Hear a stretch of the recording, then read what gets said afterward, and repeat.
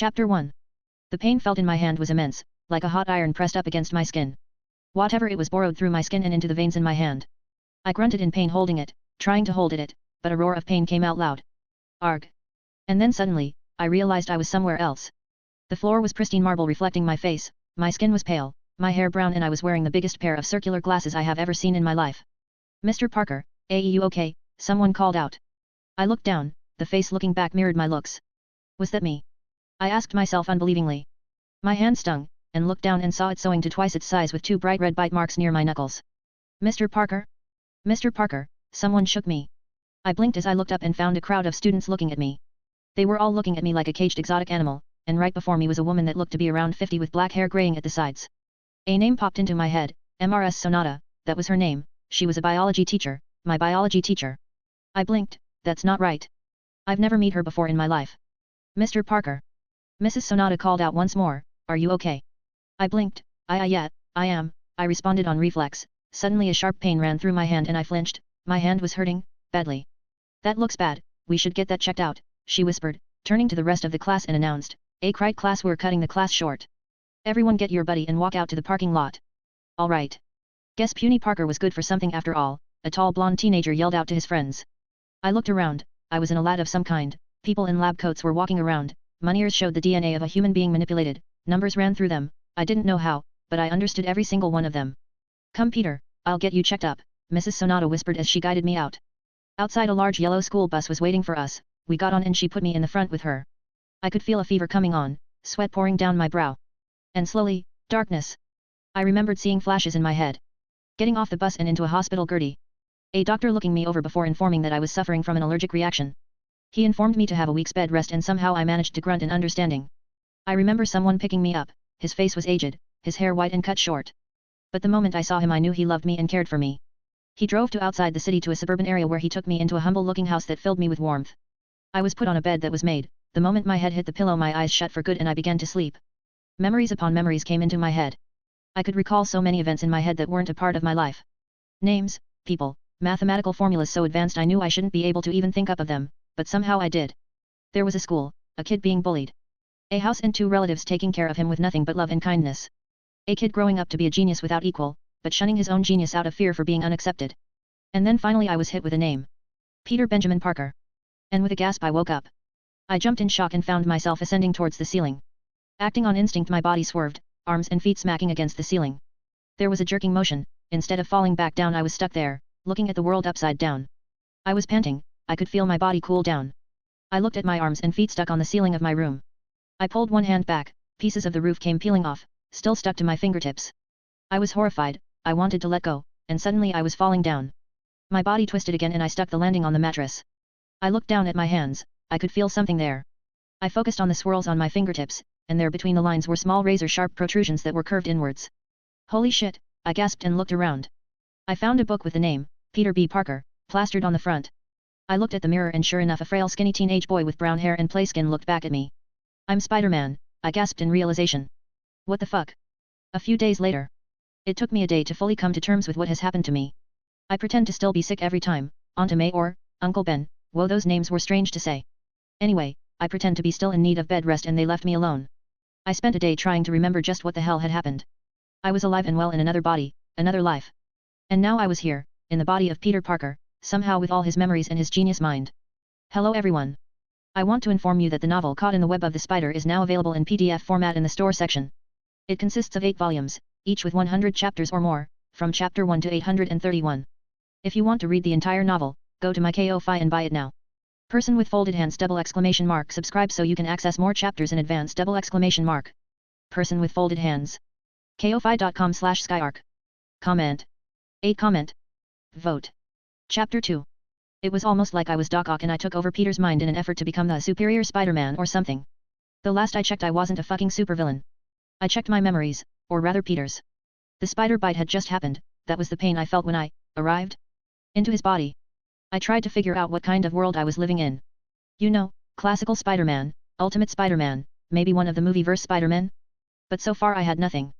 I did however find out that in this world Tony Stark had outed himself publicly as Iron Man, so there was a big chance I was currently living in some version of the Marvel movie universe. Peter also didn't have many friends, Even Harry Osborne was more of a study partner than an actual friend. No Gwen Stacy, no Mary Jane, no one. He was Frankie, a very lonely kid. I learnt that in this world Peter was smart, extremely smart. Scary smart. Like if he was pushed far enough he could become the next Doctor Doom, given enough time of course. He hid most of his intelligence because he was afraid of being an outcast, more than he already was, that is. The feeling of have so much more processing power was startling to say the least. My brain was functioning at a pace I'm not used to, but at the same time I had no problem keeping up. It was after all my brain. I did wonder how the hell this happened. How did I end up in this body? If the Marvel Universe was real, and my world was one where they just existed as comic book character, did that mean all those celestial beings were real? Did one of them do this to me? Put me in Peter's body just to see what would happen? A test? I sighed as I opened the window to my room and stepped outside, sitting on the windowsill as I watched the sun rise on my second day in bed rest. I took a deep breath and looked around at the beauty around me. I was right now at an impasse. Should Spider-Man live? That was the question. Being Spider-Man was something Peter did out of guilt for getting his uncle killed. But with me, I don't really think that's going to happen. I wasn't going to let the old man die, it would be too much of a chip on my shoulder. So that option was out of the question. I also didn't particularly like the fact that being a hero basically ruined Peter's life in so many aspects. Romantically, socially, heck even his superhero lifestyle was stressed with JJ always harassing him with the bugle and the people calling him a menace. Plus to be fair, I wasn't a fucking hero. Why the hell should I risk my life for others? I was a genius, maybe I should just invent gizmos to help people. I could be the next Reed Richards and save more lives as Peter Parker the inventor than I ever could as Spider-Man. With my mind made up I go out of Peter's room. I suppose it's my room now, since I was Peter Parker. Just who the hell did this to me? I went downstairs and found Aunt May cooking breakfast and Uncle Ben already awake and getting ready for work. I blinked. Good morning. Aunt May looked up and smiled. Ah. Peter. So good to see you awake and moving about. How do you feel, dear? Better, I shrugged as I sat down at the dining table. May placed a stack of pancakes before me. I eagerly grabbed one when I found it looking a bit dry. Ah, I don't mean to complain, but this pancake is dead. That's because it's a rye pancake, May exclaimed with a grin. I found recipe on the internet. It's supposed to help with any unhealthy foreign substance in your body. So eat up. I grumbled. Didn't anyone ever tell you not everything you read on the internet is true? Ben chuckled. He has you there, May. Oh hush you two, eat up Peter, I want you at full strength today. I shrugged as I dug into my pancake. So what's so special about today? Well, you see, Anna Watson's niece is coming over today. The poor dear had to move due to family trouble. She's going to be staying with Anna, and we were wondering if you would talk to her, help her settle in. My mouth froze as it opened to swallow the disgusting pancakes. I turned to May with wide open eyes. You're kidding. Peter, she's a perfectly fine girl, just a little shy. But if you're not feeling up for it then. No. I yelled quickly, surprising them both. I quickly added, I mean, I would love to. I feel great. Better than great in fact. When is she coming? Around noon I think, May replied, unused to my enthusiasm. Are you sure, Peter? I don't want you to stress yourself. No stress, Aunt May, it would be my pleasure. I bit into the pancake and immediately stopped chewing. This tastes like cardboard. Ben laughed heartily as May glared at me, though I really didn't mind. Uncle Ben left for work soon after breakfast, so I decided to take a shower and get ready. Hello everyone.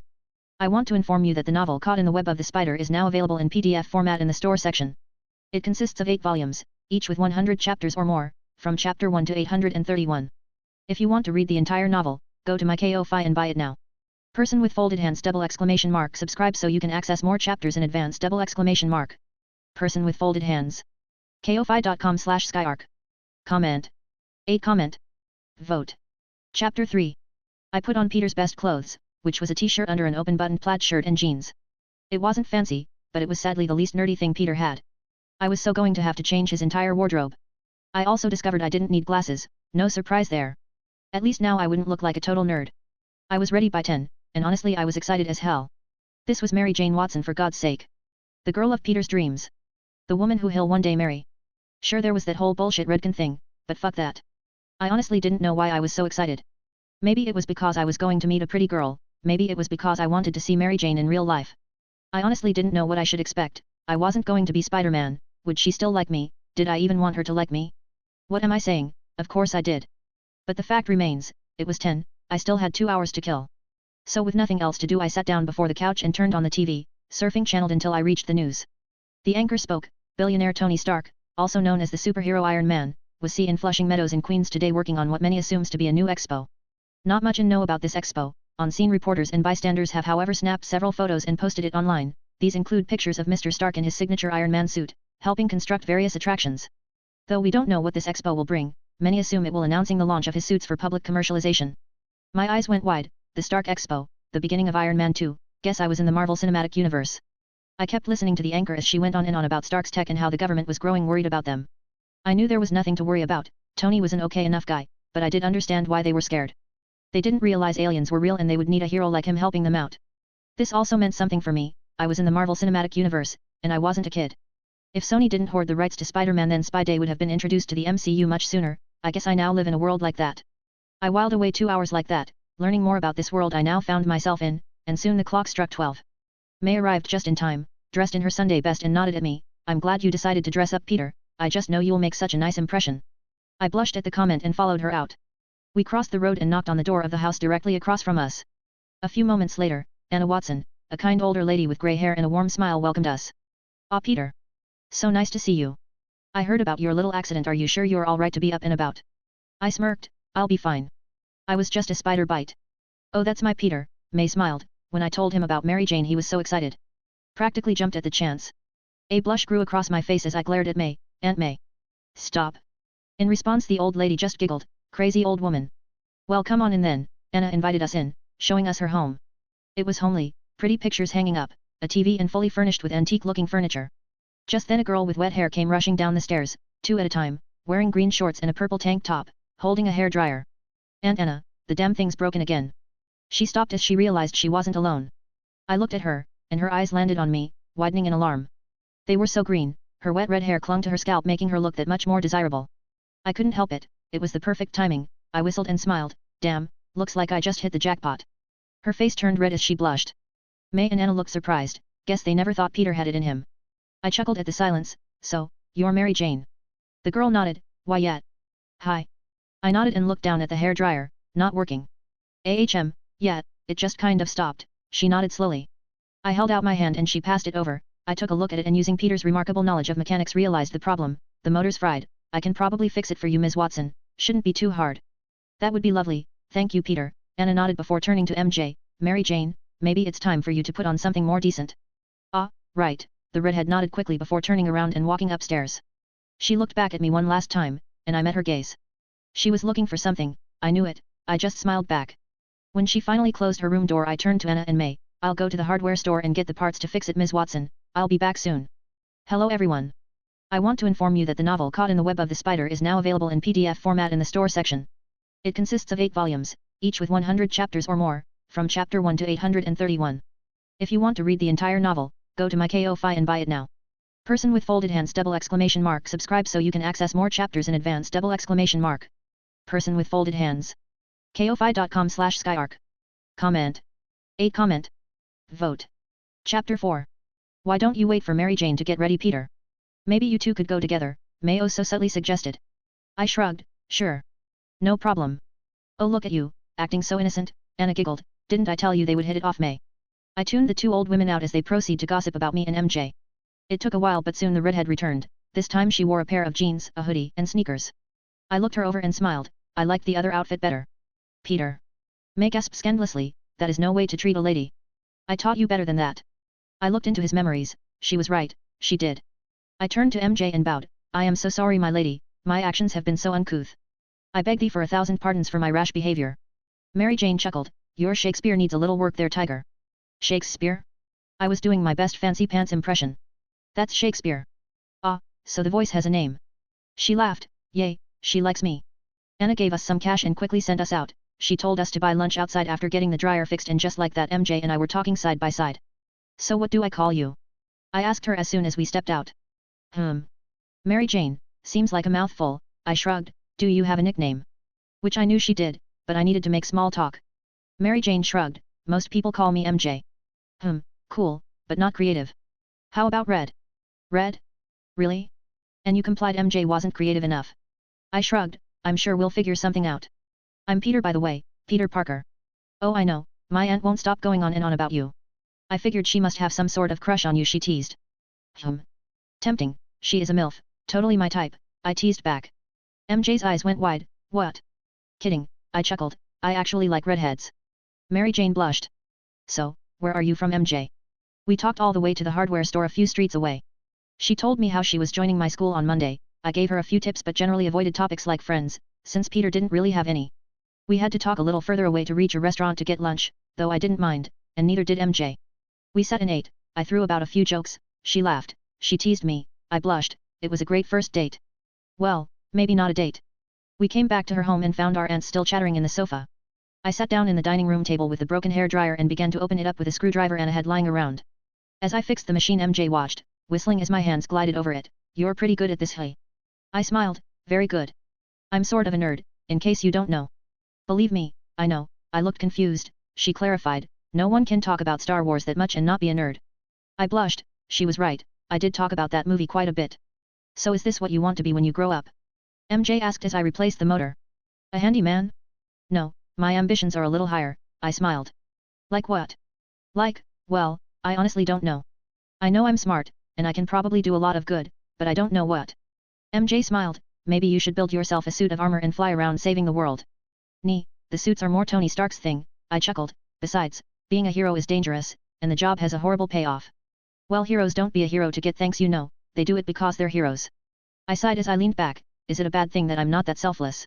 MJ looked concerned, what? No, I just meant. I know what you meant, I get it. It's just, why do they have to be heroes? Can't they just be normal? MJ looked at me, hoping I wasn't angry at her, and seeing as I wasn't actually and just curious, she thought, well, maybe because if they don't, who will? I stopped, I knew how ridiculous that sounded, the police? Yeah right, they could barely handle street crimes let alone fucking aliens from outer space and metas. Heroes needed to be born, but maybe not Spider-Man. I sighed, yeah, you're right. I did manage to fix the damn blow dryer, much to Anna's gratitude. MJ and I spoke a lot, mostly about school and her life before moving here. We also talked about superheroes, though she quickly learned it was a touchy subject for me, though she didn't know why. We exchanged numbers to keep in touch and I left her with a promise to see her again the next day. And judging by her smile she seemed to like that. That night though I found myself in the basement in the small lab Peter had set up for himself. It was filled with chemicals and other gadgets he had toyed around with. I sat down and opened the junk drawer, pulling out 2 broken watches with metallic straps. Hello everyone. I want to inform you that the novel Caught in the Web of the Spider is now available in PDF format in the store section.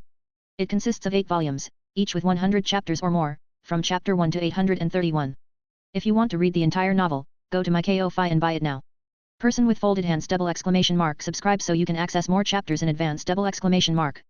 Person with folded hands. Ko-fi.com/skyarc. Comment. 11 comment. Vote. Chapter 5. I looked them over and sighed, I got to work. The formula for what I wanted to make was difficult to make. It took all my brain power to even think of creating the chemical chain needed to produce webs. The chemical would react when exposed to air and solidify into a sticky, elastic and nearly unbreakable structure. The problem was creating them as I would be working from scratch. It wasn't finished in one night, though I did make progress. The next day I spent with MJ, I helped her catch up on some homework and taught her some basic chemistry. We did get distracted a lot, talking about books and TV shows, but that gave me a reason to come again tomorrow to complete our lessons. The nights I spent in my basement lab, working on the web formula. It was a pain in the ass to be honest, I nearly caused a small explosion when I accidentally mixed the wrong chemicals. Luckily I managed to catch it before there was a chain reaction, or else Peter go bye-bye. I was on doctor's orders to stay home all week, so I took total advantage of that. Every day I switched between MJ and the web formula, making progress with both. MJ and I even began to chat during the night, though she always complained that I kept her up. On Friday night though, I cracked the code. I could synthesize the formula and when I tested it out, I found it to be perfect. The webs created lasted for 20 minutes or so and they weren't very strong, which was to be expected since this was my first try. They could carry 300 pounds of weight, but any more and they would snap. And now my next problem, creating a press-sunrised cell. For this I had to buy a small soda machine with my allowance and modify it a little. Now instead of pushing gas into liquid, it would push the web formula into a small lithium battery-sized disc that was good for 50 yards of web. I used the 2 broken watches as the body of the web's hooters. I emptied the dial out and took out the small screw in the side. I used the screw hole as the shooter for the web line, and for the trigger I used a metal pressure pad that could be pulled out like a measuring tape. And on Saturday night they were done. 2 brand new web shooters made out of Uncle Ben's old watches. I looked down at my creations with pride and a little confusion. After all this time I honestly didn't know what I made these things. I hadn't decided to be Spider-Man, I knew I wasn't hero material. But what MJ said really struck a chord with me. So maybe I made this as a way of keeping the door half open, to keep that option half open. I grumbled, snatching the shooters and stuffing them into my back pockets. Whatever the reason, they were here now, whether I liked it or not. The next day MJ came over to hang out, and she didn't tell me, deciding instead to just stop by. I was snoring into my pillow when she threw the door wide open and zippered, "Morning sunshine." "Wah!" I yelled in surprise, jumping out of my bed ready to fight. I had a bad dream about the Green Goblin coming to kill me, singing Itsy Bitsy Spider as he did. It was not a nice dream. I blinked my sleepiness away as I realized MJ was staring at me. it's you MJ, sorry about that, nasty dream, I grumbled rubbing my hair, she however didn't say anything. She was staring at me, MJ? You okay? She nodded dumbly as she leered at my body. I looked down and noticed that I wasn't wearing a shirt, it was too hot for a shirt. I blushed, maybe you should wait outside. No, I'm good right here, she shook her head, her eyes not leaving my ABS, she whistled, damn, looks like I just hit the jackpot. Dude. Seriously. What? You saw me in my PJs. Hey, I didn't stare. Oh please. You were totally checking me out. No well, okay but, out MJ. I turned her around and pushed her to the door. I don't know why you're so upset, she chuckled. I closed the door behind her, you should be happy a girl's checking you out. Out. I grumbled slamming the door shut. I quickly got ready and put on a fresh shirt and jeans before going downstairs to see Aunt May and Uncle Ben hosting MJ. So are you excited for your first day? Ben asked MJ. Yes Mr. Parker, Peter's been helping me prepare, so I think I won't have any problems with the subjects, MJ smiled.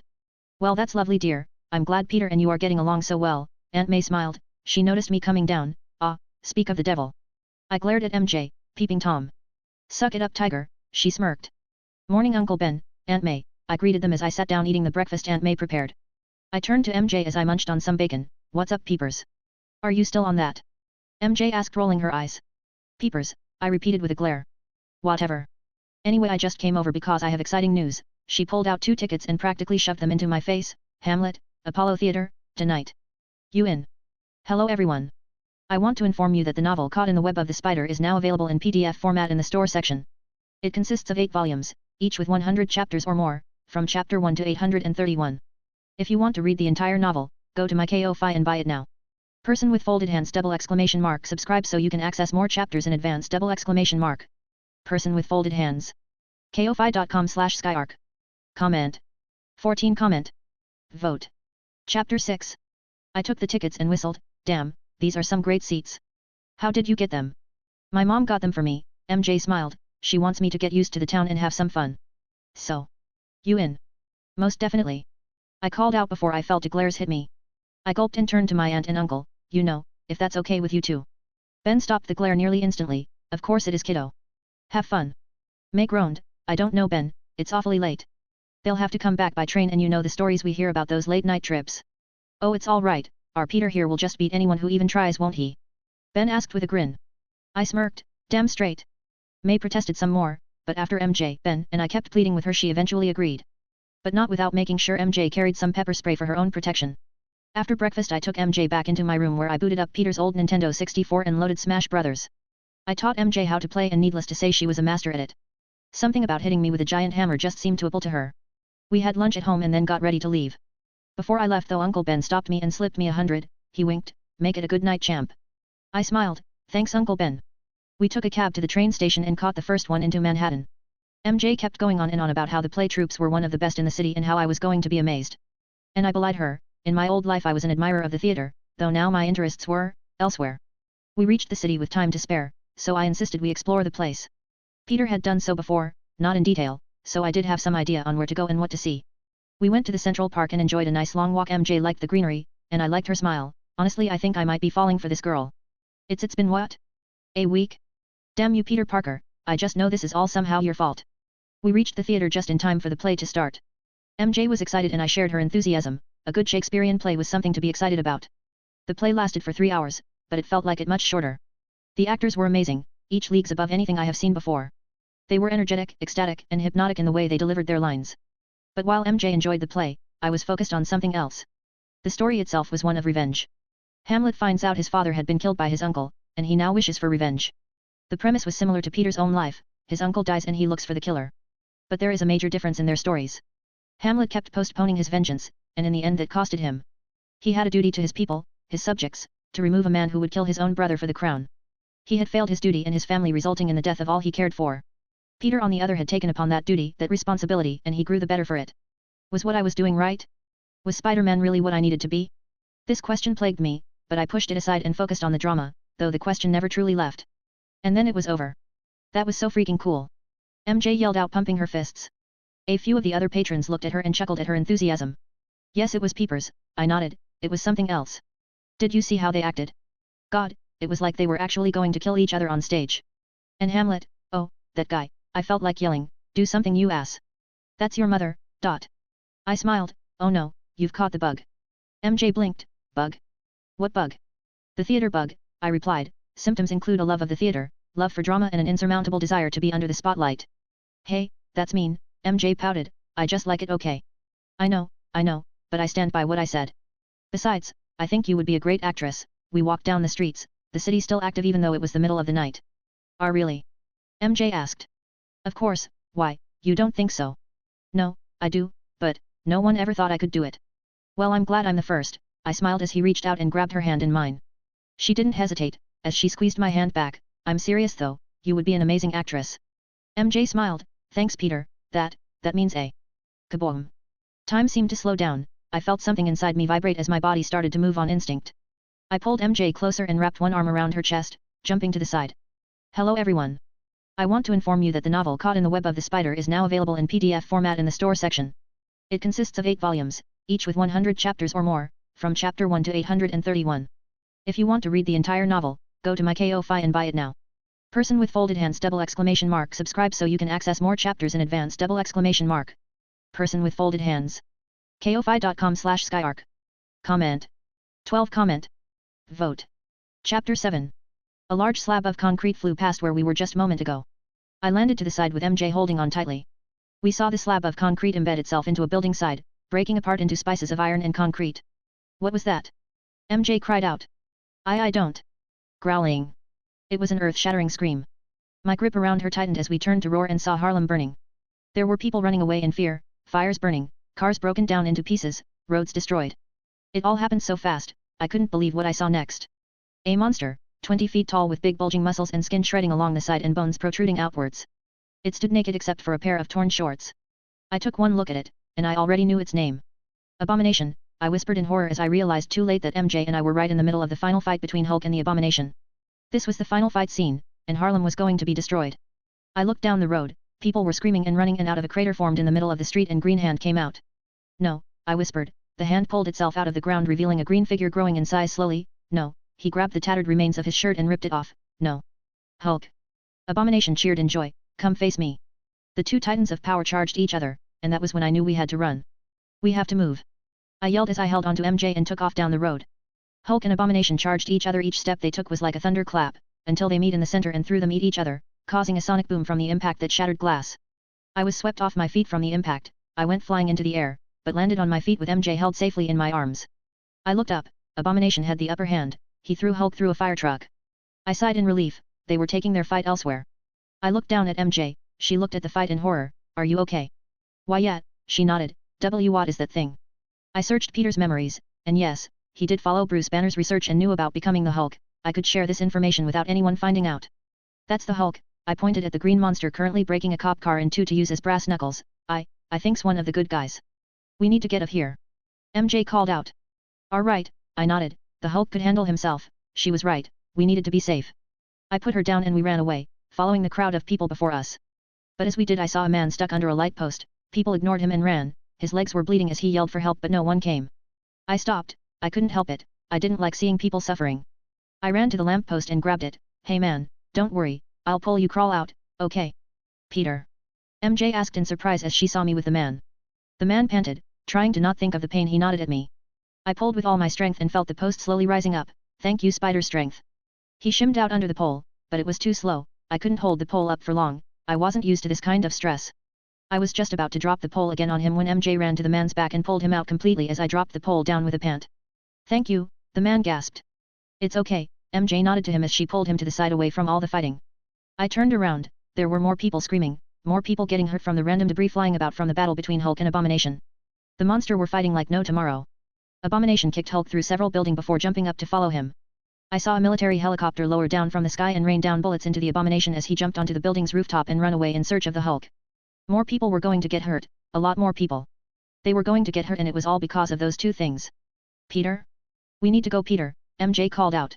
But I could barely hear her. What would the real Peter Parker do? Would he fight? Or would he run away? No, he wouldn't run away, not when so many people are getting hurt. No, he would stay and he would help them, and if the need came, he would fight the Hulk himself to make sure people didn't get hurt. He was a freaking hero and so was I. I turned to MJ, get him to safety MJ, find a safe place and stay there. People still need help and I'm going to help them. What? Peter, are you crazy? MJ cried out, there are monsters fighting out there. Hello everyone.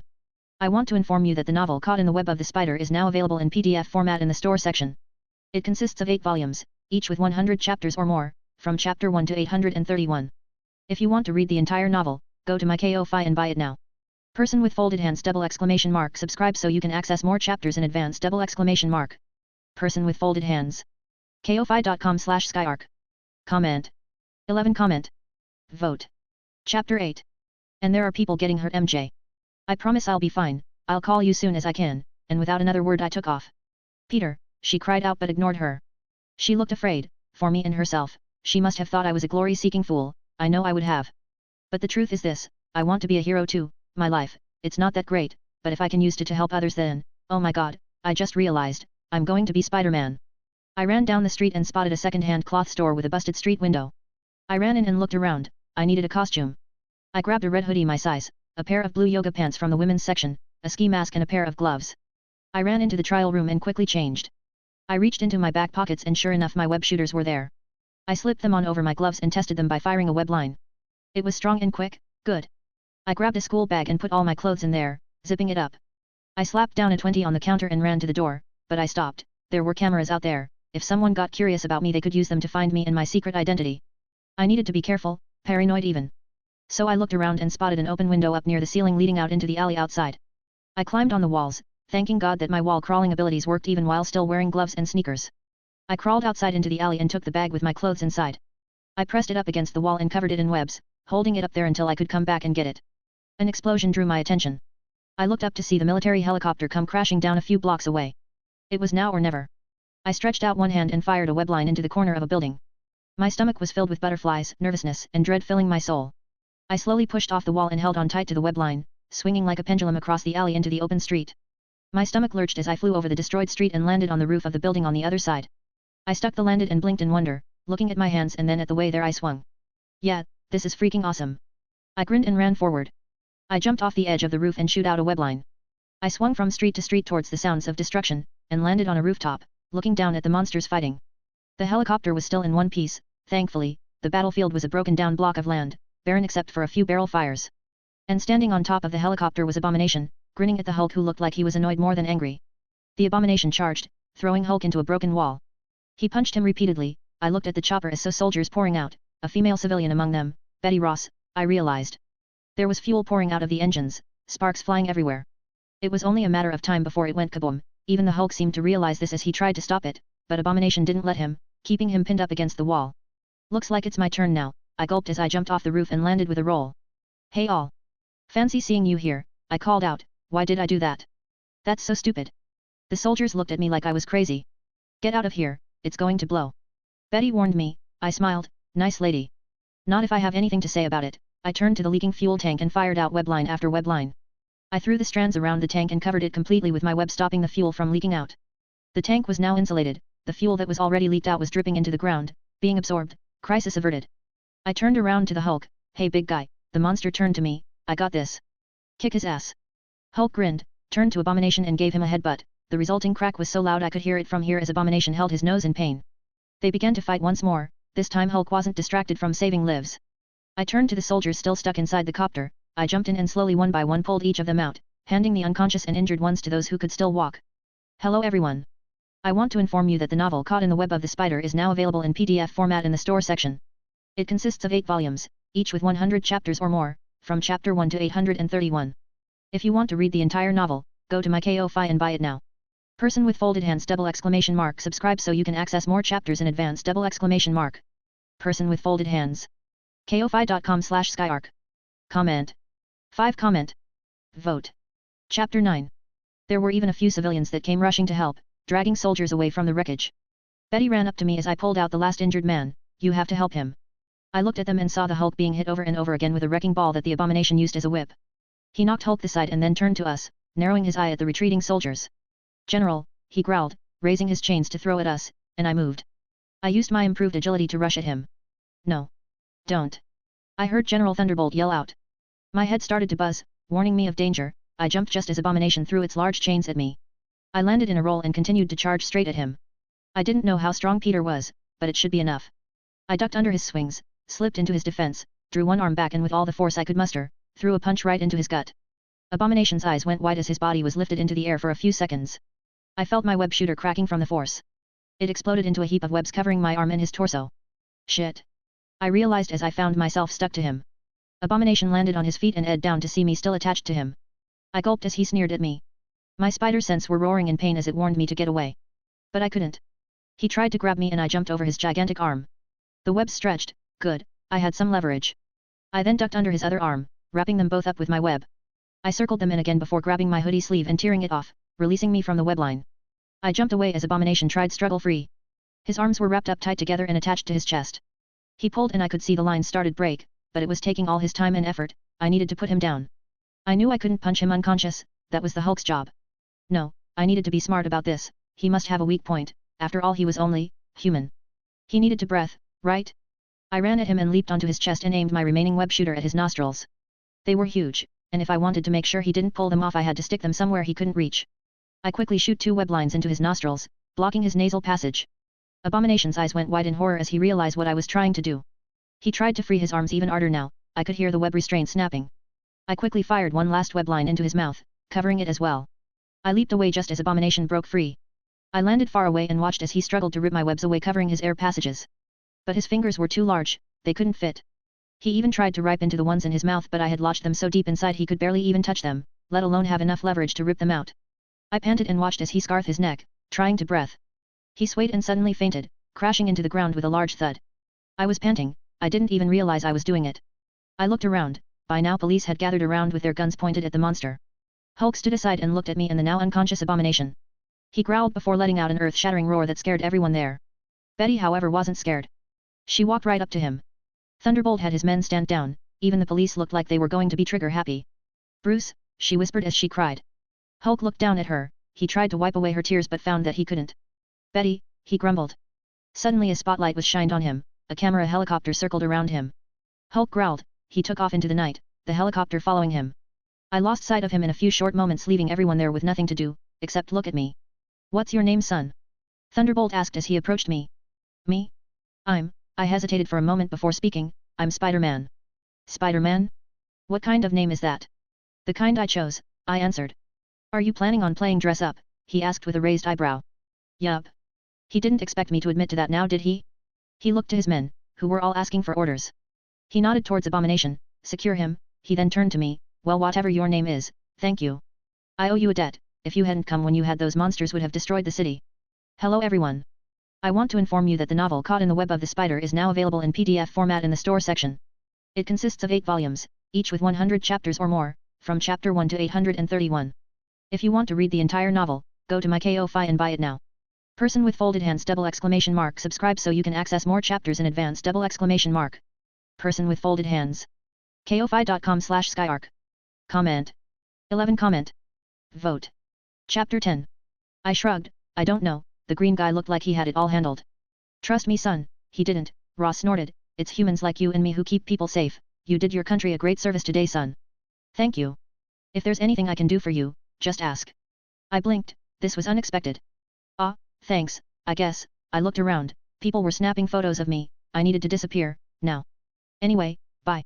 I turned and ran towards a light post. I jumped and landed on the top before launching a web line and swinging away back to my stash of regular clothes and MJ. "Sir, should we follow him?" a soldier asked Ross. "No, let him be, he isn't our enemy," Thunderbolt ordered as he turned to his daughter and sighed. Tonight was going to be a long one. I landed in the alleyway with my bag attached to the wall. I opened it and quickly changed into my regular clothes, which was quite a challenge when you are standing perpendicular to gravity. Once I was back in my normal clothes I stuffed my uniform into the bag and threw it into burning car. I couldn't bring it with me, MJ would ask where I found a bag, and I certainly couldn't leave it behind in case S.H.I.E.L.D. or even Ross started to get curious. With all evidence destroyed I took out my phone and found 3 missed calls from home and 1 from MJ. I called MJ first. "Hey, it's me, where are you?" "Peter? Oh thank God. Your aunt has been worried sick. I'm at the Starbucks down the street near the ambulance." I looked around and spotted her. "I see you." I quickly ran to her and grabbed her into a hug. "I'm glad you're safe." "Me? What about you? When I told your aunt what you were doing she nearly got a heart attack." MJ yelled as she broke the hug. "Shit," I cursed, "I really didn't want to get yelled at, I'm sorry." "Are you okay? Did anything happen?" No, I'm fine. What about you? Helped out a few soldiers stuck in a helicopter, the fight is over, some guy in a red hoodie and mask came in and stopped that raging monster. MJ blinked, some guy. I nodded, yeah. I couldn't catch him name though, he spoke to the general there and then just left. I think he was a superhero. I see. She narrowed her eyes at me, I gulped, fine. We're going home, now. And you're going to call your aunt and tell her you're alright. I swear, the last thing I need is her death on my conscience. Right, I agreed as we tried to hail a cab, but since the city was in complete disarray we couldn't get one. We were forced to use the bus instead, and on the way I had to sit and listen to Aunt May yell at me through the phone. By the time we got onto the train May got tried at yelling at me. She hung up with the promise of more yelling the moment I get home. I sighed as I disengaged the call and leaned back my seat. That bad? MJ asked. Yeah. Well you deserved it, she huffed. I was just trying to help, I shrugged. You nearly gave me a heart attack Peter. That seems to be going around these days, I smirked. MJ groaned, I'm serious. I literally just meet you and news flash if you got yourself killed that would be a shitty way for me to start school. I smirked, ah, I love you too, growing bold I pressed a little peck on her cheeks causing MJ to blush. Gr, you're lucky you're so cute, she huffed, still, what were you thinking going off on your own like that? What as you had gotten hurt? I couldn't just stay there and do nothing, I argued, I'm not that kind of guy. I thought you didn't want to be a hero. Isn't it stupid or something? I was silent for the longest time, maybe, I replied, but to be honest, I don't think I was ever going just stand by and let people get hurt. Not when I can prevent it, or at least stop it from hurting anymore. And why is that your job? I smirked, with great power comes great responsibility. How zen, where did you hear that one? Uncle Ben, I told her, it's his favorite line. I think I'm just starting to understand what he meant. He's a wise man. Yup. But you do know he's still going to hoop your ass the moment you get home, right? I sighed, yup. Good, she chuckled, leaning her head on my shoulder. My body was sore, especially my arms. The amount of muscle strength I needed to swing from building to building was intense, I would need to start working out. Maybe somewhere privately. Some place no one can see me. After all if they saw someone like me benching half a ton or something they would freak out. For what it's worth though Peter, you're my hero, she pressed her lips on my cheek and gave it a smack, good job Tiger. I blushed as silence reigned between us. The train's constant shaking filled our ear. MJ looked exhausted, and so was I. I just fought the abomination, and won. I knew I would be big news this time tomorrow, maybe it's time I take this whole thing seriously. I have superpowers now, how long have I always wanted superpowers? And now I have them. I could help people, no, I had to help people. Guess in the end nothing I never really had any choice in this life, I have to become Spider-Man, I had to become hero. Looks like life just got a whole lot more complicated. Hello everyone. I want to inform you that the novel Caught in the Web of the Spider is now available in PDF format in the store section. It consists of 8 volumes, each with 100 chapters or more, from chapter 1 to 831. If you want to read the entire novel, go to my Ko-Fi and buy it now. Person with folded hands ! Subscribe so you can access more chapters in advance !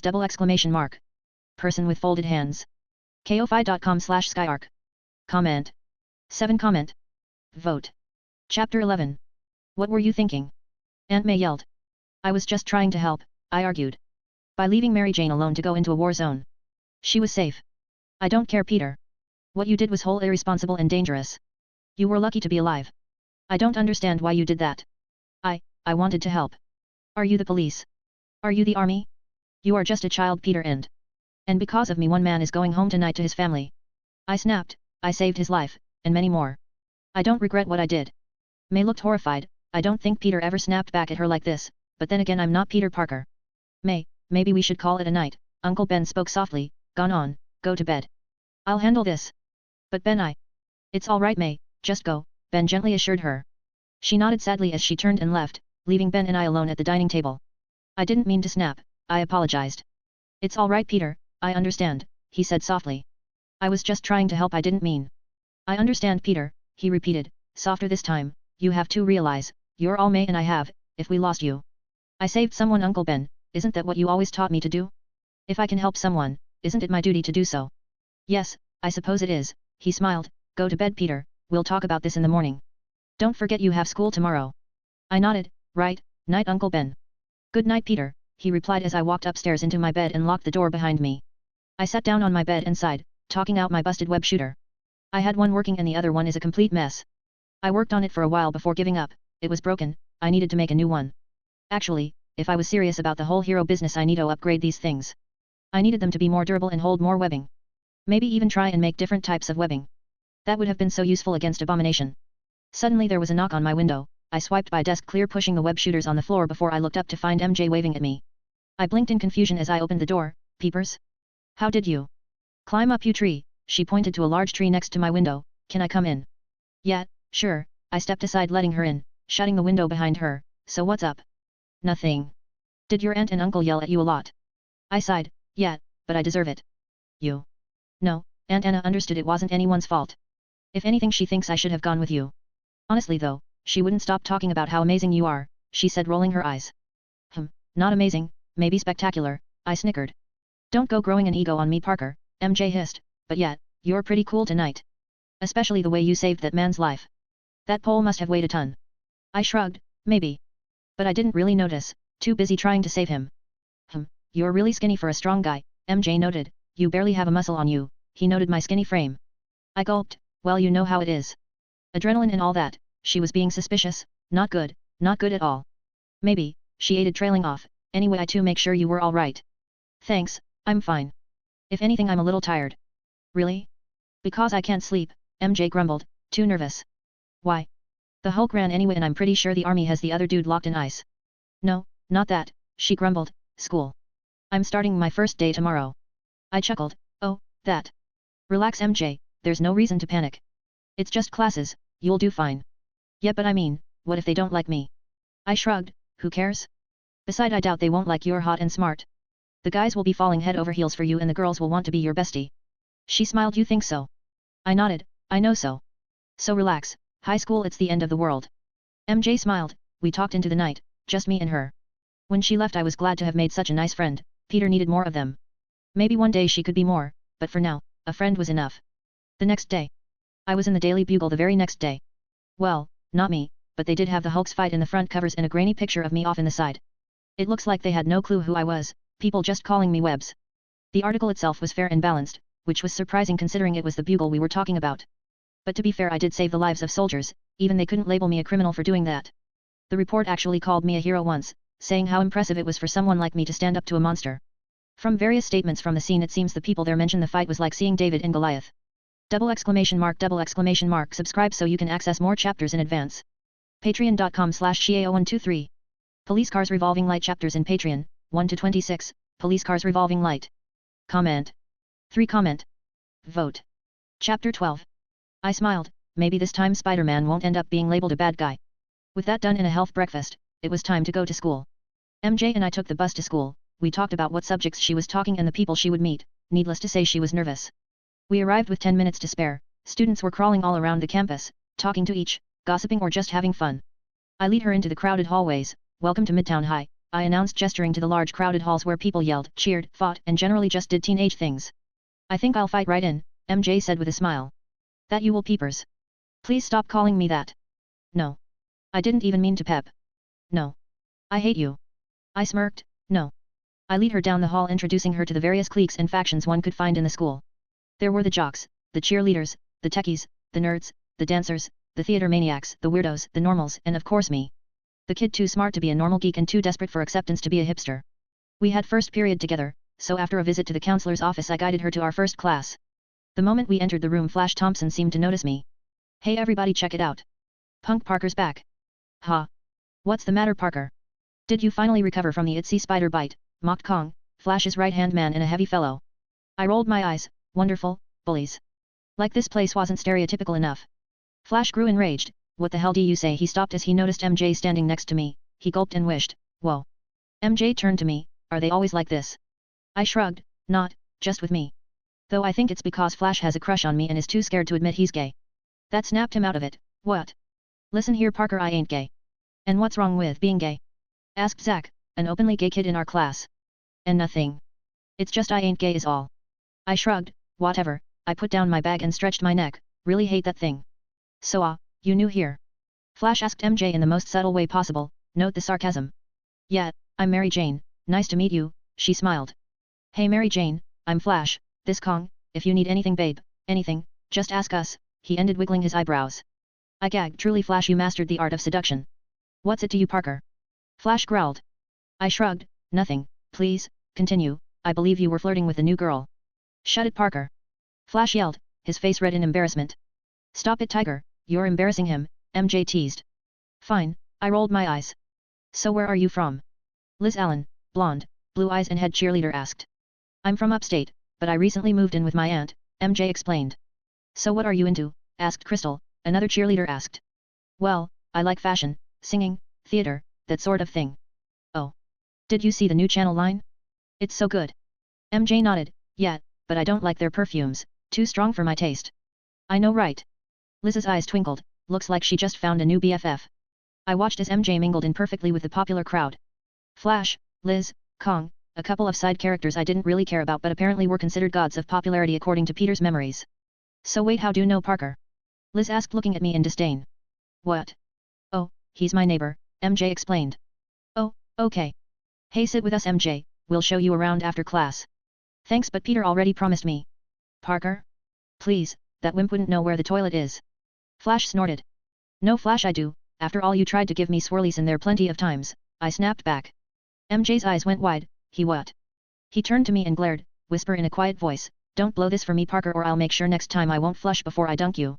I raised a single eyebrow, did you just threaten me? And what if I did? He growled. I looked down at him and snorted, I would like to see you try. Flash growled, today, after school, in the park. I remember this, in Ultimate Spider-Man Flash challenged Peter to a fight, Peter kicked his ass, broke his arm and in return Flash's parents sued Aunt May and Uncle Ben for all their money. It made things difficult for them, and I don't plan on repeating that mistake.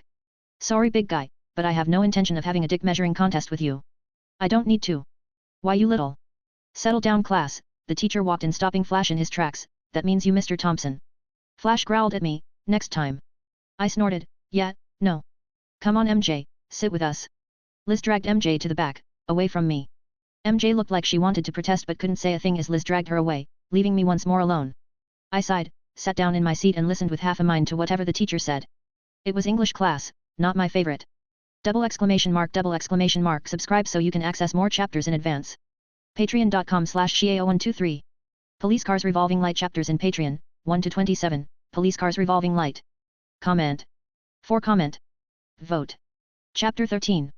At the end of the class I got up to try and talk to MJ, but before I could even try she was swept away by Liz and the others into their next class. Which is actually fine, I had AP Chemistry and MJ had basic math with the rest of them. As I walked to my next class I realized I was alone, Peter didn't have anyone. Even the one friend I somehow managed to get was swept away in a matter of moments. Maybe it was best just to accept I was going to be alone. During chemistry I had problem following whatever they said. It was honestly a little boring after a while, didn't even bother taking notes. But near the very end the teacher mentioned how graphite chains were strong and changing the structure determined their tensile strength. I got an idea on how to improve the webbing formula. The rest of the day turned out to be the same as the first couple of classes. I was ignored or shunned by everyone there and the teachers didn't bother me even if I was creally daydreaming, since they knew I knew everything. Honestly by lunch I was wondering why Peter even bothered with school. He was smart enough to start college anytime he wanted, so why in God's blue earth did he? And when I sat down alone in the table furthest away in the lunch hall and right next to the trash cans I knew. Peter didn't want to leave because he was lonely, so damn lonely and stupid that he thought college would be no different from high school and that people would shun him wherever he went. So it was better to stick with the devil he knew rather than the one he didn't. I suppose I understood after high school is supposed to be an important formative year for a child's social skills, Peter was hoping his would kick in, but sadly no luck. As I bite into Aunt May's homemade tuna sandwich I realized MJ and her new friends had just entered the lunch hall. They all laughed and chatted like there's no tomorrow. MJ didn't even look at me. I didn't understand it, was she really that shallow? Did she really not care a bit about me? Was the week we spent making googly eyes at each other all just a time pass for her? What the hell man, did I just get played? Just then I noticed another kid walk up to them. He wore expensive clothes and a stylized haircut, one look and I knew who he was, I didn't even need Peter's memories. Harry. Liz smiled, come sit here. Meet the new girl. Harry grinned, gladly, hey, I'm Harry Osborne, he winked as he sat next to Mary Jane, very closely. MJ blushed at the forwardness, hey. I'm MJ. Liz grinned, careful Osborne, I think she's in love. Liz. MJ shrieked, her face as red as her hair. Harry laughed, I don't mind, I've never had someone so cute falling for me before, so it's a real boost to my ego. I couldn't stand the sight of them, all the positive feelings I had with MJ turned bitter quick, guess I was stupid that way, but it just wasn't fair. I stuffed the rest of the sandwich into my mouth and left, not looking back even if my ears picked up her melodious laughter. I walked down the corridor, pissed, alone, I hate being alone. And idiots, I'm surrounded by idiots. I wasn't a genius or something in my past nothing like that, but fuck even then I had trouble with people. And now? With Peter's IQ? Fuck finding a friend who I can treat as an equal, I would need to hang out with Tony Stark for that to happen. No wonder Peter had been holding back so much, if he didn't he would have gone mad being surrounded by these shallow people eons ago. I walked to the chemistry lab and found it open and empty, like I knew it would be. Peter used to retreat her to escape Flash, and now it would seem it would become my haven as well. I began to work on a couple of chemicals, trying to work in the new graphite chain into the webbing formula like I theorized. I spent all of break there and soon classes began again. The school day ended with history last period, which MJ and I shared. She laughed and joked with her new friends, and when school got over she walked up to me like nothing ever happened. "Hey Peter." MJ cheered as we walked towards the school bus. I felt anger pour through my veins, but I kept it in check. She's just a little girl, she didn't understand what she did was wrong, it was pointless getting angry at her. So I put on a cheerful fake smile. "Hey MJ. I swear this was like the best first day ever." MJ cheered. "I didn't think I would meet so many people who liked me." "Liz was amazing Pete. You should see the way we just got along."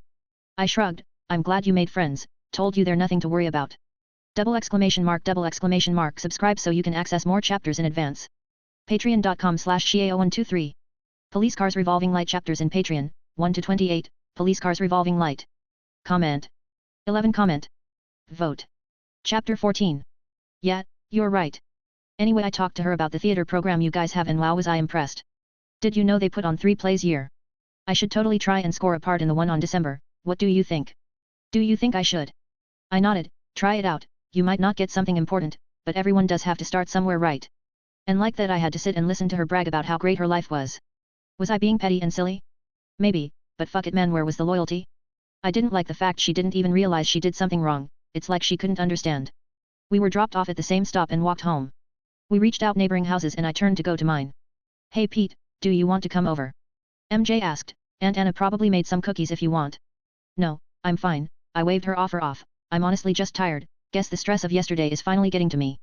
I'm going to bed, see you tomorrow MJ. MJ blinked. "What? Are you okay Peter? You sound kind of dull." "I told you just tired," I shrugged. "Don't worry about it, I'll be fine tomorrow." "Well, if you're sure, bye," she replied weakly. I waved her goodbye and walked into my house slamming the door behind me. "Peter? How was school?" Aunt May asked from the kitchen. "Fine, just fine.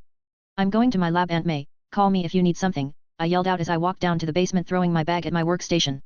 I took out my notes for the new formula and began work on the new web serum. It took me all day but I finally managed synthesis a proper batch. I then began to experiment. This formula reacted to pressure. The more pressure it feels the harder it became. So I began test it out. I found I could create weak webbing that was basically like glue, strong one that was hard as concrete and somewhere down the middle which had a balance of elasticity and tensile strength. I didn't know what got into me, but the time just seemed to slip away. Aunt May came down to ask me what I wanted for dinner and, after I made sure to hide all my webbing formula, I told her I wasn't hungry. Maybe it was the fact that I didn't like being forgotten, maybe it's just my anger at being ignored, but whatever it was it gave focus. I knew what I had to do and knew how to do it. It was 2 in the morning when I completed all tests on the new formula including drawing up plans to make the Mark II web shooters. These ones would be more powerful than the last, but they would take time to make. I tried to go to bed, but I wasn't sleepy, no, I was restless. I looked outside the window and saw the quiet suburban area I lived in, but just near the horizon New York shined at me, calling me forth for adventure. I couldn't go all the way into the city, but I sure as hell can't stay here. I put on a set of dark clothes and opened the window, jumping out and did a perfect landing, thanks spider powers. I began jog, slowly at first, just to keep my heart rate up, but soon I got curious, just what's this body really do? So with a grin I kicked off with full speed. The houses went by quickly, I found I was fasting I had ever been, maybe 20 miles an hour. Maybe more? It was honestly impressive, considering I never ran professionally before in my life. Or Peter's life for that matter. I ended up running all the way out of the suburbs and into town. I ran past delis still open and a few supermarkets. People didn't bother looking at me, guess they were used to seeing people jog at all hours of the day. But soon I found myself at the abandoned train yard a few blocks away from home. Peter used to come here for when his experiments had a more explosive intention. He always found climbing the 30 feet tall fence the hard part, but now I could clear it with a single leap. The place had one giant hangar rusted over and overgrown with weeds. People didn't come here often, even kids who were looking for a place to crash avoided it thanks to the fence and lack of comfort. I however came here for another reason. I went up to the hangar and grabbed the doors. I pulled with all my might and they groaned as slowly the doors were pushed to the side. Inside I found several types of machineries. There was a stack of railway lines off in the side, some were 10 feet long, others 30 feet and beyond. There was even an abandoned train car in one corner as well, some chains hanging from the ceiling and what looked like a generator off in the side. This place honestly made me feel like it could be my secret hideout, my home away from home. It just needed, well it needed a lot of work. Double exclamation mark. Subscribe so you can access more chapters in advance. Patreon.com/Xiao123. Police Cars Revolving Light chapters in Patreon, 1 to 29, Police Cars Revolving Light. Comment. 5 comment. Vote. Chapter 15. But first, maybe it was time to see what I could really do? I walked up to one of those 10-feet railway lines and grabbed hold of its sides.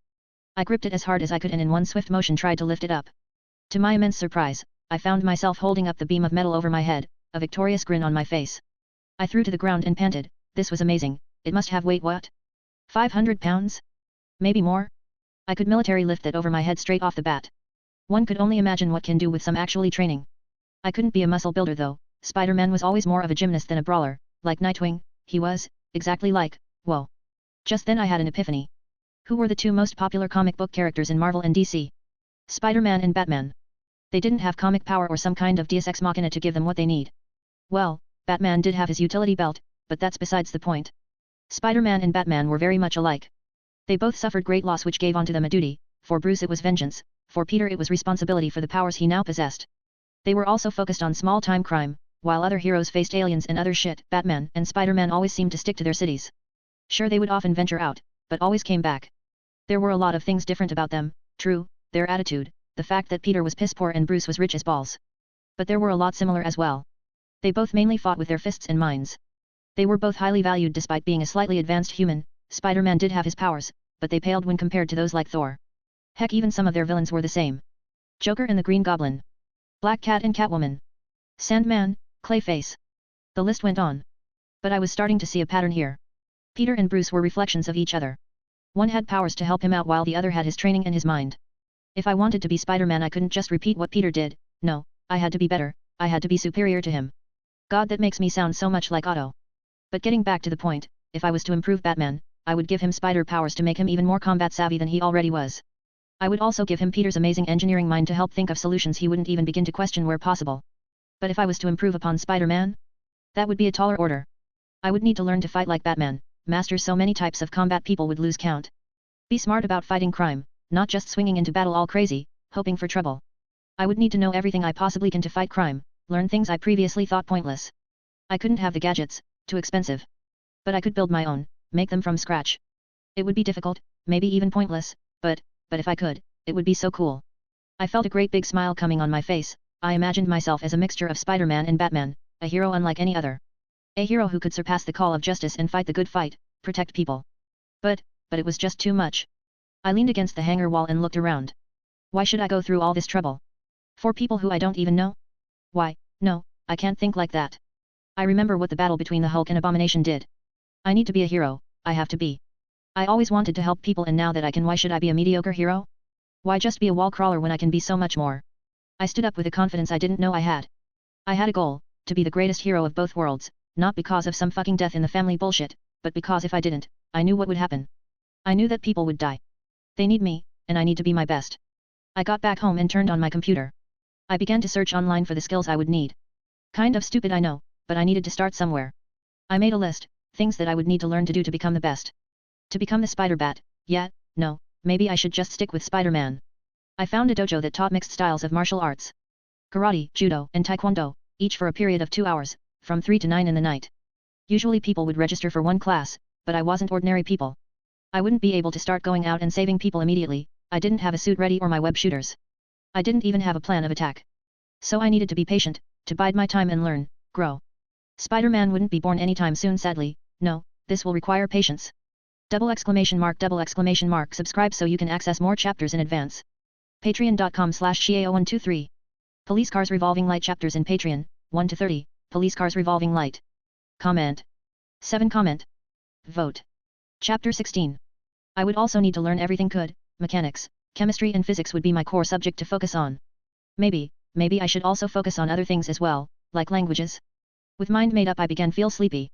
With a smile I went to bed. Strangely enough that night I had a dream of bats and spiders, needless to say I woke up screaming for my mommy.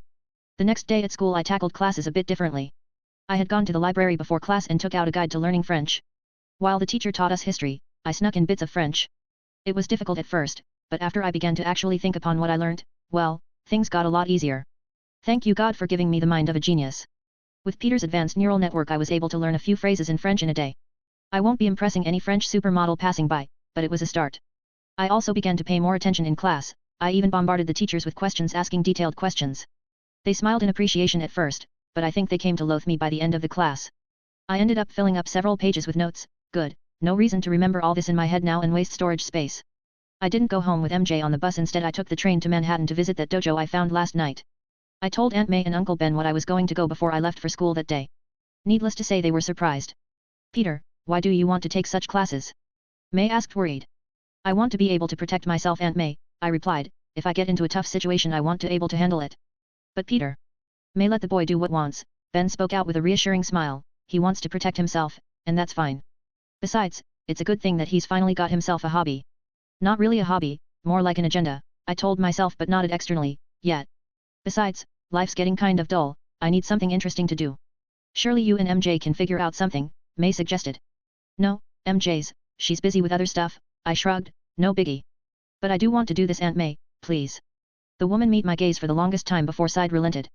She warned me not push myself, I kind of lied and told her I wouldn't. I also told her classes were from 5 to 9, and it consisted of only one class, not 3 separate one. No need to worry hen more. I arrived at the dojo in Chinatown, people were already going in, I saw so many kids being dropped off by parents, it was honestly worrisome. Would this place even teach me anything? Or was this just a giant dump for money? I sighed, I was about leave in frustration when I noticed a sign down the road hidden behind a neon sign for a Chinese restaurant. I paused, blinking at it, it sounded so familiar. Shikara Dojo. And I realized why. Colleen Wing, she owned that dojo. She was Iron Fist love interest, and she was currently a member of the hand that brainwashed kids into becoming killing machines. And like that, I was at an impasse. 1. I could try my luck in another dojo and pray it wasn't a money dump as well. Or 2. Go to the Shikara Dojo, learn what I could from Colleen, and make sure the hand doesn't become aware of me mooching off their techniques. It was a dangerous gamble for sure. The hand were a league of assassin in this universe, ninjas that had no equal. It was crazy to think I could learn from them, but at the same time, Bruce Wayne in one universe learned from Ra's al Ghul himself.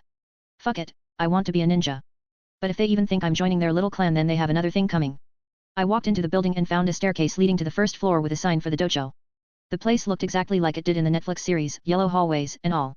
I found the dojo easily and stopped, peeping in to see students already in a uniform standing before Colleen, who I have to admit, looks so fucking amazing.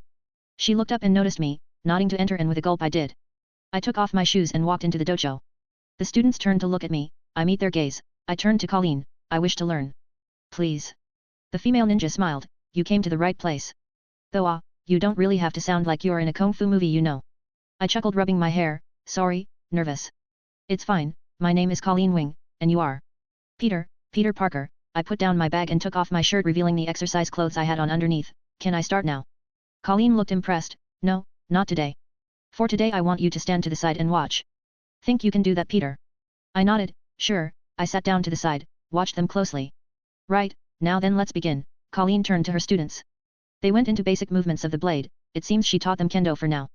Maybe more advanced classes learned ninjutsus and stuff like that? Maybe only the really advanced recruits were even considered for such a training? I needed to learn that as well, I need them to want me, and maybe I can leave them blinking how it all went so wrong. But for now I sat down and watched. I used Peter's amazing mind to break down the swings and the foot positions, understanding how it moves and why. I learned the various strikes by watching them move, and I even noticed their mistakes. Double exclamation mark. Subscribe so you can access more chapters in advance. Patreon.com/Shiao123. Police Cars Revolving Light chapters in Patreon, 1 to 31, Police Cars Revolving Light. Comment. 2 comment. Vote. Chapter 17. By the end of the first session everyone there was sweating. Kendo was hard, it wasn't just swinging a sword. It also involved a lot of hand-to-hand movement that required stamina, though I don't think I'll suffer for it. Alright class, good work for today, I'll see you all around tomorrow, same time. Joey. Don't be late. I'll try, Sensei Wing. She smiled as the rest of her students left, leaving her and I alone. She sat down before me and smiled, so what do you think? Think you can keep up? If I do, will you advance me ahead of the class? I asked her. She looked surprised, confused even, so I explained, they're way too new at this to be your best class, I'm assuming there are different levels, probably at different times. I was wondering if I learnt them well enough you wouldn't hold me back. Colleen looked surprised, I would never hold back a promising student. If I believe you are worthy, then yes, I would advance you. But don't get your hopes up just yet, Peter, it isn't as easy as looks. I smirked, I think I got it. Colleen chuckled, really? Yup, I got up and walked over to the sword stands, picking up a wooden banto, kin to try me. Colleen looked unsure before shrugged, why not? Show me what you got. I nodded as I proceed to show her the 3 katas she had taught the students today. One that was a basic attack and block combo, the next one added leg movement and turning the body, and the last one added more complex swings that were difficult for some to do, but thanks to my agility I managed my own. Colleen started, what? How did you do that? Have you been trained before? I shook my head. No, I just saw how they moves and copied it. Well, I also noticed a few mistakes, so I corrected that well. Colleen's eyes went wide before she smiled. I would be honored to teach you, Peter. I bowed. Thanks you Wing-sensei, I won't disappoint. Will your next class be coming soon? Colleen nodded. Yes, I have 3 more classes after this. Why? Do you wish to stay? Yes. Alright, but you mustn't practice the techniques I show them today, understood? They are extremely dangerous and only a master can perform them without issues. So no getting greedy, understood Peter? I smiled, wouldn't dream of it. I spent the next 3 hours watching students come and go. Colleen had pretty good system to be honest. Kendo taught to the beginners first, then more advanced techniques in combat for the second batch. The third was taught several hand-to-hand combats, and the fourth group, which had only 7 people for Colleen to teach, was trained into the ground to be fighters. I knew this wasn't the full hand ninja training program. The 4th class kids were still too full of opening for one to exploit.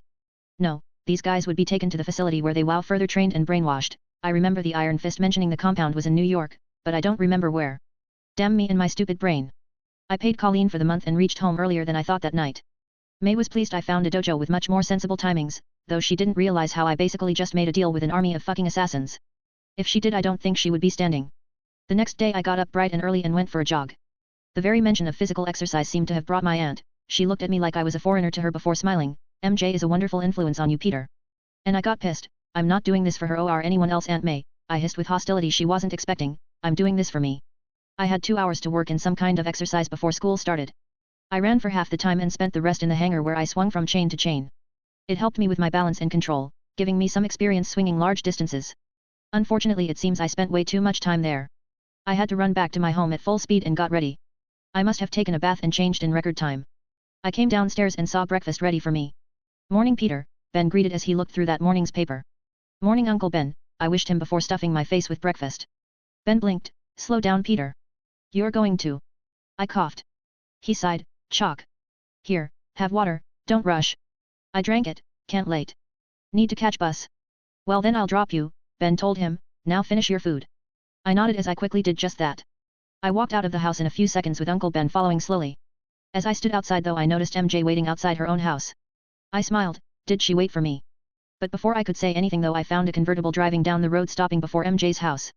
My eye widened as I saw Harry in the driver's seat honking. MJ. Come on, he yelled. Coming. MJ called out as she got out and ran to Harry, slipping into the front seat. She smiled at Harry, who took off like a bullet. I couldn't help it. I growled. I fucking growled. Peter, Ben sighed, she's not abandoning you. Really? Because it sure feels like it, I spat back, getting into the car. Come on, Uncle Ben, I'll be late. He sighed as he got the car and ignited it. Peter, she's just happy she has friends.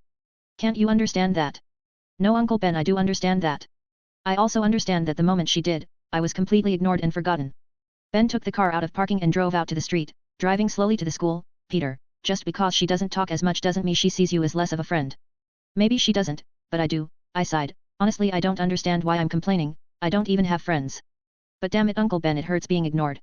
Ben smiled. I know, son, I know. But it will get better, I promise you. I didn't reply. I just looked out at the passing scenery and wondered, should I even bother being her friend anymore? That day I got to school and didn't bother with talking to people in general. I wasn't looking forward to any of the classes. I barely survived them. I did take notes and the like, studied French the best I could. I didn't break from schedule. After school I went to the Shikara dojo where Colleen allowed me to participate with the rest of the beginners, though it became obvious I was far more skilled and graceful than them. Spider powers for the win. I arrived at Queens via train, and as I walked out of the train station I heard some scream. My eye went wide. A mugging. I realized as I shot out the door like a bullet and looked around. I saw someone being pushed into an alley by 3 guys across the street. Wasting no time I put on my hoodie and charged. Your jewels and money, rich guy, or I'll fucking stab you where you stand. Okay, please don't hurt us, a man said, standing protectively before his girlfriend as 3 thugs stood around them with knives. Hey, ass face! I yelled out. The one closest to the street looked away, and connected his face to my boot, breaking his nose and sending him flying backward. Get him, the other thug yelled out as the last one tried to take me on. He thrust his blade forward, trying to rip my stomach open, but I managed to dodge them all, my spy day senses helping me to predict what was going to happen. Suddenly he roared and charged forward, trying to grab me, but I jumped over his head, landed on the other side and sent a kick into his back, then landed him on the ground. Before anyone could react I charged the last thug still standing and grabbed his knife. I got it to stick to my hands, pulling it out of his grip before throwing it away. What the fuck, my punch connected to his face so hard I felt his nose crack under the impact. He went flying back. I turned to the last thing getting up, kicked him in the stomach, hard. The air in his lungs got knocked out. he rolled around holding his solar plexus in pain. Thank you, the man replied. I didn't turn around, my face being obscured by hoodie. I looked at them both before running away as quickly as I can. I may not be a superhero, but a single skinny kid beating up and thrashing 3 thugs? Yeah right, like I can explain that. I got him that night with a smile. Oh, had a good day at the gym? May asked. It's a dojo, Aunt May, and yeah, I did. I smiled remembering the muggling I stopped, the people I saved. I was right, if I actually knew how to fight I could be so much cooler. Well that's good. Wash up Peter, we're having your favorite tonight. Pizza. Oh this day just gets getting better and better. In case it wasn't obvious, this isn't going to be an MJ and Peter Parker thing, not right now anyway. No prize in guessing which pairing it's going to be. Also yes, I am going into a vague area of the Marvel Universe with Colleen and all, but that's the point. I hope my compression of Batman and Spider-Man were accurate. ! Subscribe so you can access more chapters in advance. Patreon.com/Shia0123. Police Cars Revolving Light chapters in Patreon, 1-31, Police Cars Revolving Light. Comment. 9 comment. Vote. Chapter 18. It was over a week of my new training schedule when something happened that was even remotely interesting. It was Sunday morning when I woke up to Uncle Ben watching the news, which was reporting on how there was an accident in the Baxter building, resulting in a small explosion. To Uncle Ben that may not seem like much, but to me? It was fucking world-shattering. For a while now I assumed this was the Marvel Cinematic World, meaning only the movies would be included. But now? The Baxter building was home to a special group of people, Marvel's first family. The Fantastic Four. Holy shit. They're real. The moment I realized this I booted up my computer and searched for them. Reed Richards was young in this universe, just 25. Sue was even younger at 22, Johnny was a teenager at 16, Ben Grimm was 25 and Victor Von Doom was 30. It sounded like they were the ultimate version of the Fantastic Four, but it didn't feel like so. Reed was smart and very collected and Doom was in fact ruler of his own nation at this moment. They were college batchmates, and by the looks of things on Doom's scientific accomplishments, he didn't value Reed at all, often mocking the man in his papers. I honestly didn't know what I should do at this point. I mean, they were the FF, was I supposed to help them? No, they can handle themselves. Maybe after I get a suit made I can introduce myself, but until they I'll stay put. So with that done I found myself enjoying a relaxing Sunday. I had no training, no homework of note and best of all, Aunt May and Uncle Ben were going out in the afternoon to visit friends and would only come back late at night. I needed to take advantage of this, and I will. But first things first, a costume. I felt silly trying to be Spider-Man without a costume, so I started to browse through eBay to find one. I wasn't surprised to be completely horrified at the choices I had. They were all so disgusting. Fucking hate these things. Can't I just get armor? Oh wait, I'm poor. Forgot about that. But that didn't mean I had to be fucking stuck with shitty looking spandex. I bought 2, one red and one black. I wasn't a big fan of the whole red and blue classic costume, and if you didn't figure it out, I'm going for the whole, superior Spider-Man thing. So black and red it was. The costume would arrive in few days, good thing too, gave me time to learn how to stitch. It took me most of the morning watching videos upon videos on how to stitch on YouTube, but I did it. It was a very brain-numbing job, didn't really involve heavy thinking, so it was an easy concept to grasp. When May and Ben left for the day I went to my room and changed into a nicer set of clothes and went out. I didn't want to be stuck in one house all day, plus I was near New York. The greatest city on earth. I had to explore. I took the train into the city and sighed as I enjoyed the sights.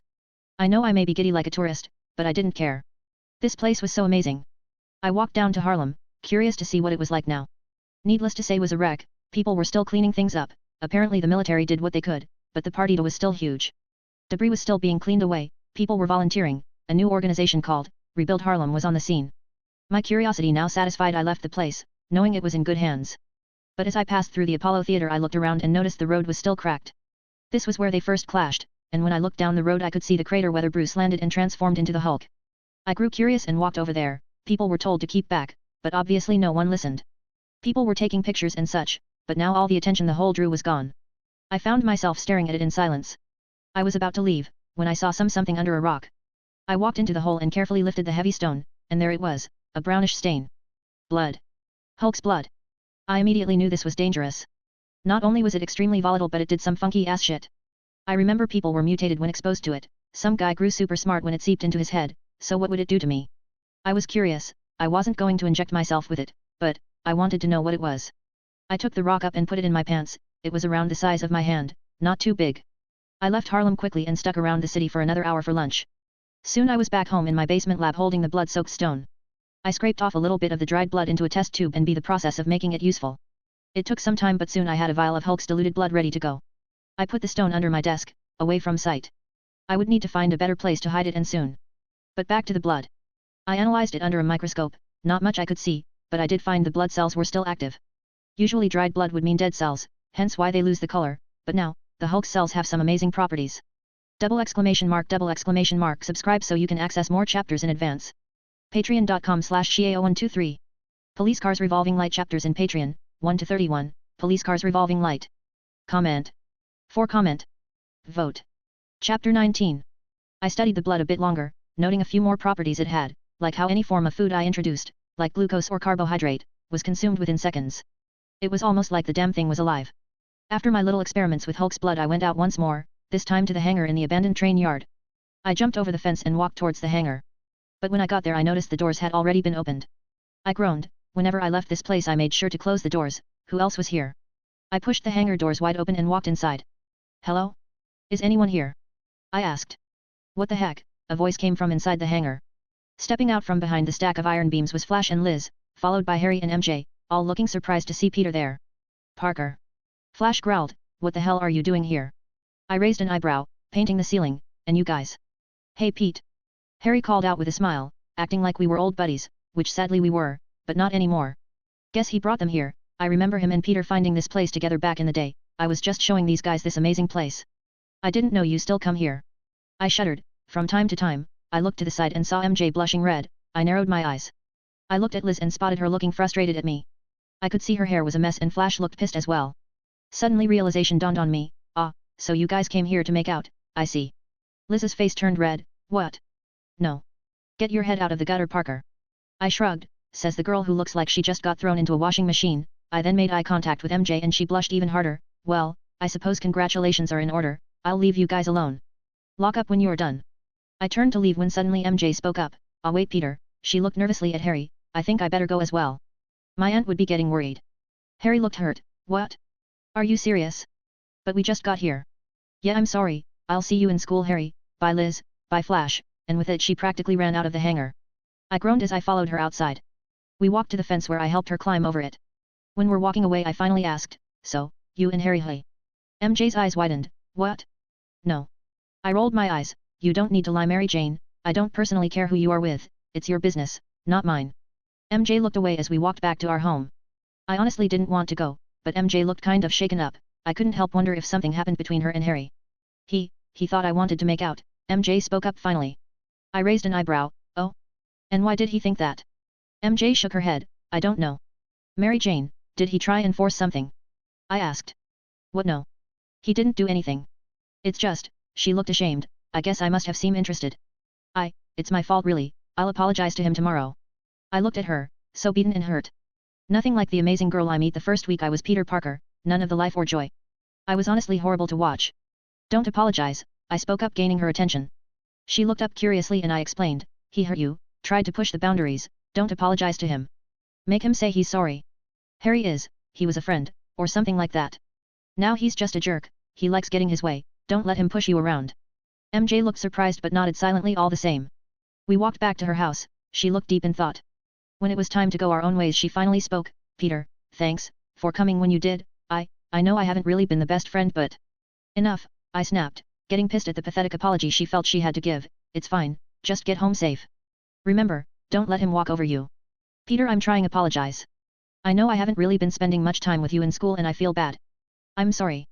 I shrugged, it's fine, I don't mind, I walked away. MJ blinked, Peter. Night, Mary Jane. I wished her well before going inside my room and slamming the door behind me. I wonder if I was being hostile. Heck, I didn't even call her MJ. But it hurt, it fucking hurt A&D. Fucking teenage hormones. The 2 weeks went by quickly for me, too quickly. I had training, the few times I snuck into the train yard for an impromptu workout, learning as much as I could and then making the Spider-Man costume. Colleen really began to push me the second week onwards. She realized I could probably become one of her most gifted students. She had me move to the second-hour classes and always pushed me to learn more and fight harder. I never used my full strength, but I was beginning to see why the hand trusted her to teach possible future recruits. School was dull. Whenever I had a lesson I found pointless, or if it was something I already knew I took out a book to learn something else. I was passable in French now, I could probably hold up a conversation, so now I decided to pick up Spanish. Double exclamation mark, subscribe so you can access more chapters in advance. Patreon.com/Xiao123. Police Cars Revolving Light chapters in Patreon, 1 to 31, Police Cars Revolving Light. Comment. 8 comment. Vote. Chapter 20. I did read up on a lot of Reed's theories though, they were simply fascinating. They spoke of different dimensions and the ways to access them. I already knew this, considering I came from another world, but it was still amazing to see such scientific evidence for it. I knew I was never going to be as smart as Reed Richards. I can't build a teleporter in my garage with a few spare parts lying around. No, but what I can do is be a practical and sane mind. Scientific inventions wasn't the only form of genius. My personal training session in the training yard became more of a challenge than anything else. I wanted to push my body to the limits, see how far I could jump, how much I could carry, how flexible I was, how good my balance was. I was slowly improving myself, slowly, but surely. And thanks to my advanced regenerative powers I could recover from strenuous exercise the very next day. Talk about a cheat code. And then finally came my costume. I was similar to the classic costume, except instead of blue I used black. I had to stitch on the webs for the costume. I cut up parts of the black spandex suit to sew into the red portion and create the patterns needed. I used parts of the bottom half of the red suit, not in use, to make gloves and leg coverings with a sole pad sewed into the bottom. The suit was a two-piece, the top half mainly red with black bits worn into the sides and back. The bottom half was black with red shin-high red feet coverings. I had to work on the Mac a bit, make it less face-hugging, cutting out eye holes and putting in lens of an old pair of glasses. When I put the suit on and looked at myself in the mirror I gasped. In complete honesty, it was shit. It looked pathetic. Like a child drew it on a piece of napkin. The stitches were wrong, the measurements were horrible. I wasn't a master tailor, overall it has been a waste of time. I threw the costume under a loose floorboard, a secret compartment where I stored sensitive items, like the rock containing the Hulk's blood. I honestly didn't know what I should have expected. I don't know how the original Peter would have made his costume, but I'm shit with a thread and needle. I can't make my own costume, so for now, I'll just keep working on my web shooters. Speaking of which they were coming along great. I managed to fix up a bracelet-like bands to use as my new shooters. The shooters themselves were the important part. I made a knob on the top that could be used to adjust the web pressure, thereby giving me different types of webbing. The process of making them itself was difficult, no doubt about that, but it was worth it. It was the weekend again and I found myself traveling to the Shikara dojo by train. Usually I had the weekends off, but it seems Colleen had other ideas. She told me to be ready for a more practical training exercise, whatever that means. As I walked towards the now familiar building I noticed a few of my fellow students standing there waiting for something. I noticed one in particular, Marcus, a black kid that I remembered seeing in the Iron Fist TV show. One day he is going to join the hand, but for now, he's just a kid. Peter, over here, Marcus called out. Hey Marcus, I nodded. Hey all, the others simply nodded to acknowledge process. Does anyone know what this is all about? Sensei didn't tell you, asked girl named Agatha, who we called Aggie. I shrugged, she just said it's going to be an interactive training session. Okay, so basically here's the deal, we're going to basically mug her, Marcus explained. I blinked, crazy person say what now? The kids laughed as Marcus explained. Colleen was teaching them real-life skills, and apparently that included training kids to gang up and attack someone. They all thought it was just some basic stealth and teamwork building exercise, but I knew the truth, it was training for when became members of the hand. They were being trained to assassinate people. So where is Sensei? I asked. Sensei Wing is hiding, she's somewhere in the city. It's our job to find her and get the jump on her. Basically our job is to grab her blade and run away before she can catch us and get it back. We are supposed to find out way back here and if we do that, we win. I could see it now, in the future the mission won't be hide and go seek, it would be locate and terminate. And the running back to base would be running to an extraction point. Truly the hand were a sick group of people, smart, but sick. We waited for another hour for more people to show up before we split into groups. Usually it was up to you to find a group to travel with, but since I was still fairly new at this and inexperienced, I got to tag along with Marcus, a kid named Brandon and Aggie. We four decided to check the surrounding areas for clues. Most of the other groups went in random directions but Marcus decided to check her favorite hangout spots first. We ended up wasting an hour of our time. By point Colleen could have been in Harlem, downtown, or even Queens for all we know. But then I got an idea. I asked myself, how would Batman do it? How would he track the Joker? And I got an answer. I would think like him, so I did. I thought like Colin. What was her objective? To train her students. So that means she'll be close, maybe somewhere open and where a woman carrying a katana can be easily spotted. This would also remove chance for her students to hide and getting the jump on her. Double exclamation mark. Subscribe so you can access more chapters in advance. Patreon.com/Shiao123. Police Cars Revolving Light chapters in Patreon, 1-32, Police Cars Revolving Light. Comment. 5 comment. Vote. Chapter 21. So a park, mostly likely Central Park. Not that far away from Chinatown and she must have had so much free time she would have made it easily. But where in Central? Where can she hide and yet fight given enough time? Where can she fight without having people try and stop them because they didn't realize this was training? I opened my phone, pulled up a map. I searched and searched until I landed on the perfect spot. Guys, I got their attention, I think I know where she is. What? How? Aggie asked surprised. I smiled, just a guess.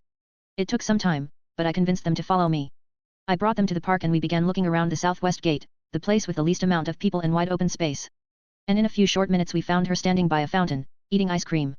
We held back, hiding behind the trees, watching her. She didn't look at us, she didn't know we were here. Alright, here's the plan, Aggie, you and Brandon distract her, Peter and I will sneak up and grab the blade. I'll run back to the dojo while the three you hold her off. Got that? Marcus ordered. No offense man, but that's a stupid ass plan, I snorted. What? He asked raising an eyebrow. Was he trying to intimidate me? Really? Who the hell does he think he is? I'm Peter fucking Parker. It's too open, she chose this place for a reason, Mark, I pointed, a few people, not enough for us to hide behind. She'll spot them a mile away and us just as quick. What's your idea then? We wait for her to move, or make her move. Do something to distract her and the people around her to draw the attention away. And then we strike. Peter, no, that will never work, the moment we do that she'll be on us. Brando shook his head, we go with Mark's plan. Yeah, I'm with Mark on this, AGI agreed. I glared, then good luck doing it without me. Peter, this supposed to be a team exercise. Marcus hissed, we need you with us. No, it's a stupid plan, Mark, and it will not work, listen to me. We have to distract her first before anything else. No, Peter, we've been over this, the boy sighed, fine, you want to come, you don't have to. Come on guys, we can do this ourselves. The other two nodded as they got into position. They looked so confident, so determined, I give them 5 minutes. 6 minutes later. Colleen chuckled as she walked away from the fountain with 3 of her students limping behind her. Did you really think you could have rushed me like that? Come on guys, think. We almost had you, Brandon grumbled. Almost isn't the same, Colleen smirked, you needed to be smart about this. You should have distracted me first, then tried to grab the sword. Teamwork is important guys, but so is forethought. Ha, funny, that's Peter said, guess we should have listened, Marcus grumbled as he rubbed Orr's shoulder. Wait, Peter was with you? Colleen asked surprised, where is he? Why didn't he fight? He called us ideas stupid and refused to join in, Aggie sighed, guess he was right. Wait, he said it was stupid.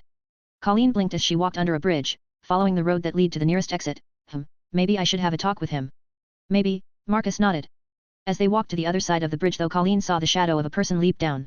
She stopped in surprise as I landed before her, stepping back in shock. I didn't let her recover. I grabbed the strap of the katana around Colleen's body with one hand and kicked her in the stomach, sending her flying back as I pulled the sword over her head. I looked at the other kids and winked, in this case, you 3 were the distraction. I turned, and ran. Marcus' face dropped, so cool. Colleen got up, her stomach hurt as she held in pain, but at the sight of me running away with her sword must have ticked her off. She got back on her feet, chased me, yelling, get back here. Marcus and the others began to run now as well, trying best to slow Colleen down, but our teacher wasn't to be underestimated. She threw off their attacks and continued chasing me. I turned around and grinned, now this is training. I ran out of the park and across traffic, not stopping for the signal. People yelled at me but I paid them no mind. I ran down an alleyway and saw a fire escape leading to the rooftop. Time to take this chase skyward.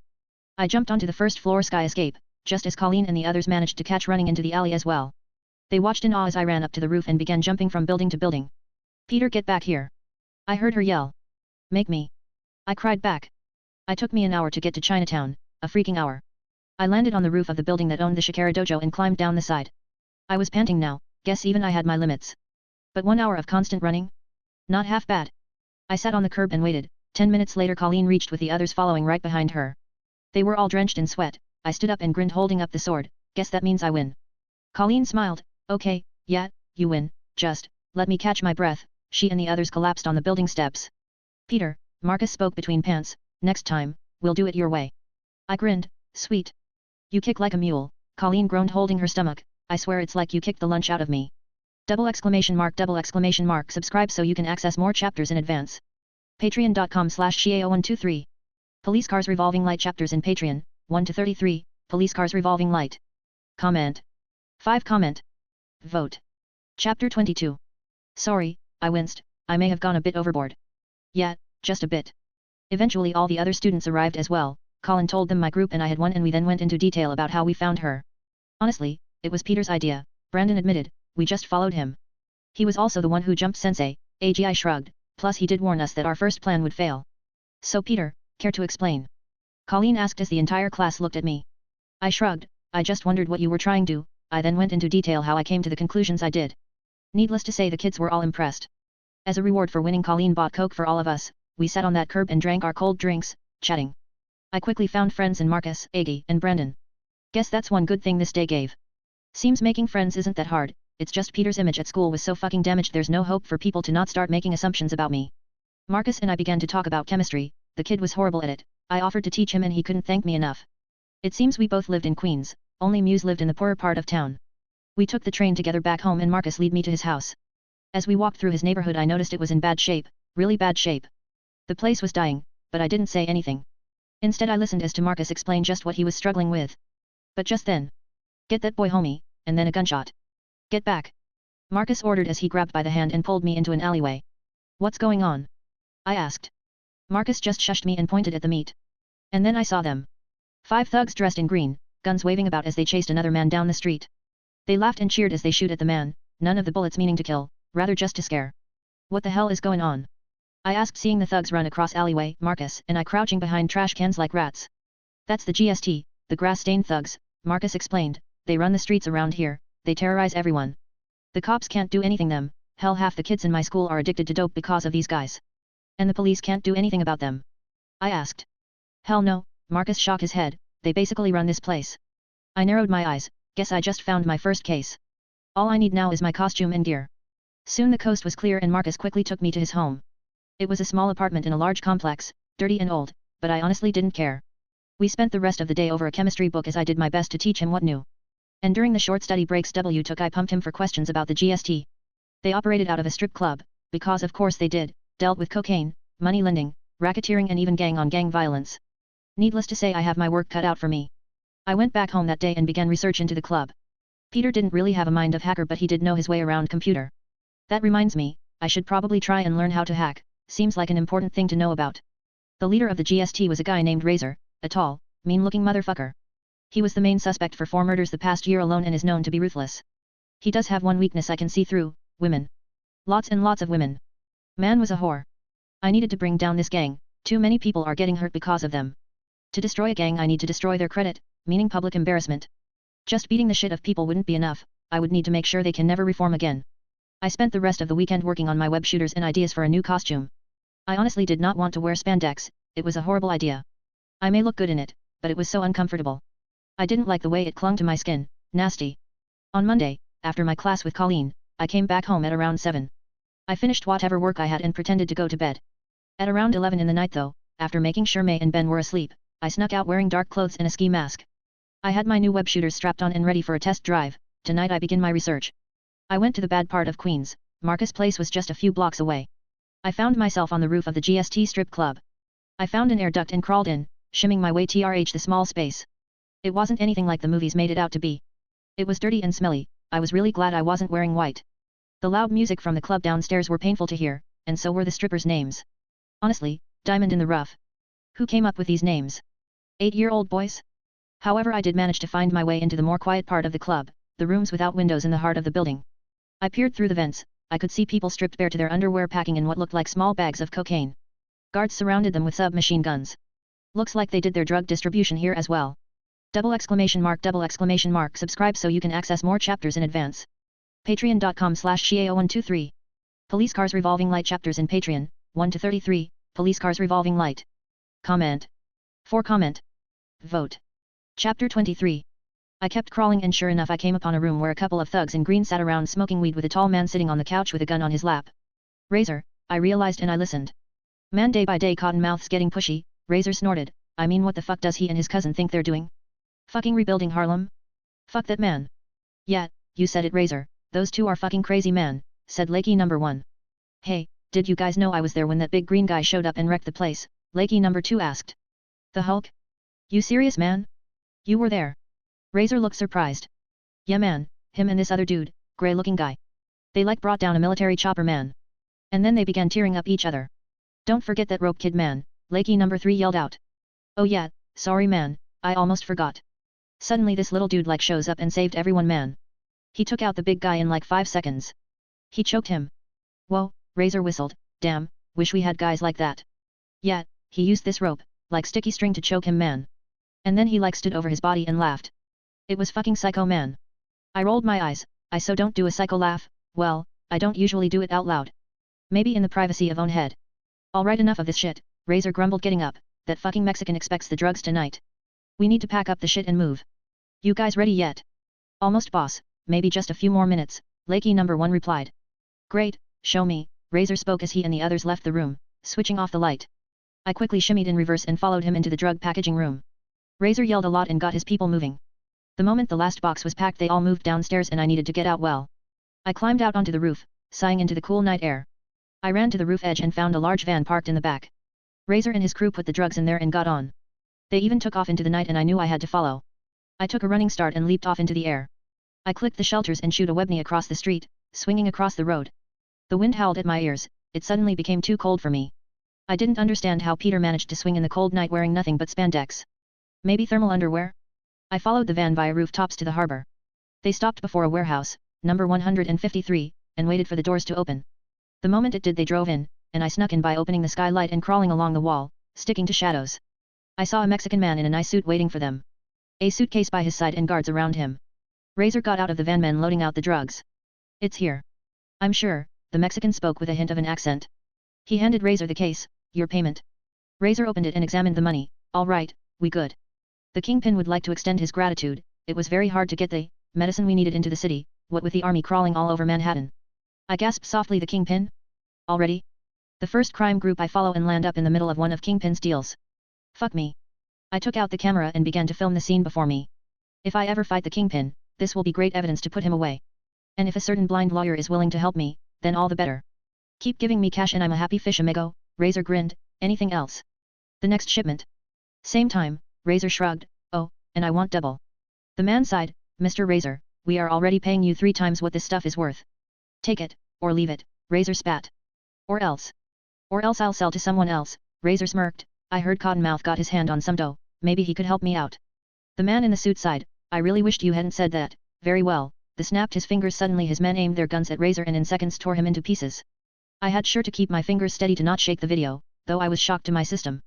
They killed him? Just like that? The GST gang member couldn't do a thing. Before even one of them could drop the CE of drugs they carrying and draw their weapon, Razor was dead and the steaming nozzles were pointed at them. Next time, don't be so greedy, the man spat on Razor's corpse. He turned to the people staring at him. How's in charge now? Lakey number 3 stepped up. He gulped. I expect the shipment to be delivered at the time next week. Any mistakes, A&D? Well, you already know. He walked away with the drugs, leaving behind the money and the corpse. GST and I got out of that warehouse as quickly as we could. And while they ran away I sat on warehouse rooftop stunned in school. I watched the video I captured as it played over again. They killed a man. In cold blood they killed a man. !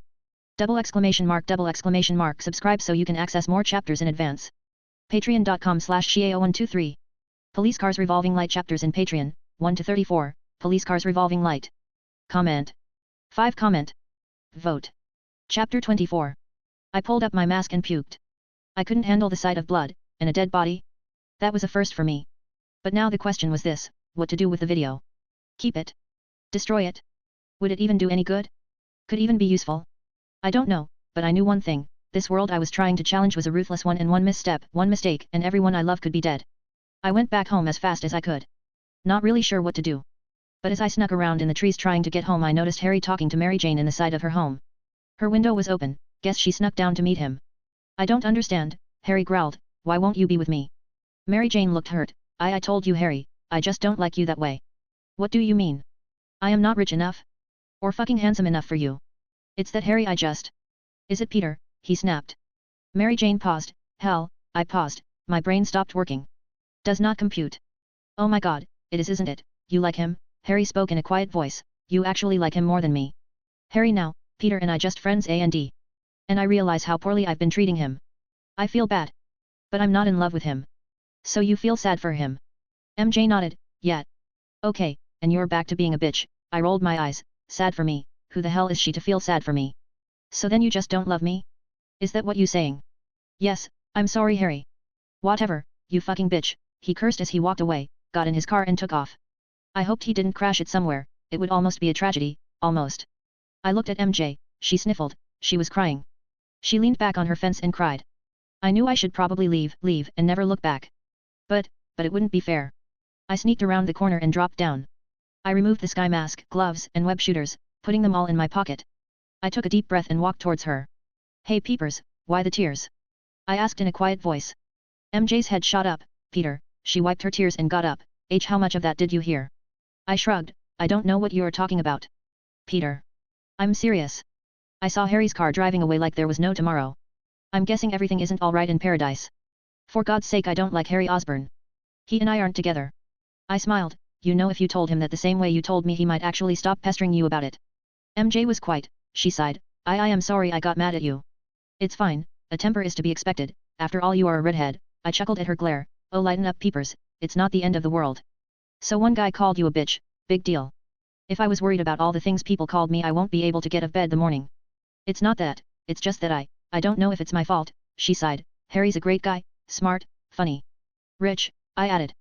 MJ glared. I'm not shallow, Peter, I shrugged, but I don't think I like him that way. I don't think I like anyone that way.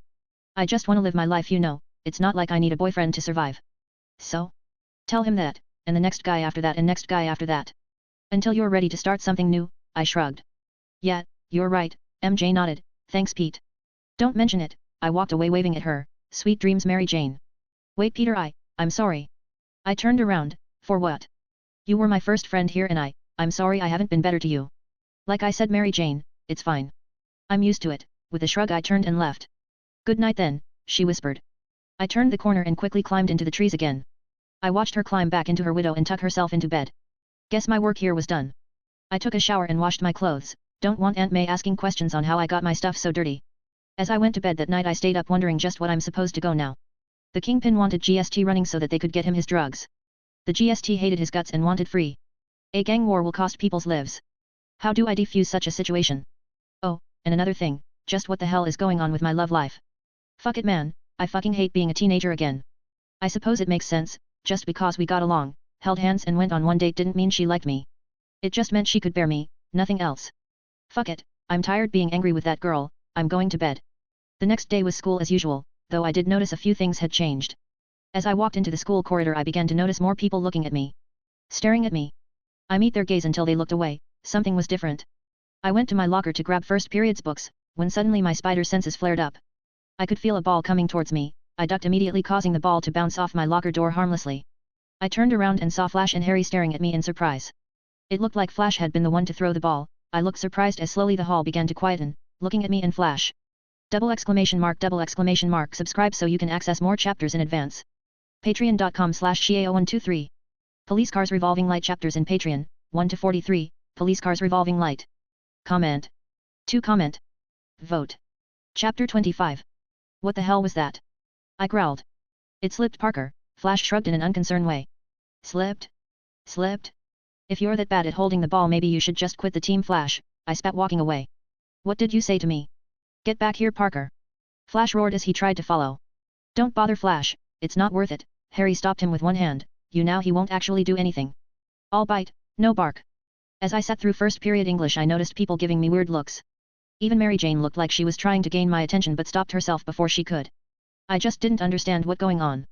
If I was already swinging around in red and blue tights, I would be paranoid into thinking somehow they all found out I was Spider-Man, but since that wasn't the case, I just couldn't figure it out.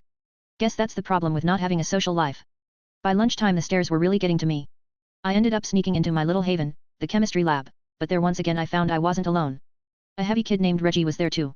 He and I shared a lot of similarities, apart from our body size. He was smart and quiet. He did have friends though, his fellow nerds, but he did like his own quiet space from time to time. Hey Peter, Reggie wished me. Hey Reggie, I greeted him back. We sat on opposite ends of the classroom, each doing our own things. But soon the mystery of what was going on was starting to bug me. So I had no choice but to disturb the quiet kid's solitude. Hey Reggie, do you think you can help me out here? He blinked. Sure Peter, what's the problem? Well, have you noticed people have been staring at me lately? I mean, it's noticeable, right? I'm not just going crazy. Reggie nodded. Oh that. Yeah, they're staring you for sure. It's because they think you and that new girl, Mary Jane? They think you're an item now. I blinked. Fat boy, say what? Harry was telling everyone how MJ turned him down for you, and how you turned her down because... Reggie paused. Because you don't date stupid people. What? Why would they even think that? Reggie shrugged. Well, that's the impression you give off. You don't talk to anyone, you answer every question on the board and then some. You give the teachers a run for their money and you're probably the smartest person they will ever meet. So yeah, they don't like you. What? Are you fucking serious? Holy shit man, all this time I thought it was because... I blinked, it made sense. If I went to school with a kid as smart as Peter Parker, I would be careful around him too. And if it was a child like Bruce Wayne? I wouldn't even walk in the same corridor as him. I thanked Reggie for his input, and I walked out of the chemistry lab, my head spinning. Honestly, it was weird, people kept staring, and now that I knew why, I found it strange. I did my best to ignore it, but, hell, this is weird, man. And just then, who would happen to walk up to me by the cause of all this? The peeper herself. Peter, we need to talk, she spoke, Liz Allen following behind her, glaring a hole into my head. Ah, sure, what about? I asked. It's Harry, he's told everyone that we are going out, she admitted, looking sorry. I pretended to be shocked. What? Really? Oh, I'm so sorry, Mary Jane, I didn't expect he would do something like that. Yeah, so look, wait, are you making fun of me? I grinned. Yup. This isn't the time for jokes, Parker, Liz snapped. Harry's actually trying to get people to make you miserable. I shrugged. Yeah, and? What's the worst he can do? Have the entire football team beat the shit out of you. I have amazing stamina, I'll just run away, I shrugged. I turned to the nervous-looking MJ and sighed. Honestly, it's fine, MJ, I'll be fine. I'm sorry, Pete, I swear I'll try and get him to back down, but I'm sorry. Yeah, it's fine, I shrugged and walked away. Liz looked a little pissed at the casual dismissal but didn't say anything, simply grabbing MJ and walked away. I honestly didn't know what the big deal is. So the rich boy got anger issues, big fucking deal. Unless he's got a glider, a goblin mask and jacked up on goblin formula, he isn't even on my radar.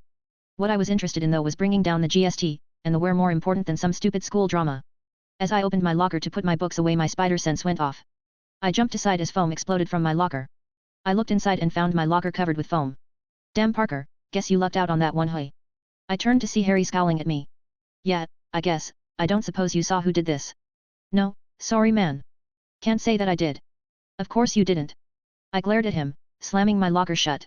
I walked away growing, okay, so maybe I should take this a little more seriously. Double exclamation mark, double exclamation mark. Subscribe so you can access more chapters in advance. Patreon.com/Shiao123.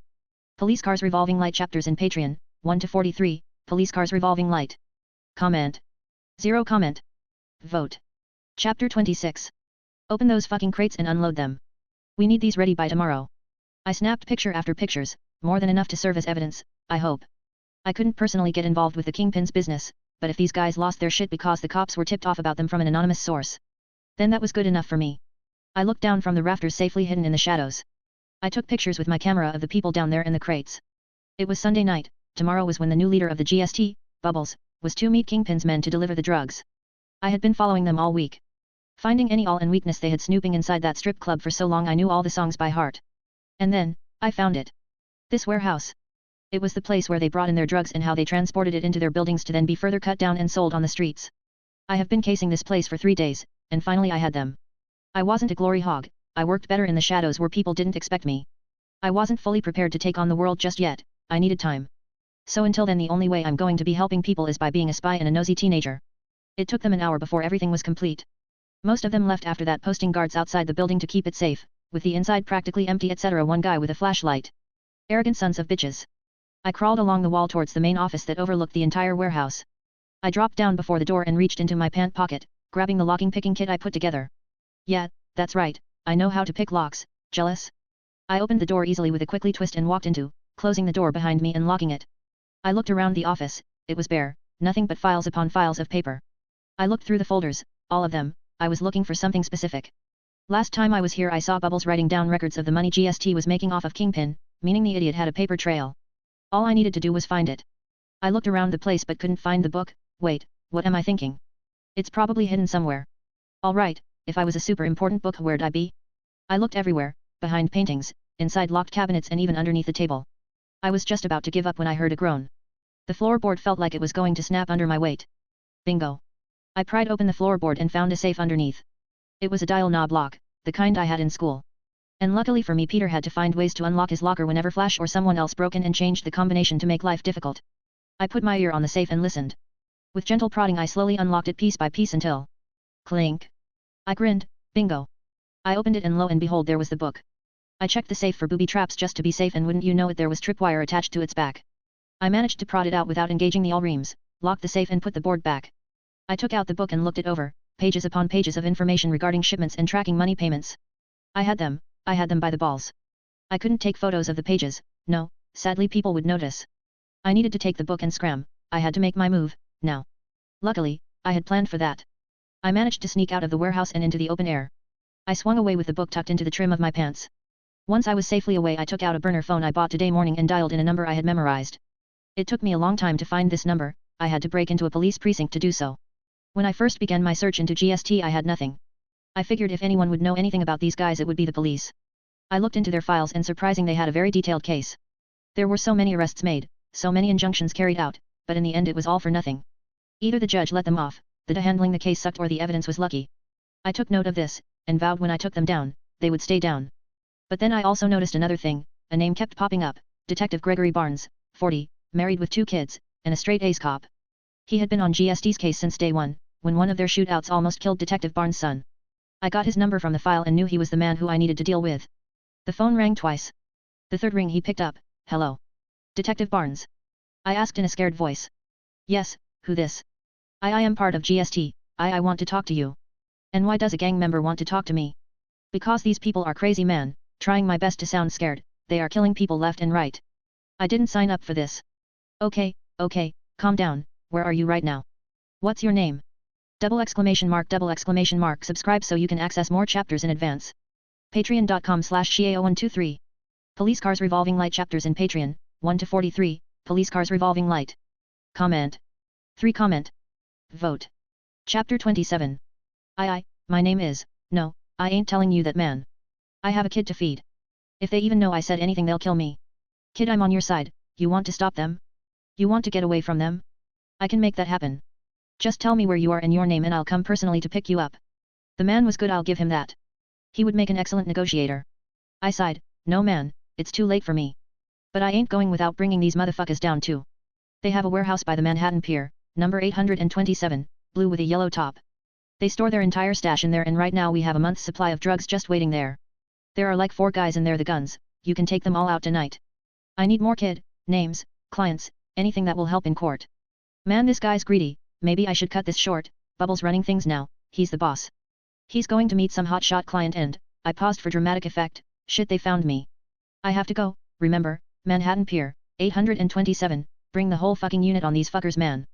And for God's sake, don't use a fucking siren. I hung up on him and jumped off the roof, swinging away into the city. The detective will first have to get a judge to sign a warrant to search the premises.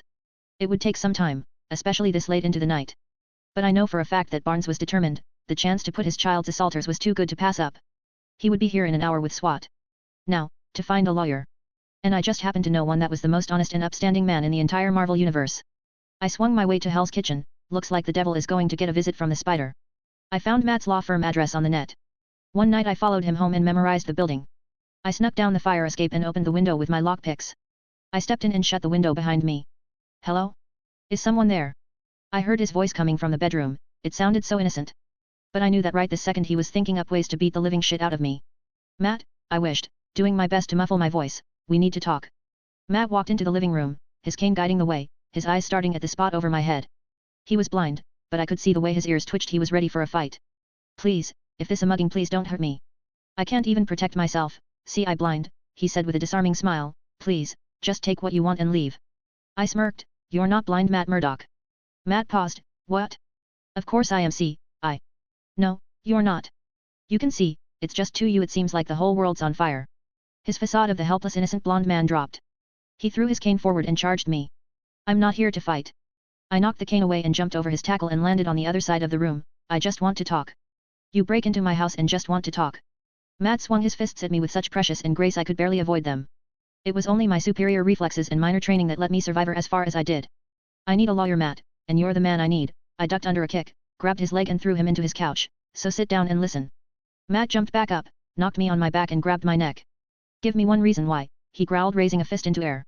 I can help you get rid of the GST for good, I coughed. And why should I care about a street gang? I coughed, they supply drugs to the Kingpin, he can't get it from anyone else. I felt his grip loosening the moment I mentioned the Kingpin's name. If you can bring them all down to court you'll cut off the Kingpin's entire supply for half a year. Matt looked up, he got off me and stepped back. How did you know about my sight? I read your medical records, I lied. I know your other senses became more advanced when you lost your sight. I theorized that you used sonar to visualize the world. Some scientist tried to map out the human body using the day-to-day sound people hear and the results made it look like the man's body was on fire. I just put 2 and 2 together. Matt was quiet. I sat down on his couch and took off his glasses. You're a smart kid. Thanks, I nodded, getting back up. And also a very good liar. I didn't lie, I lied. Maybe, he hummed, I can hear your heartbeat, you know. It's racing right now. I don't know if it's adrenaline or because you're lying. But I don't believe you. I don't care. I took out the ledger and presented it to Matt. this is a ledger containing every single transaction the GST has done. Every crate, every dollar. Soon you'll hear that Detective Barnes just busted a warehouse filled with drugs that belongs to GST. Use this evidence I gave you and get yourself on the trial. You can strike a blow for the Kingpin's wallet while at the same time make a name for your law firm. Matt took the book and looked at it. What? No Braille version. I smirked. Foggy's not blind, is he? Matt put the ledger to the side and looked up at me. How did you get this? I stole it. Where? From the warehouse. How did you find out about the warehouse? Double exclamation mark, double exclamation mark. Subscribe so you can access more chapters in advance. Patreon.com/Shia0123. Police Cars Revolving Light chapters in Patreon, 1-44, Police Cars Revolving Light. Comment. 2 comment. Vote. Chapter 28. I spent nearly a week stuck in vents inside alleys spying on Bubbles. Razor died last week, so Bubbles had to show the crew he's boss, meaning he had to visit all their houses. I wasn't lucky, he didn't go to the warehouse until he toured half of Queens. Do you know those safe houses? Yeah, I even took pictures of the buildings and all the illegal activities inside the place. I emailed it to your law firm's account, my handle is GS Thelper. Matt was quiet, he was listening to my heartbeat, trying to memorize it so that when he saw me face to face he would know it was me. If he saw me again, that is. Why are you doing this? Matt finally asked. Because GST is running the streets. They need to be taken out. But why you? Why not me? I'm serious. So am I. You would risk your life, the safety of your family and loved ones, because you wanted to play hero. It may not matter to a blind man, but I am wearing a mask, you know, I smirked. I'm serious, kid. Why? And I'm serious too, why not? People are dying out on the streets, and if I can make a difference, why can't I? Why shouldn't I try to help them? Are only heroes and cops allowed to help? There are adults you are trained to. Sorry, Matt, but from where I'm standing, adults haven't done shit. Every time GST is brought to court, either the dismissed it, the judge is locks, or the evidence is not enough. I paused before continuing. I called Detective Barnes tonight, who's as a gangbanger caving in. I told him where to find the warehouse. I suggest you call Foggy up and the two of you go down to the 42nd precinct with the evidence I gave you. Tell them I sent you, well, I mean an anonymous source did.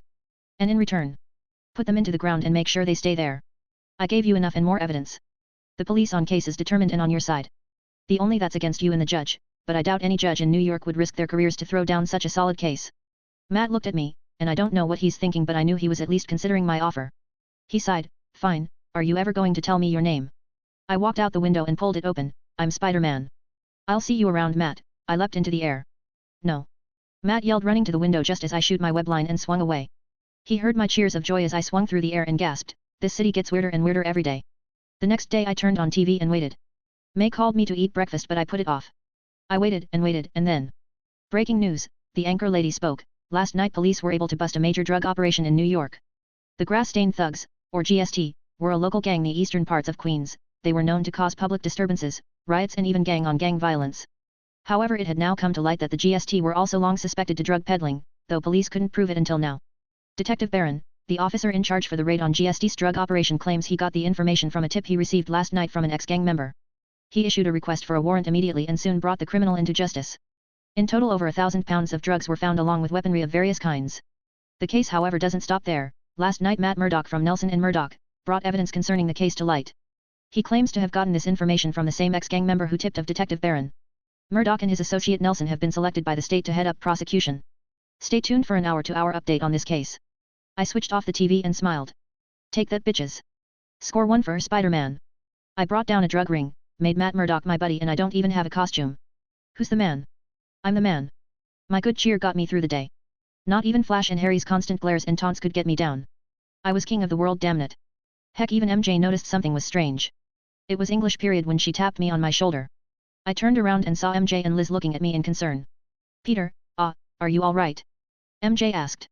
I blinked. Yeah, never better. Why? What's up? Nothing, you just... She paused, unsure what to say.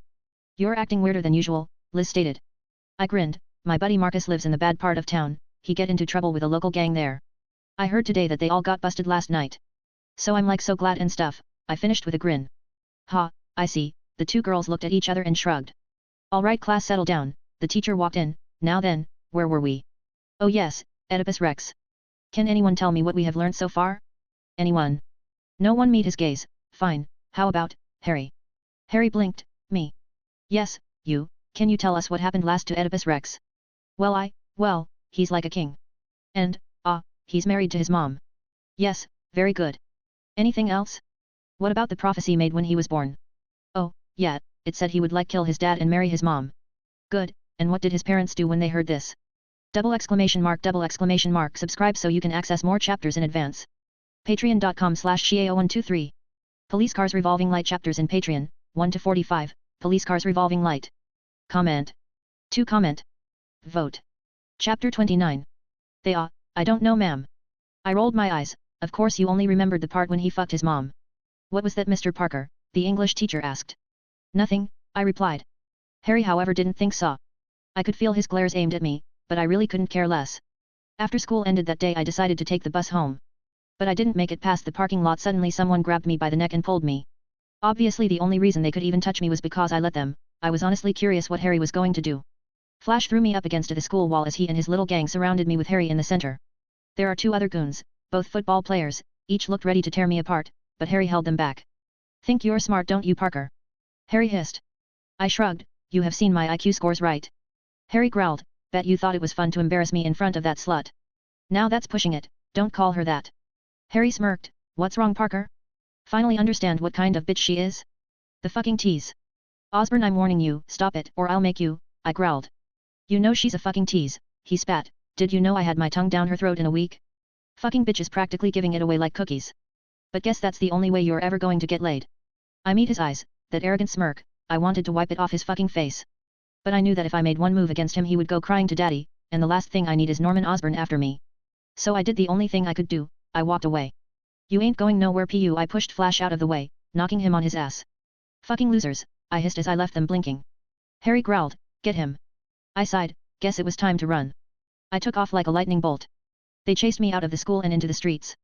Luckily though they weren't smart, I managed to lose them in 5 minutes. I made my way to Shikara Dojo, I entered the place and got ready for the class. I spotted Marcus with a few other people in one corner chatting about something. Hey Marcus. I called out, I heard about the GST getting busted man. The boy smiled, yeah Peter, it's great. We all talked about whether or not this time they would actually face any jail time.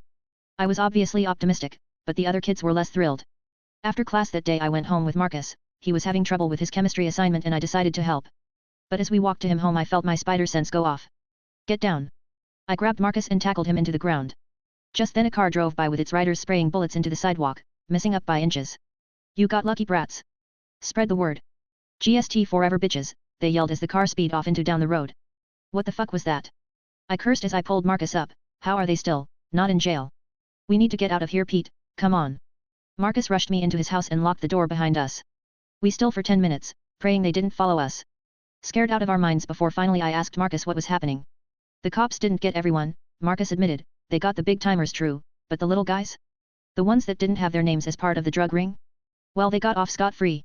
I didn't think they would start so soon though, I figured they would keep quiet and just, oh my god, I need to warn my friends to stay off the streets. I groaned, this wasn't right, they shouldn't be out, they should be scared. I didn't account for this, I didn't account for people to act like morons, doing stupid things. Which is stupid of me, humans have always acted irrationally. I needed to stop them, they were doing this because of my actions. They were my responsibility. I told Marcus I needed to go home, I sounded scared and afraid to convince him. He offered to let me stay in his place for the night, the streets were too dangerous, but I insisted, I needed to do this. I went home and snuck into the basement without May and Ben knowing. I grabbed my web shooters and changed into a black pair of tights, thin sneakers, a black muscle shirt and red gloves. I grabbed the mask from the first costume I designed, the stitches weren't half bad, the spider web design was all right. This would need to become a symbol, even though I wasn't fully prepared, I needed to out myself to the public. I snuck out of my home and swung my way back to Marcus's neighborhood. I swung around the neighborhood for a while, looking at the people there. The stores were empty, the people could feel danger in the air. I needed to find them, I needed to stop them. Suddenly I heard it, the screech of music blaring on speakers. A party? Now? No. GST. I swung towards the noise, the streets were trashed in these parts, complete destroyed and covered in garbage. Even the stores looked destroyed. I landed on a rooftop and looked down at the park across the street.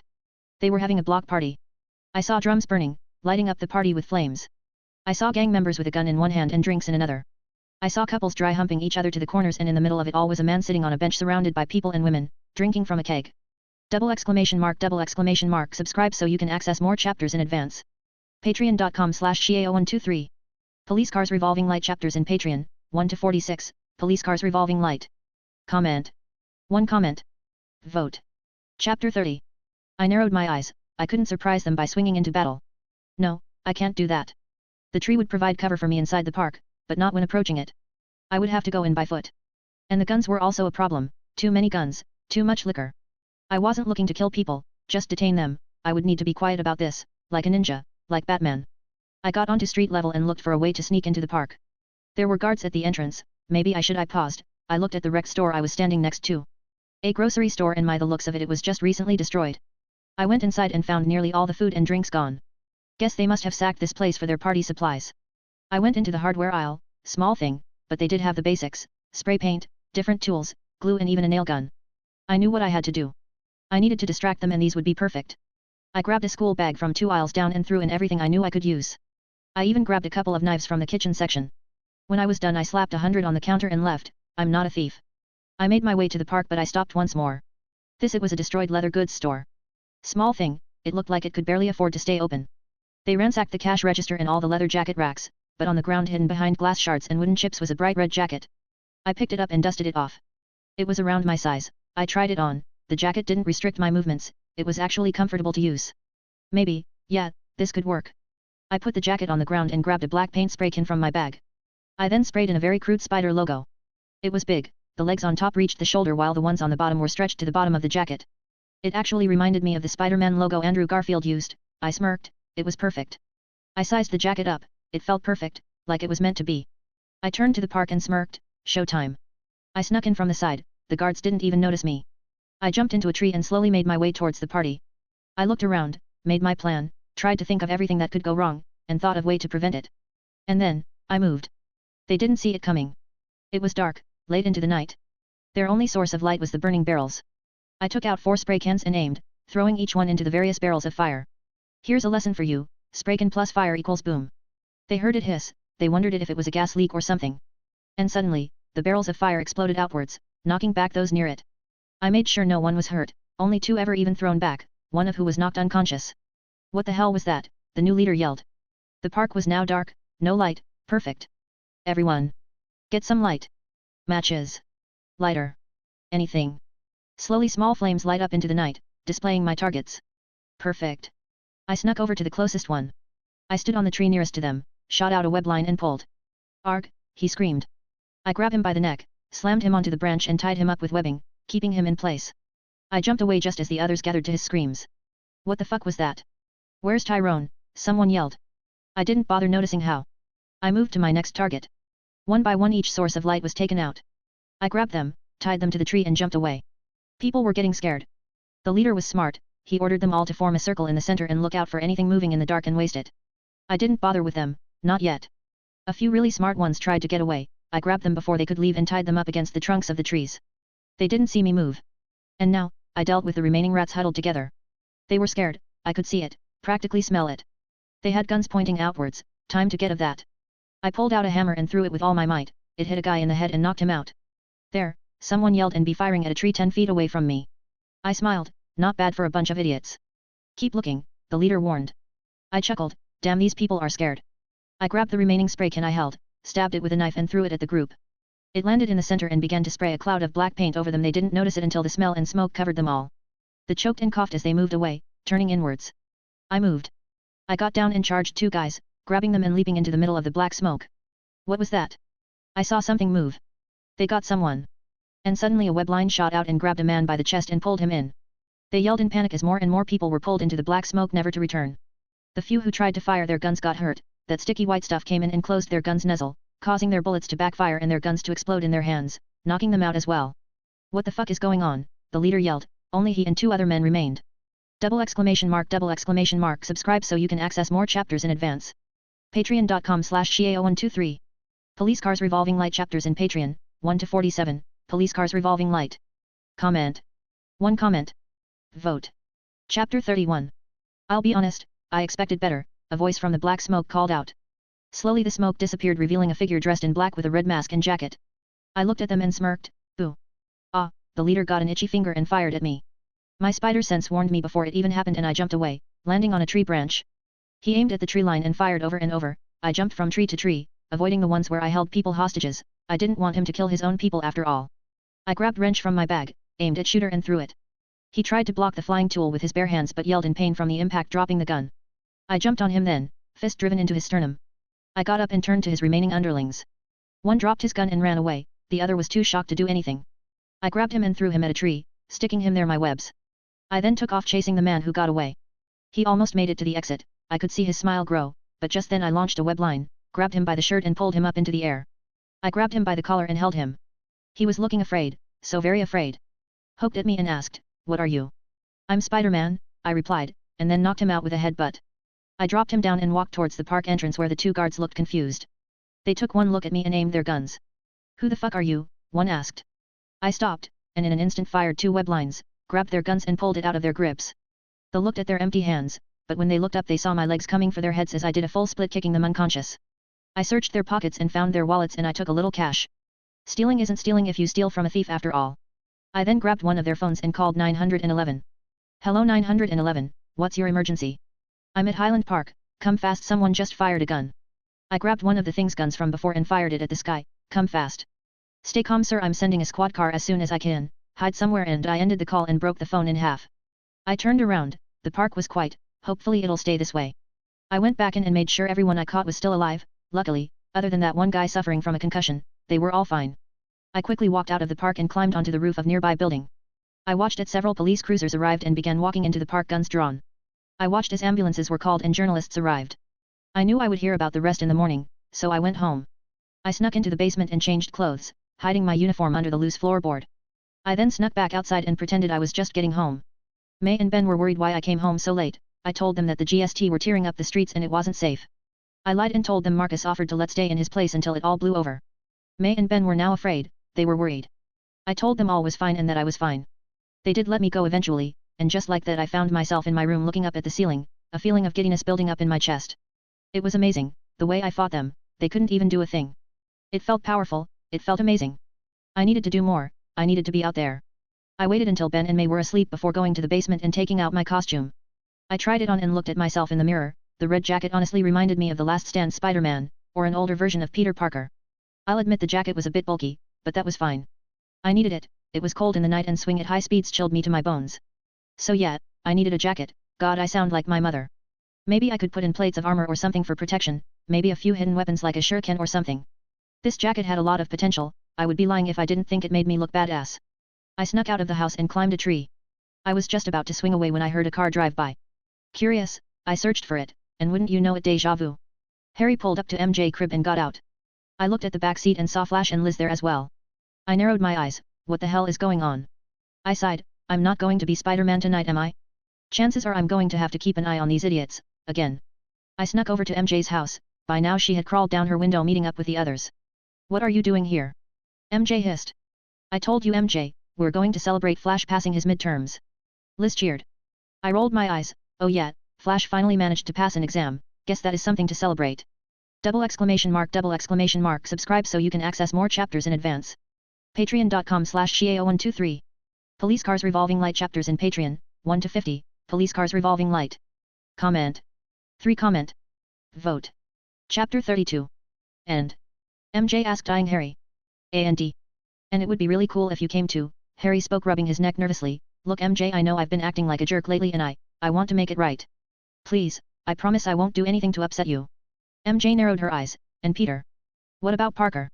Flash grumbled. Will you stop bullying him? We didn't really bully him, more like played a few light-hearted pranks, Harry argued. MJ glared and he gulped, yeah, we'll stop. MJ sighed, fine. Where are we going? Wait, seriously? Just like that? He called you a whore and you forgive me just like that? What the actual fuck? Fucking teenagers, man, can't keep them straight. Yes. Liz cheered, we're going to the sweet spot. MJ raised an eyebrow, isn't that a bar?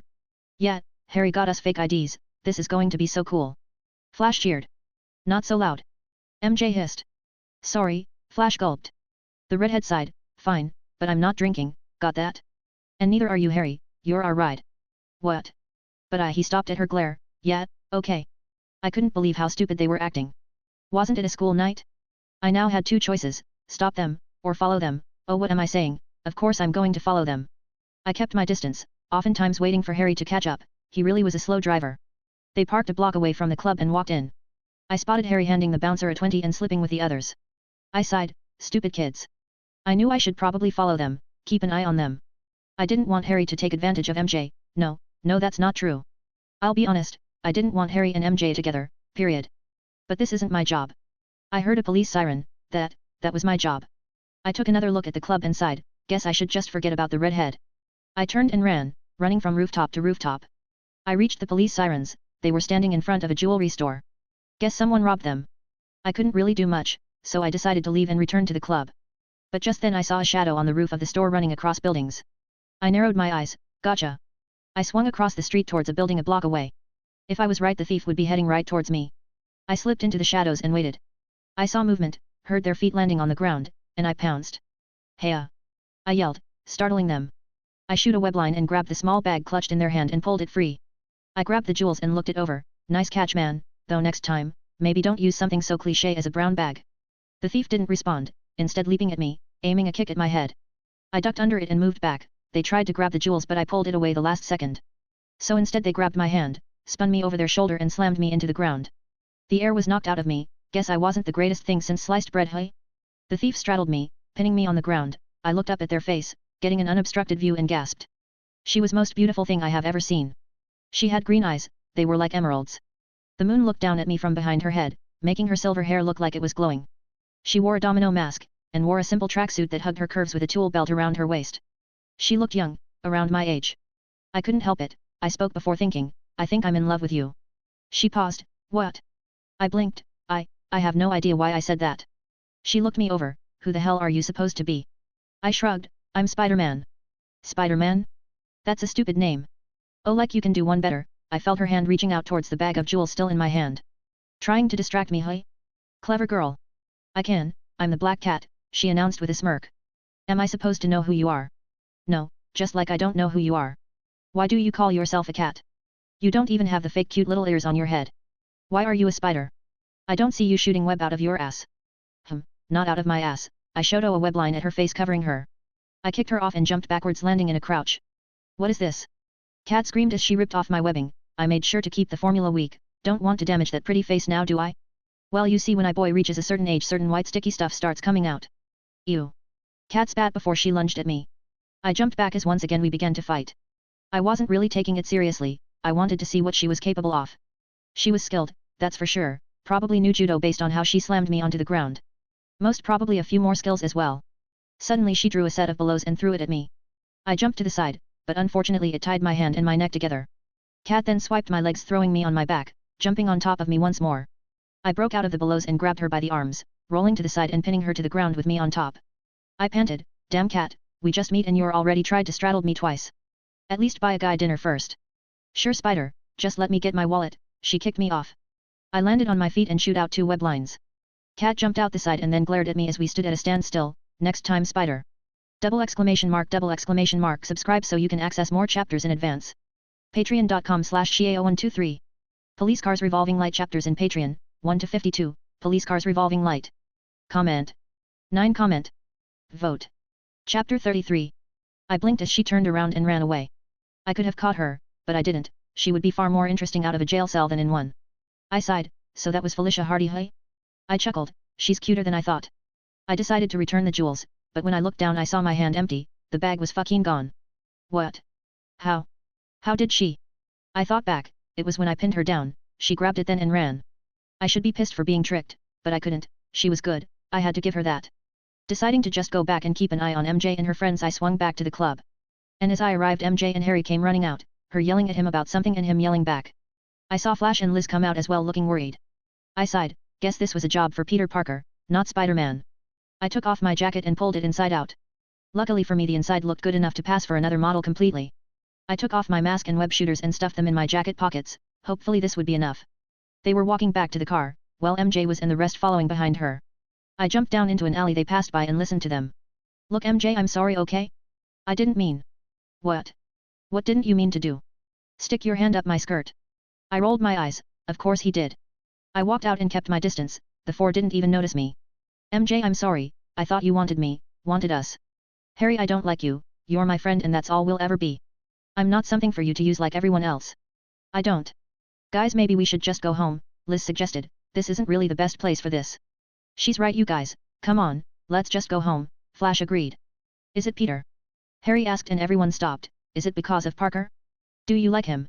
MJ stopped. No, it's not Peter. He's my friend, just like you and I haven't been the best friend to him. I realize that now. But he's not the reason why I don't want to be with you, Harry. Then why? Because you don't care who the hell I am. MJ roared, you don't care about what I like, what I do, what I want to be. Every time I talk you just nod along but you're never listening, are you? You never listened, Harry. You don't like me, you just like how I look. Harry was speechless. That's not true. Yes it is. No it's not. Harry looked angry. I care about you, MJ. I really do. No you don't. I do. Harry grabbed her arm and pulled her. Please let me show you. No, get off me. MJ tried to pull away but she couldn't. MJ. Harry, maybe you should. Shut up, Flash. Harry yelled, please MJ, just give me a chance and I'll. That's enough. I yelled out loud enough to make them all pause. They all turned and looked and finally they realized I was standing there. Peter. MJ asked with surprise. Parker? What are you doing here? Flash asked in equal shock. Apparently I'm stopping Osborne from committing sexual assault, I shrugged, walking past Liz and Flash. I grabbed Harry's arm and pulled it off of MJ. I turned to her, you okay? Why yeah, she nodded. What are you doing here? Liz asked in surprise. I looked her dead in the eyes and smiled. I had a date. A date? MJ asked in surprise. A date? You? Flash blinked. I shrugged. Yeah, she was really cute. Had this whole cat thing going on. But she bailed out on the check, so it wasn't that great a date. Get lost, Parker, Harry called out. Yeah, no, not going to do that. I turned to MJ, you ready to go home? She rubbed her hand. Why yeah, please. Butt out, Parker, Harry growled. And what? Let you assault her?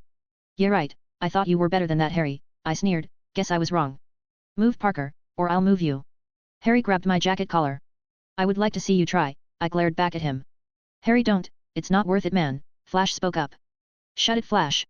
Harry yelled. He tried to pull me up by my jacket collar but couldn't. It was actually a very comical scene if I was being honest. I was holding back my laughter as best as I could. Did he really think he could beat me? Harry, let him go, MJ cried. No, Harry growled, you have been a pain in my side, Parker. I don't even know how we were ever friends. We weren't ever friends, Harry, I told him. Being friends would mean you being my equal. The only thing you are better than me at is buying friends. Harry's eyes widened in surprise before narrowing in rage. Harry, no. MJ cried as Harry punched me across the face. I fell to the ground holding my eye in pain. I hate the fact that I couldn't dodge that. Flash was in a panic. He grabbed Harry and dragged him to the car, Osborne looking horrified at me on the ground. He went quietly. Harry, Liz, and Flash drove away, leaving me and MJ alone. I sighed as I got up, MJ already at my side. Oh my god, Peter, are you alright? I can't believe he did that. Yeah, well, I wanted him to, so it wasn't all bad, I shrugged. I winced as MJ checked my bruised face. Is it bad? It'll bruise, she sighed. Why did you want him to hit you? Because Harry isn't a bad guy, I shrugged. MJ looked confused. He's human. He has bad qualities, true, but he isn't like a supervillain or something. He's just difficult. I figured if he hit me he would leave out of shock. MJ blinked. You know him well, hey? Well, he was my best friend, I shrugged. Come on, it's a long way back home, we can catch a bus there. I pointed at a bus stop further away. We walked to the bus stand and sat, waiting for bus to come. MJ, however, didn't like the silence. What happened? She asked suddenly. I looked at her. What do you mean? You and Harry? How did it go wrong? I sighed. I recalled the memories Peter had growing up. It was honestly a sad story. I didn't really like thinking about it. I pretended it never happened, but I suppose it did. I'm a pretty smart guy, you know that, right? MJ chuckled. Yeah, maybe. I smiled. Anyway, so I got Midtown Junior High on a scholarship and Harry got in because of his dad's money. He wasn't the most confident guy back then, so we were both outcasts. We just kind of clicked, I supposed. We were friends for a long time and then, well, high school happened. People quickly realized Harry was a pushover and very open with cash. Freshman year they started to talk to him, asking him for money, and in return they hanged out with him. I didn't like that. I could see what was happening to him but he didn't. I tried to warn him but, guess he never listened. So we just kind of drifted apart. Harry did eventually stop bleeding out cash to anyone who asked and grew a spine. I think his dad yelled at him or something. But by then he was already a really popular guy and I was still, well, I guess I was still me. He forgot me and I suppose now he hates me. The bus came and we got in. We sat near the back. There wasn't anyone else there. It was a quiet ride. MJ looked sad. Guess the story really drew parallels between Harry and her when it came to abandoning Peter Parker. I'm sorry, she suddenly said. I knew what she was sorry for, so I didn't bother asking what. It's fine. No, it's not. I didn't really realize I was abandoning you. I was just so happy making new friends that. I said it's fine, Mary Jane, I snapped. No, it's not. You hate me. What makes you think that? You don't even call me MJ, it's always just Mary Jane, she looks sad. Crap, I didn't think she noticed. I shrugged, it's fine. I work better alone anyway. I'm not used to working with other people. MJ didn't say a thing. We rode the bus in silence. We got home late that night. I was exhausted when I slept in my bed. My head filled with thought. I had just told the world that Spider-Man was real and in a big way. I had just met the Black Cat and I'm pretty sure she's new to the whole robbery thing, just like me. I also wondered about Harry, should I be worried? No, I don't think I need to be, in the end, he's an asshole, but he's an asshole with a CONCES. And the Black Cat enters. Honestly I love MJ, but I just feel like Felicia would fit the SI I'm building much better. Plus she's so fucking hot.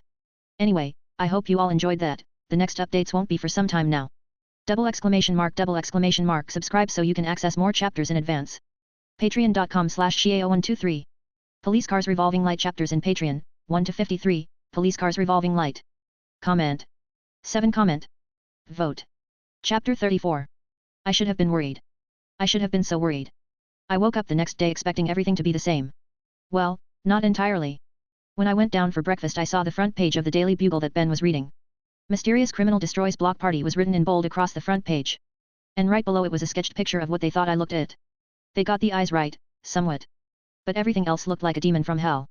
My jacket looked like it made out of skips, and the last I checked I didn't have freaking claws, man.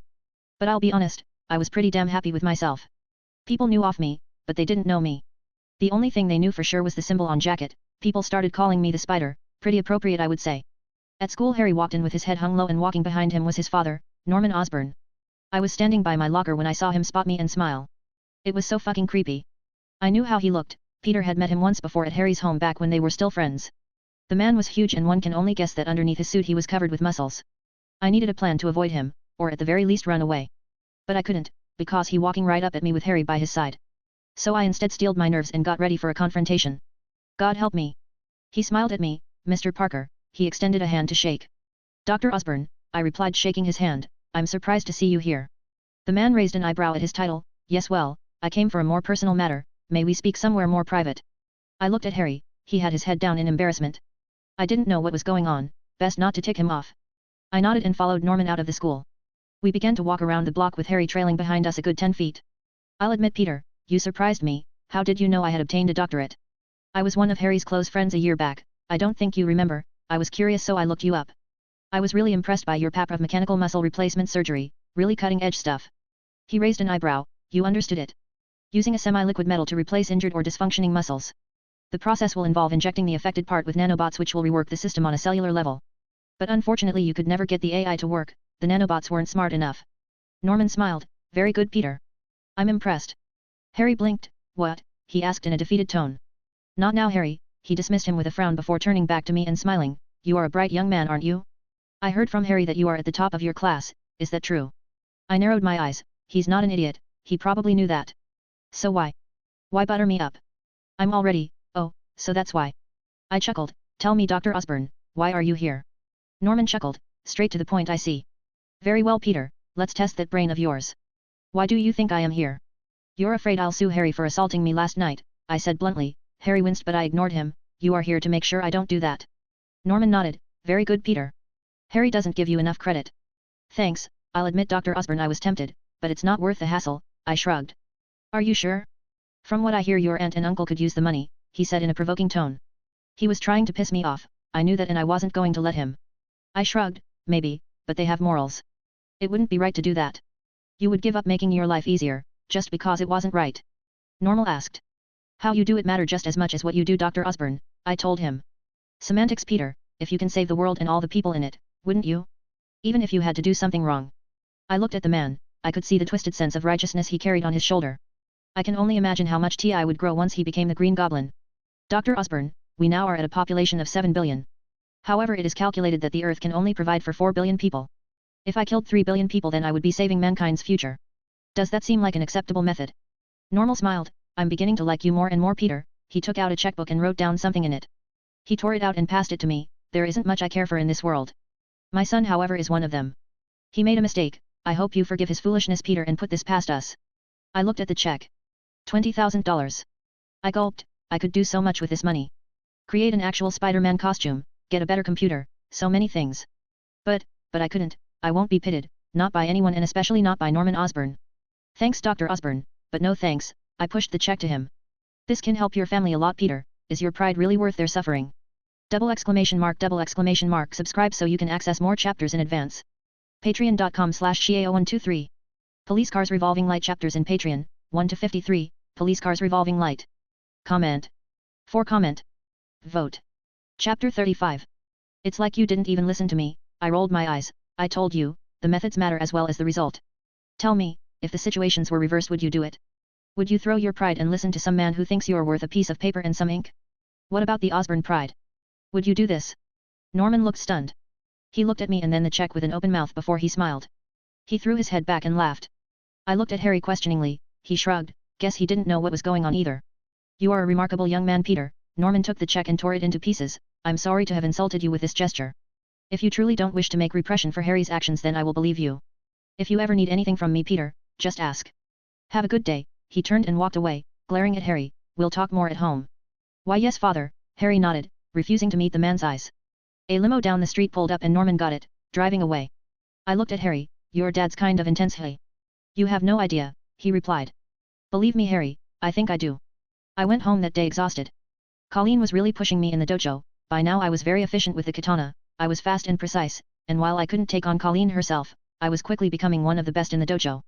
As I sat in my basement lab though that night I was burdened by money. I just let $20,000 slip out of my hands. And because what? The guy who will one day become my archenemy offered to pay me off, actually no, that's a very good reason. But money still bugged me. May and Ben were barely making ends meet. Ben was working 2 shifts and me spending almost all my money on Spider-Man stuff didn't leave much for me to spend outside. I needed to make money, but how? My first thought was to make something freaking amazing and patent it. Peter was a genius, and I wasn't an idiot either, surely we could think of something right? But no, every idea I came up with was either too expensive to research, too complex to be marketable or too stupid. Don't even get me started on the business side of things, patenting alone will cost $300 and I needed money now. There was no way I was ever going to resort to taking pictures of myself and selling them to JJ. Honestly journalism was dying and secrecy has no place in the modern world. Everyone has a cell phone, if I was to venture out into the light with the suit on I would be an internet meme in seconds. There were other jobs though, such as online marketing and white hat hacking, where one is hired by a company to try and hack into their servers, if you do and if you can help them patch their server up they would be more than willing to pay you generously.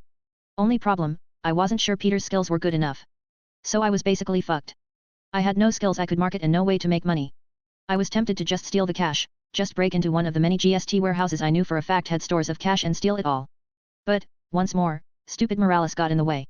I could make investments in companies I knew for a fact would be huge in the future, but once again, I need capital for that to happen. I sighed, I walked upstairs to ask Aunt May what I should do when I found her glued to the TV. Aunt May, what's going on? I asked. It's terrible Peter, some kind of fight broke out, she cried pointing to the TV. I turned and gasped.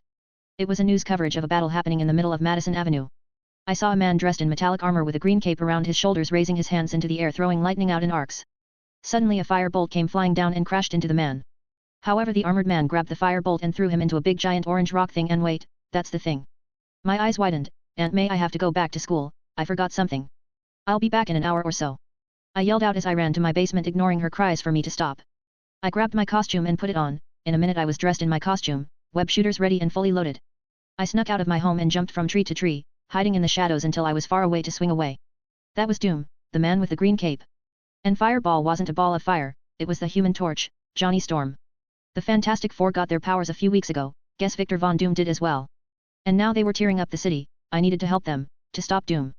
I swung out of Queen within 10 minutes, my heart was pounding, excited and dreading the coming fight. I don't know why I'm doing this, the FF can handle Doom, right? They are the good guys, they don't need my help. Then, no, I have to do this. I need to get my name out there in the public eye, Spider-Man needs to step into the light and be seen as a good guy. The FF have been many things, but the one thing they are always known for is being a hero, and if I make my debut with them, there would be no question of what I wanted to do. I swung into New York for the first time, the tall buildings were perfect for my kind of fighting. I swung around to Madison Avenue just as a car came flying at me triggering my spider senses. Seriously, yelled out as I let go of the web line and landing on the hood of the car flying backwards. I looked down and saw Doom right before me and I got an idea. Double exclamation mark subscribe so you can access more chapters in advance. Patreon.com/Xiao123. Police Cars Revolving Light chapters in Patreon, 1 to 54, Police Cars Revolving Light. Comment. 6 comment. Vote. Chapter 36. I launched 2 web lines onto the building on my sides and slowly the car began to slow down in moment, Before it started to drop down I pulled the strained web lines, launching myself in car like a railgun right at Doom. Incoming! I yelled. The Fantastic Four all turned and gasped at the car flying at Doom. Johnny flew out of the way as I came flying at Doom. I jumped off the car onto a building side as the car collided headfirst with Doom exploding into a ball of fire. I sighed and slowly crawled down to road level and signed, damn, didn't think it would be that effective. Holy shit man. That was fucking awesome. Johnny Storm, the Human Torch, called out as he landed next to me switching off his flames, who are you man? Yes, I think we would like to know as well. Red Richards, Mr. Fantastic, and Sue Storm, the Invisible Woman, walked up to me with curious faces. Ah, I'm a friend. I shrugged. We mean do you have a name? Ben Grimm, the Thing, asked. Ah, well, I pointed at the giant spider on my jacket, I'm Spider-Man. Lame. Johnny snorted, who wants to be called a spider? Oh really? And what's your name Flame Breath? I'm the Human Torch. Johnny grinned. Really? You do know you're basically calling yourself a walking flashlight right? Susan snorted in laughter, Reed smiled as well. Ben however gave a full-blown laughter, ha. He's got you there punk. Crash. We turned to see the burnt wreckage of the car flying away to one side and out of the fire came Doom. I gulped, I looked around, people were in the corners, they were afraid, I could see the cameras pointing at me, guess it's official, I'm Spider-Man. We need to get him away from the people, I told them, he's causing too much damage. Anyone got a bright idea? Johnny asked as he flamed on and floated in the air. His powers are plasma-based right? I guess looking at the lighting around his body. Yes, he also has a very advanced suit of armor in hand, probably one that rivals Stark's, Reed informed. The river, I told them, we can short-circuit him in the river. Right, Ben, do you think can drag him into the East River? Reed asked as he stretched his body and arms closing them into fists. No problem Stretch, Ben grinned cracking his fingers. Sue, we'll provide backup, Johnny can you keep him distracted with fireballs? You betcha. Johnny cried out flying off. I didn't mean now. Reed growled before he turned to me, Spider-Man, think you can help out? I would be happy to, I nodded as I jumped up on a light pole and swung into action. Hey do me. Ben roared as he charged him like a tank, it's clobbering time. He brought his fist down, over Doom. The man stood still and took the hit as the road below him cracked. I heard his scoff, pathetic as always Ben Grimm, he then sent out a bolt of lightning that knocked Ben on his ass. Hey Victor. Johnny called out, eat this. Fireball after fireball came at the man. But Doom didn't even bother moving. He stayed where he was and let the fire bounce off his armor. He chuckled, Johnny, Johnny, Johnny, always the weakest one, he snapped his fingers sending out a bolt of electricity that hit Johnny in the stomach and sent him flying back. Johnny. I cried out as I swung towards him, grabbing him by the arm and landing on a nearby rooftop. Johnny had luckily flamed off by that point, I slapped him hard across the face, wake up man. Wake up. But it was no use, Johnny was out cold, Doom had overcharged his nervous system and knocked him out. I turned back to the battle and saw Sue stopping Doom's lighting by erecting a barrier around herself and Reed. But stray streams of power were getting dangerously close to the civilians, I needed help them, just one opening and they can take him out. I looked around the roof, I needed to insult him but how can I paused looking at the air vents. This building was huge, it gave off an obscene amount of heat through the vents, in order to keep the vents intact it would have to be insulated to some degree. It wasn't perfect, but it was what I had on hand. I ran to the air vent and punched the bottom half, tearing it off at the bottom. I pulled it loose and carried it under my arm as I stepped onto the roof edge. I took a deep breath and sighed, here goes nothing. I jumped down and swung up high like a pendulum. I let go of the web at the cruxes of my swing, right over Doom's position. Yo Doom. I cried out as I began falling down right at him holding the air vent before me, bit me. What as he looked up surprised as I slammed into him, pinning him down with the vent. I was thrown to the side from the impact, my bones hurt like hell. I think I broke everything, through sheer will I got back on my feet and looked up at Doom getting up, the air vent now covering his body. What kind of stupidity is this? I asked as he began to flex his arms. I saw the vent being ripped apart at the seams so quickly I set my web shooters to hard webbing and spun it around the event keeping it intact. Doom tried his best but found he couldn't break the webbing, what madness is this? How does a web hold back Doom? You're about to find out pal. I yelled as I jumped up as punched him across the face, only to hear something snap. Arg. I yelled, of course he's basically indestructible, he took a hit from the thing. What did I think was going to happen? Clever child, but none shall escape Doom, he yelled as I saw plasma sparks run off his body, but suddenly they disappeared. He looked down at the vent and chuckled, of course, it's insulated. Double exclamation mark subscribe so you can access more chapters in advance. Patreon.com/Shiao123. Police Cars Revolving Light chapters in Patreon, 1 to 60, Police Cars Revolving Light. Comment. 6 comment. Vote. Chapter 37. Which means I can do this. Reed yelled as he grabbed Doom with his giant hand and threw him into the air. I got him. Sue yelled out as she captured Doom in an invisible ball and flew him over to the East River. I blinked as I watched her go, why was everything suddenly all red? Why, oh, I'm bleeding from my skull, what fun. I closed my eyes and fell back on the broken debris as I heard Ben's voice yell something out. The FF could do the rest, I need to sleep. Some time later. I blinked awake and looked around. I was in a room with wires attached to me and a monitor attached to my chest. I moved around for a bit and felt pain shoot through my body.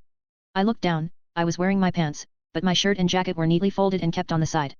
I reached up and touched my face, no mask, shit. I looked to the side out the window and saw I was on a really high up floor, maybe the 200th? So it wasn't a hospital, thank God for small miracles. If I was in a hospital I would be so fucked. Goodbye Spider-Man. Hello SHIELD detention facility. The sky was darkening, it was late, maybe 8 p.m.? Was I asleep for an hour? I got off the bed and winced in pain at the feeling of my body move. I was bruised all over my body, but luckily it didn't feel like anything was broken. All I'm saying is we should at least hear the guy's story first before we throw him out on the curb. Johnny Storm entered the room followed by Reed and Sue. We aren't going to throw him out Johnny, it's just. Sue stopped as she turned to me and smiled. Ah, you're awake then. I nodded, yeah, guess I am. Dude. I didn't think you would be awake so soon. Johnny cheered, but I don't think you should be walking just yet. No, it's fine, my body can heal itself pretty quickly, I told him as I removed all the wires attached to me, switching off the heart monitor. So, I'm assuming you already did a facial search. Reed nodded, we did. Hello Peter. I winced, damn it, there goes my secret identity. Hey don't worry, we won't tell anyone, right guys? Johnny asked his sister and Reed. Of course, you helped us out with Doom, it wouldn't be fair if we didn't at least return the favor, Sue smiled. I still believed we should have called his aunt and uncle, they would be worried sick about him, Reed argued. Please don't, I told him, I can manage them, they don't need to know about this part of my life. I grabbed my shirt and put it on. As I did I noticed Susan Storm's eyes pinned to my ABS, I couldn't help but smile, guess I was hot hey? So wait, why did you just jump in like that? Johnny asked, I mean don't get me wrong, I appreciate it and all that, but why risk your life? I shrugged, people were getting hurt, I had to do something. I really doubt this is in Tony Stark's radar. He's probably off saving the Middle East or something. Plus I need the good press, but better keep that part to myself. So you just swing in? All the way from Queens? Reed asked surprised. My uncle has a saying, with great power comes great responsibility. I put on my jacket and zipped it up. Tucked into its pockets I found my web shooters, phone, and mask. I have the power to help people, to save lives. Why shouldn't I? Because Reed began only to stop, he thought for a moment before shrugging, I honestly can't think of an answer for that. Would you look at that, I managed to stump the great Reed Richards, I chuckled as I turned on my phone to find 2 missed calls from my uncle. I immediately called him and spoke, hey Uncle Ben. Peter? Oh thank God, where are you mister? Do you know how worried your aunt was? I sorry Uncle Ben, Marcus called me over, he wanted me to help him out with a chemistry test tomorrow and I'm sorry. It's fine Peter, though when you get back we need to have a serious talk about this new attitude of yours. Ben's voice was soft but I could hear the edge to it, I'm assuming you've already had dinner. I blinked, I looked at the clock on my phone and cursed, it was 9 already. I sighed, yeah, Marcus' mom made us some pasta. Tell Aunt May I'm sorry, I didn't mean to worry her. I spent a few more moments promising to be home early before hanging up. You're a very good liar, Reed narrowed his eyes. I nodded, not something I'm proud of. How long have you been Spider-Man? A month or so, I shrugged. Wait, seriously? Johnny asked blinking, but I've literally never heard of you until today. Did you hear about the Hulk in Harlem? I asked. Yeah, but what does that have to do with you? Johnny asked. You were there, Susan suddenly spoke out, you helped the Hulk take out Abomination. I saw you on TV, a red hoodie and blue pants right? I nodded, yeah. I've also been working a lot behind the scenes as well. Nothing big, just busting a block party here, being a pain in general to the drug rings of New York. You know, the usual. Reed looked suspicious, Johnny looked impressed and Susan gave me a smile which made me wish I still had my adult male body. Stupid teenage hormones. Hey Peter, Johnny grinned as he swung his arm around me, you hungry? 'Cause I'm hungry. Reed's stomach growled just then causing the man to chuckle, yes, maybe it's best we eat something. I'm sure Ben has reached her by now anyway. ! Subscribe so you can access more chapters in advance. Patreon.com/Shiao123. Police Cars Revolving Light chapters in Patreon, 1-61, Police Cars Revolving Light. Comment. 0 comment. Vote. Chapter 38. Great. Let's go. Johnny led me out of the room and down a hallway. I found myself in a clean white hall, we walked past several rooms filled with tech, I could identify some of them on sight and I swear the Peter Parker inside of me was scream from a giant nerdy gasm. Damn, this place is amazing, I commented looking at the rooms, a quantum slicers, gene identifier, a cyclotron and, why do you have a car battery? Oh, that's mine, Johnny shrugged, that's my lab, he pointed at the one with the battery, I noticed it also had a 3D printer and a couple of sketches drawn up and posted on the walls, it was the first battery I ever fixed, kind of like my inspiration. The Baxter building is our father's building, Sue explained, he believed gathering the brightest minds under one roof will lead to discoveries beyond our wildest dreams. Each scientist was given a workstation to use, and in return any invention they make is CEO-owned by them and the Baxter Foundation. I whistled. Damn, that's pretty amazing. But I can't help but notice you guys are kind of running low on lab techs. Or did they go home after the lighting guy came knocking? I asked, not mentioning Doom's real name because for all intents and purposes the public didn't know who Doom was, hence neither did I. His name is Victor Von Doom, Reed explained, and he was, my friend. He used to work with us, in this place. Over the years the Baxter building has started to lose its members, Susan admitted. We have enough funding, but people these days are more interested in making money working for place in Oscorp or Stark Industries than work here. So why exactly is he pissed at you? I asked as the hall led out into a giant living space with a living room, kitchen, dining room, gaming area with beanbags and a library with shelves across the far wall. He's just pissed because Reed's better than him, I heard a rough voice call out from the couch. I saw Ben Grimm reading an extra-large newspaper on an industrial-sized metal chair. It didn't have any cushions, though I doubt he would need it. Peter, this is Ben Grimm, you don't have to be afraid, Reed told in a gentle calming voice. Yet I figured, I shrugged, since he tried to save the city instead of electrocuting it. Ha, I like this kid, Ben chuckled as he folded the paper and got up, so, I hear you're some kind of superhero. I nodded, well, trying to be. I'd say you are judging by the way the news is talking about you, Johnny called out as he turned on the TV displaying the news. It was about the attack, and more specifically, about me. Police have yet to identify the red jacket-wearing hero, though some claim it is the same one who helped stop the Hulk's rampage in Harlem a month ago. A crude picture of in my first costume showed up near the anchor's head. Many people have coined the name Spider-Man, alluding to the logo spray painted on his jacket. No one knows who he is or what he does. We went to the streets to find out people's opinions of New York's newest heroes. The news showed variety of people, interviewing them and asking them what they thought about me. I don't know, but I think he's here to help. He got knocked out pretty fast, so I'm kind of worried for him. I don't think the hero business is his thing, a black man commented. I think heroes are overrated, we don't need them here. Ever since they came here villains have followed, and I can promise you this boy will only lead to more problems, an old lady claimed. He's a hero, an older man wearing a camo jacket commented. I respect the fact that he just leaped into action without a second thought. He's a bit reckless, but I think his heart's in the right place. He looks cool, a young boy admitted. People kept commenting. I honestly felt like blushing. They were praising me, calling me a hero for crying out loud. Some didn't approve, they called me an unwanted vigilante, but most didn't seem to care. Guess I was right about getting good press by being seen together with the FF. They're right, you are inexperienced, Reed groaned, you are reckless and you just jumped into the battle without thinking. He was just trying to help Reed, cut him some slack, Susan snapped. Immediately Reed backed down, sorry. Sue huffed, she turned to me and grinned, don't worry about it Peter, things like this take time.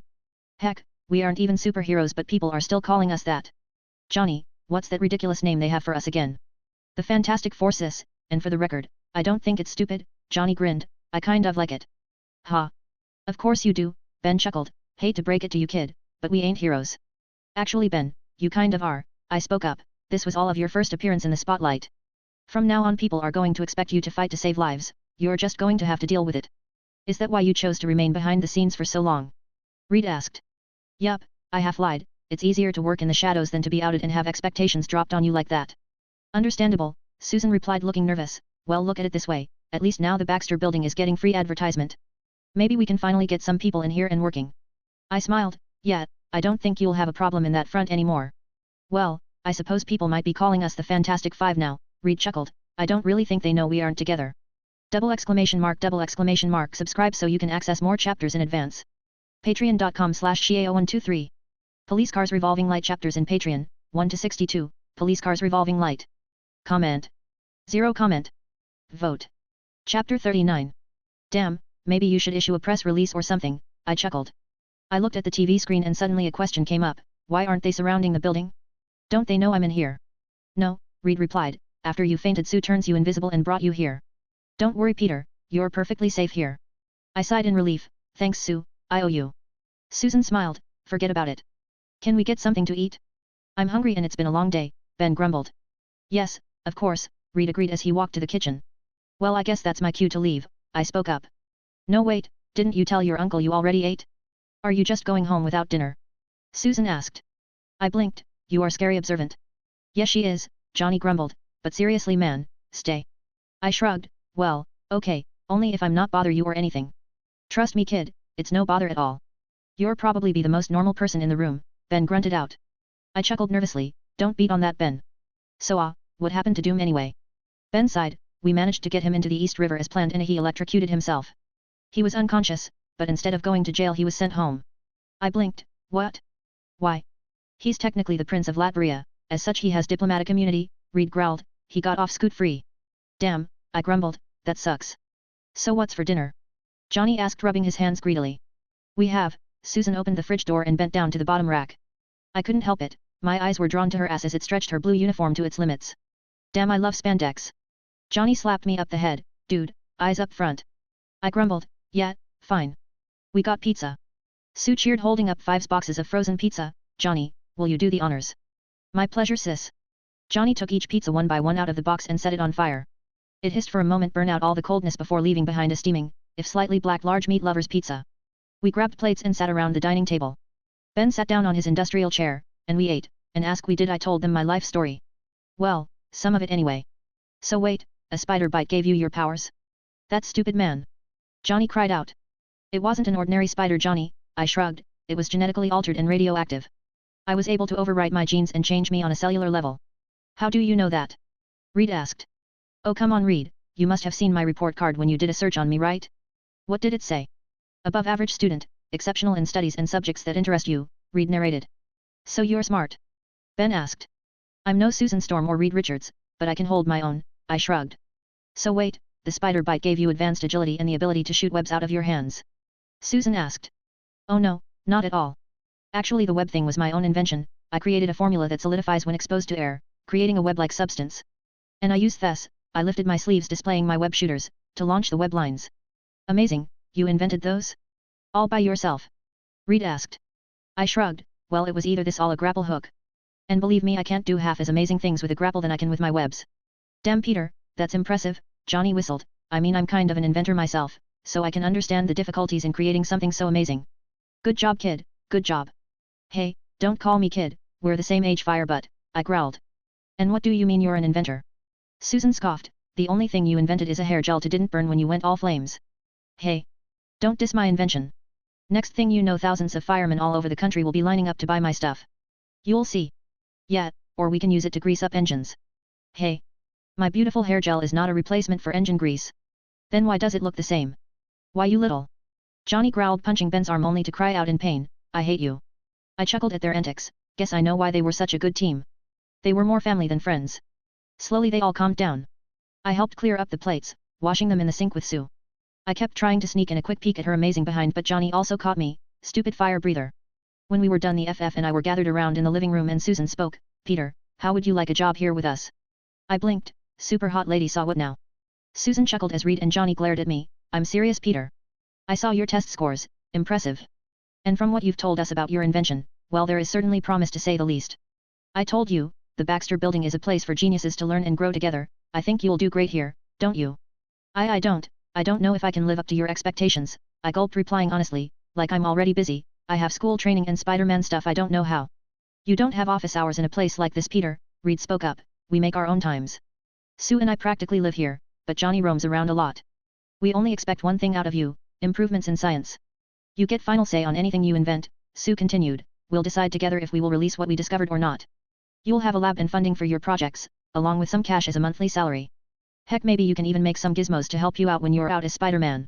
And if you're really desperate for an alibi while out fighting crime, you can always just tell your folks at home you were here working on a project, Ben suggested. Double exclamation mark subscribe so you can access more chapters in advance. Patreon.com/Shiao123. Police Cars Revolving Light chapters in Patreon, 1 to 63, Police Cars Revolving Light. Comment. 0 comment. Vote. Chapter 40. Yeah. That's brilliant rock brains. Johnny cheered, and we can like totally team up all the time. Fantastic Four and Spider-Man saves the day. I blinked as I looked at them all. Johnny was the one who looked most hopeful, Sue looked confident while Reed just smiled. I couldn't really tell with Ben's face, you know, because of all the rocks, but it looks like he was smirking. I would be honored to work with you guys, I said finally, believe it or not, I really needed a job. Both for the cash and as an excuse to be Spider-Man. This would be perfect. Great. Welcome to the Baxter Foundation Peter, Sue stood up, I did as well and we shook hands, I'll get the paperwork started. Maybe it's time to go home, it's getting late and your aunt and uncle are bound to be worried. My eyes went wide, I looked at the clock, it was 10, oh shit. I jumped over the couch and put on my mask, it was amazing meeting you guys. I'll see you tomorrow. I pushed open the balcony door and jumped out, swinging across the New York skyline. I like him, Susan smiled. Yeah you do, Johnny teased, judging by the way his eyes were attached to your spandex covered behind I would say he likes you a lot. Johnny. Susan yelled. I'm going to bed, night, Ben grumbled. Same, Reed got up and left, I'll see you all tomorrow. After Reed left Johnny turned to Sue, think he's jealous. Sue blinked, what? Who? Reed? Why would he be jealous? Johnny blinked, you know sis for a pretty smart girl you sure are dumb. I got back home changed into my normal clothes and meet my aunt and uncle. And surprise surprise, it was yell o'clock. They must have been on my case for over an hour. I swear I must have gone deaf for 5 minutes somewhere in between. So what do you have to say now? Peter's Aunt May asked as she finally winded up the lecture. I looked her straight in the eyes and without blinking replied, I got a job. They blinked, they looked at each other and then at me. What? Uncle Ben asked. Okay I'll be honest, thing about Marcus? It was a lie. I really went to Madison Avenue to see the Fantastic Four fight Doom. Don't worry I stayed as far away from the battle as was possible, I told them sensing another round of yelling coming my way, I helped clean up after it was done, Johnny Storm saw me, we talked. Then his sister showed up and she invited me over. The reason I'm so late is because I spent the evening at the Baxter building trying to impress them enough to get a job. Ben was the first one to speak, that's amazing Peter. I'm so proud of you. I grinned as he grabbed me into a tight hug. I winced from the pain but kept my mouth shut. Can't let them know I'm bruised like an apple. Peter you didn't have to do this, May said, we have more than enough money, you should be more focused on living your life, not getting a job. That's just it Aunt May, I am living my life. The job is going to be inventing for a living.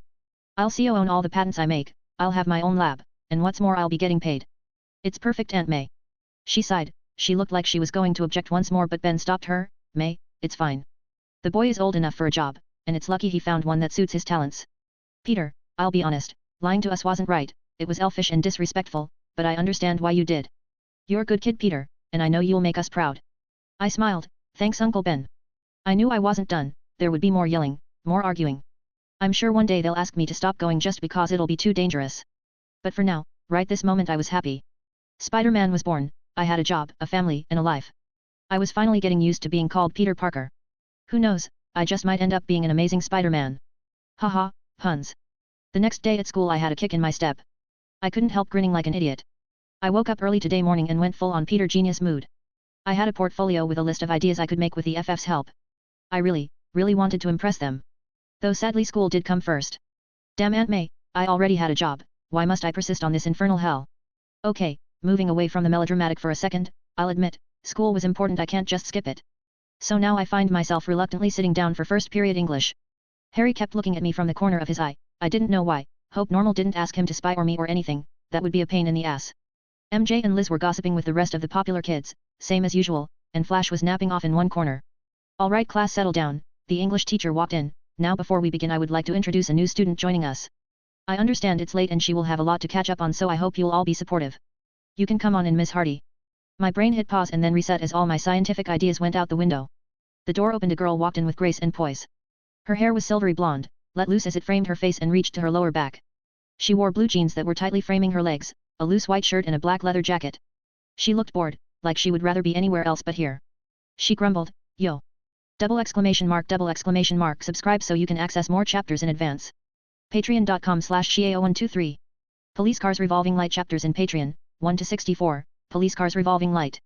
Comment. For comment. Vote. Chapter 41. The next week and a half was weird for me in my life. I was now officially a part of the Baxter Foundation.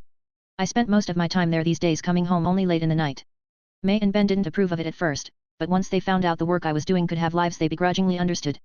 In reality however I actually spent an hour or so with the FF before going off on patrol as Spider-Man. Sue understood though, after all that was part of the deal. This way I got to be a hero and a scientist. Ha, and Peter always said this was hard. I still remember the first day I came to the Baxter building as Peter Parker and not Spider-Man.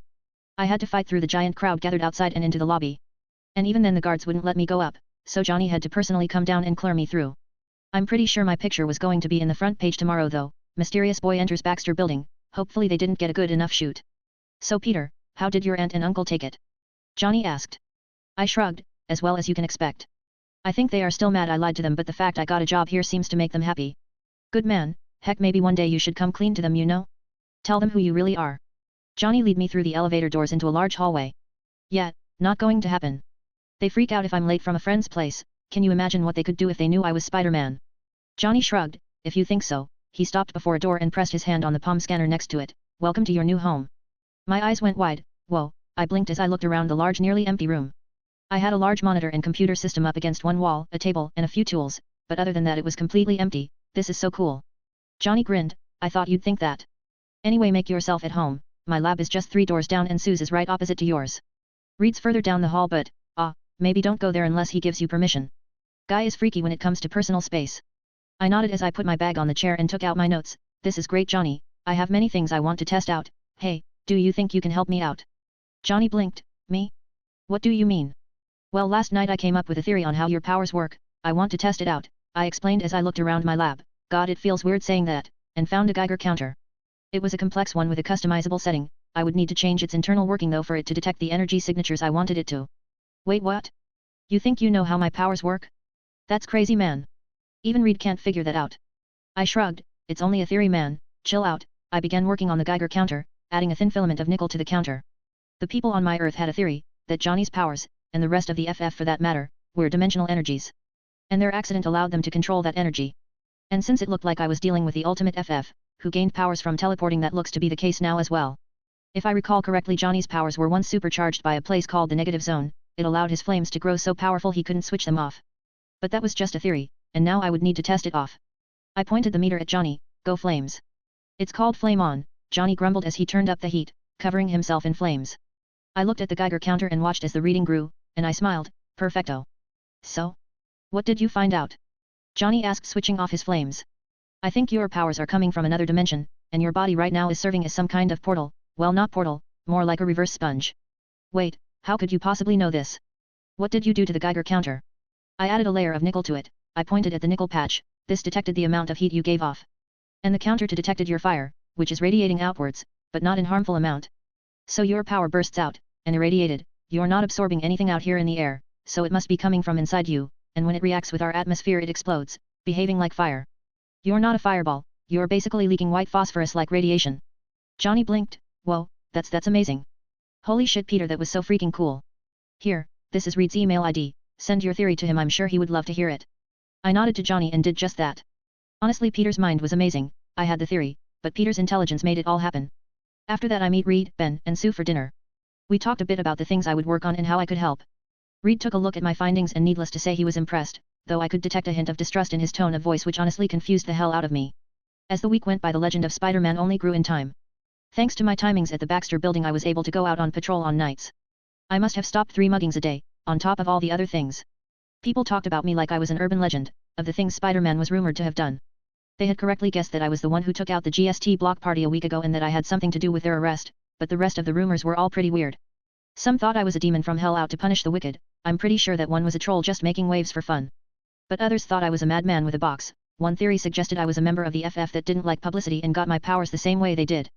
Subscribe so you can access more chapters in advance. Patreon.com/Shiao123. Police Cars Revolving Light chapters in Patreon, 1 to 65, Police Cars Revolving Light. Comment. 1 comment. Vote. Chapter 42. People even started to take pictures of me. Hell, I was the meme of the week. Even people in school were talking about me like I was a god. It honestly made my kind of shy to be around people knowing how much they loved Spider-Man. Honestly though, I found the crimes that are committed on the streets to be minor and few in between. I needed a new criminal project, and soon. I had been following the GST trial closely and it looked like Matt pretty much had the whole thing in the bag. The evidence wasn't immobile in court though, which was sad, but the drug bust in the warehouse was more than enough to have them all sent to jail. I had kept up with my training with Colleen, who had now taught me all the katas she knew for the sword. It was a blessing and a curse to have a brain like mine. I memorized the katas in seconds, though I'll admit it does take me a while to actually apply them to combat.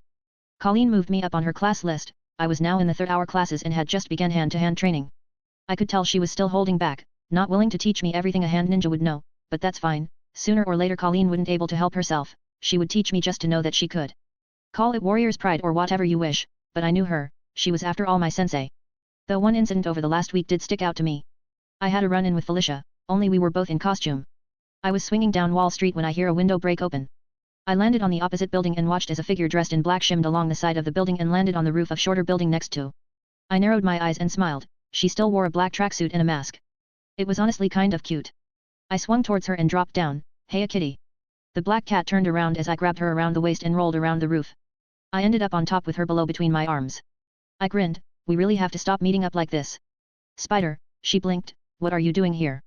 Oh, you know how it is. I was in the neighborhood, though I should stop by. I looked at her belt and found a pouch stuffed full. Have you been stealing again? What I do isn't any business of yours, she growled. Ah, yeah it is. Hero, thief, see how it works? I asked. Sorry Spider, but I don't have time to flirt, she kneed my groin causing me untold pain. I knelt down in pain as she crawled away and ran to the roof's edge and jumped. Not this time. I yelled as I shoot a web line at her and pulled her back into the roof. She grunted in pain and quickly got up, drawing a knife and slicing my webbing. Hey, this stuff is expensive you know. I chuckled. I'm sure you can cover it, she smiled as I got on my feet and we circled each other. She lunged forward first with a swipe of her blade. I easily avoided, caught her forearm and twisted it around to her back, turning her around and grabbing at her hips. You know Cat, you can do so much more fighting for the good guys, I whispered. What makes you think I'm not? Stealing isn't usually what good guys do, I told her. That's what you think. Your definition of good and bad needs to be reworked Spider. I only steal from those who deserve it. Like a small-time jewelry store. A front for a mafia uptown. And the office of the Wall Street guy you broke into. He's a broker, you really think he isn't dirty? So what? You're a modern-day Robin Hood. No, I said I steal from the rich, I never said I gave to the poor. She broke out of my grip and kicked me back. She ran to the roof and turned around and blew me a kiss. Next time Spider, and them jumped down, landing on the roof of another building before jumping away into an alley and away for sight. I sighed as I got back on my feet, she really was a handful. I pulled out the pen drive I picked from her satchel and grinned, the score was all tied up. I broke the pen drive and threw the pieces away, I doubt it will be of any use now. And so after all that, I still find myself stuck once more in school, which I am quickly coming to find is the most boring part of my life. I was stuck in history class ignoring my teacher who was going on and on about how much World War II sucked. I sighed as I skimmed through my textbook, looking at all the pretty pictures and gruesome deaths. I stopped at a picture of Captain America and blinked, that's right, he's a war hero in this world isn't he? I turned to chapter of my book that dealt with Steve Rogers and looked at all the pictures and details. It looked a lot like in the movies, Peggy, that German scientist being killed, Bucky dying, all the good stuff. But then I noticed something, in one of the photos, Steve was posing with his army buddies sitting on boxes with bombs on them, the words, property of Hitler spray painted on the side. But what I found most curious was the man standing next to Steve with the Canadian flag on his jacket. Double exclamation mark, subscribe so you can access more chapters in advance. Patreon.com/Shiao123. Police Cars Revolving Light chapters in Patreon, 1 to 65, Police Cars Revolving Light. Comment. 1 comment. Vote. Chapter 43. He looked feral with mutton chops and a cigar between his teeth. I immediately had a feeling I knew this man but I couldn't be sure. I looked down to the names listing the soldiers in the pictures and landed my eyes on a name I didn't expect to see here. James Howlett. James Howlett, the real name of Logan, also known as the Wolverine. Fuck, mutants were real in this world. They were fucking real, oh shit, oh fuck me in the ass. I am so fucked. What if a psychic read my mind? Oh fuck. I need to add, blocking out mental assholes who don't respect a person's mental privacies onto my list. I wondered if Charles has established his school yet, were Scott and Jean his students? Is Magneto made a public outing? No, not at all. If they did, mutants would be the talk of the town and Spider-Man would have just been dismissed as a mutant. No, mutants were still hidden in this world, they weren't even urban legends just yet. Mr. Parker, I heard the teacher call out my name. I sighed and looked up at her, yes. Are you paying attention? Ah, yes. Really? Then tell me who lead Hitler's Science and Development Branch? I blinked, wait, wasn't that Hydra? The Red Skull ma'am, he also renamed the branch into Hydra. Very good Peter, but his name wasn't Red Skull, what was his real name? I blinked, what do you mean his real name wasn't Red Skull? What I mean is that it was just a moniker he went by, he does have a real name you know. Yeah but that's the name he chose, I shrugged, the name he chose wasn't the name his parents gave him. They probably expected him to be a nice little boy and be an angle to everyone he meets. But H wasn't, he was a Jew-hating Nazi and because of that his actions deserve to be called by the name his choice. His name is and will always be the Red Skull. That's a very unique answer Mr. Parker, the teacher sighed, fine, let's just move on. I nodded as she went back to her lesson. I looked around and saw people staring at me from the side. MJ gave me a smile, Harry and Flash looked bored and Liz was texting someone on her phone. My eyes then landed on the newest addition to our class, the beautiful and glamorous Felicia Hardy. She was always aloof, never talked to anyone and the envy of all girls and desires of all boys. She was the biggest loner in the school, before me of course, and right now she was looking right at me. I met her gaze and didn't back down. We looked at me like I had just told her something profoundly interesting, her emerald eyes didn't blink and I didn't either. Was this a contest or something? Was she trying to gauge me? Did she know? No, of course she didn't. And even if she did I knew who she was as well, mutually assured destruction. Finally she blinked and turned away. I did as well as we both turned to the board. I didn't know what that was about, but I knew it wasn't over by a long shot. At the end of the class I gathered my stuff and got ready to leave, but just then I heard Felicia call out, "Hey Muscles, wait up." I blinked, was she calling me? No, that was stupid, I ignored it and walked out when suddenly she grabbed my shoulder and turned me around. She hissed, "I told you to wait up." I raised an eyebrow, "Did you just call me muscles?" "Yeah, duh," she snorted. "Are you serious?" I asked, blinking, "Because I don't know if you've heard, but I'm apparently skinny as fuck. If you want muscles, Flash is your guy." Ha. Finally something we can both agree on, Parker. Flash called as he slipped between me and Felicia, grinning at her. "So, you want something, babe?" "Not from you, meathead," Felicia snorted. "Move, I was talking to muscles over here." "Wait, you're serious? Are you crazy?" "Parker's puny. He can't even lift a dumbbell." Flash laughed, and a few other kids watching this little confrontation did as well. I just rolled my eyes, if only they knew. "If you think that, then you're blind," Felicia smiled sly as she walked past Flash and slipped into my comfort zone. I blinked in confusion as she suddenly pressed her hand up against my pec and pressed, "Don't let the baggy clothes fool you, Muscles is packing something tight under these." She was stalking me like a prey, her eyes daring me to say something. I knew the rest of the school still thought I was a wimpy kid, despite my personally shifting over the last month. Guess she thought I wouldn't stand up for myself. She was wrong. "You know, Felicia, if you are going to cup a feel, you should at least buy me dinner first," I smiled.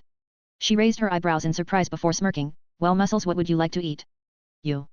Felicia smirked, "Going a little fast there, Muscles," says the woman, rubbing her fingers round my nipples. "Am I?" "Oops," she stepped back. "I do need to talk to you though." "Have a moment." "Lunch." "Starving." "Lead the way," I motioned, following behind her. I looked at Flash's jaw hang out and closed it. I smiled at HMI and followed Felicia to the lunchroom. "I don't like her." MJ narrowed her eyes as she saw Peter leave with that new girl. "What a surprise," Liz said, rolling her eyes. "I wonder why that is." "It's not like that," MJ blushed and denied. "Yeah, keep telling yourself that, sweetie, maybe one day it'll be true." Liz turned to Flash. "What exactly were you thinking?" Double exclamation mark. Subscribe so you can access more chapters in advance. Patreon.com/Shiao123. Police Cars Revolving Light chapters in Patreon, 1-66, Police Cars Revolving Light. Comment. 2 comment. Vote. Chapter 44. Babe? Nothing, I was just being friendly to the new girl is all. "Save it, Flash," Liz growled. "If I find you ever flirting with that bitch, we are done, understand?" "But Liz." "Understand." Flash sighed. "Yes. Come on, I want to see where they're going." MJ grabbed Liz's hand, following them. "Oh, relax, would you? Parker's finally getting some attention, let the geek enjoy it for a while," Liz replied, rolling her eyes only to have MJ completely ignore her. Felicia and I sat down opposite each other in the middle of the lunch hall. I could feel the people looking at us. Usually I would sit in a corner to avoid detection, but Felicia had chosen this table. Was she making a statement? Maybe, but why? And for what reason? I took out my lunch and ate. Felicia raised an eyebrow at the PB&J sandwich. "Is that seriously all you brought to eat?" I shrugged. "I eat more at work. A friend of mine and I end up eating out most of the time. It's easier, and since the office pays for it, I don't have to worry about lunch per se." She hummed. "Where do you work?" "Someplace special," I smiled. "You aren't going to tell me? Are you going to tell me your life story?" Felicia smirked. "No, I guess not." "So Muscles, tell me, why exactly do people avoid you?" I snorted. "Please don't call me that, it's really silly. If you're going to give me a nickname, make it cooler, like Pete or Petey. Muscles makes me sound so arrogant." No, I don't think so, I like the name." I rolled my eyes. "I had a feeling you were going to say that. Now, are you going to answer my question or keep deflecting?" I shrugged. "Nothing to tell, really. They don't like me, I'm kind of antisocial, plus I'm pretty smart, so they tend to avoid me. A friend once told me it's because they are scared of me, but I don't really think that's true." "Maybe, maybe not." Felicia took out her own lunch, a box of chicken salad. "But you know what I think? That you should eat more than just a salad. A girl has to keep her figure, you know," she smiled. "Something tells me you can do that even while eating burgers," I smiled back. "Checking me out, have you?" "Just as much as you have been me," I reply back. "You know, I think I'm starting to understand why they were weary of you. You're very perceptive, and also dangerous." I blinked. "How so?" "You said it yourself, I've been observing you. You don't behave like a teenager, you're ignored but you don't mind, in fact you like it sometimes. Kids don't like being ostracized, we hate it, but you're used to it. And you're also smart. Smart enough to be in college right now, but for some reason you're here, hiding. A child genius would be put on a spotlight, but a teenager who's smart and still in school? No, you're hiding something, Muscles. I'm going to find out what exactly that is." I couldn't help the shock that came over me.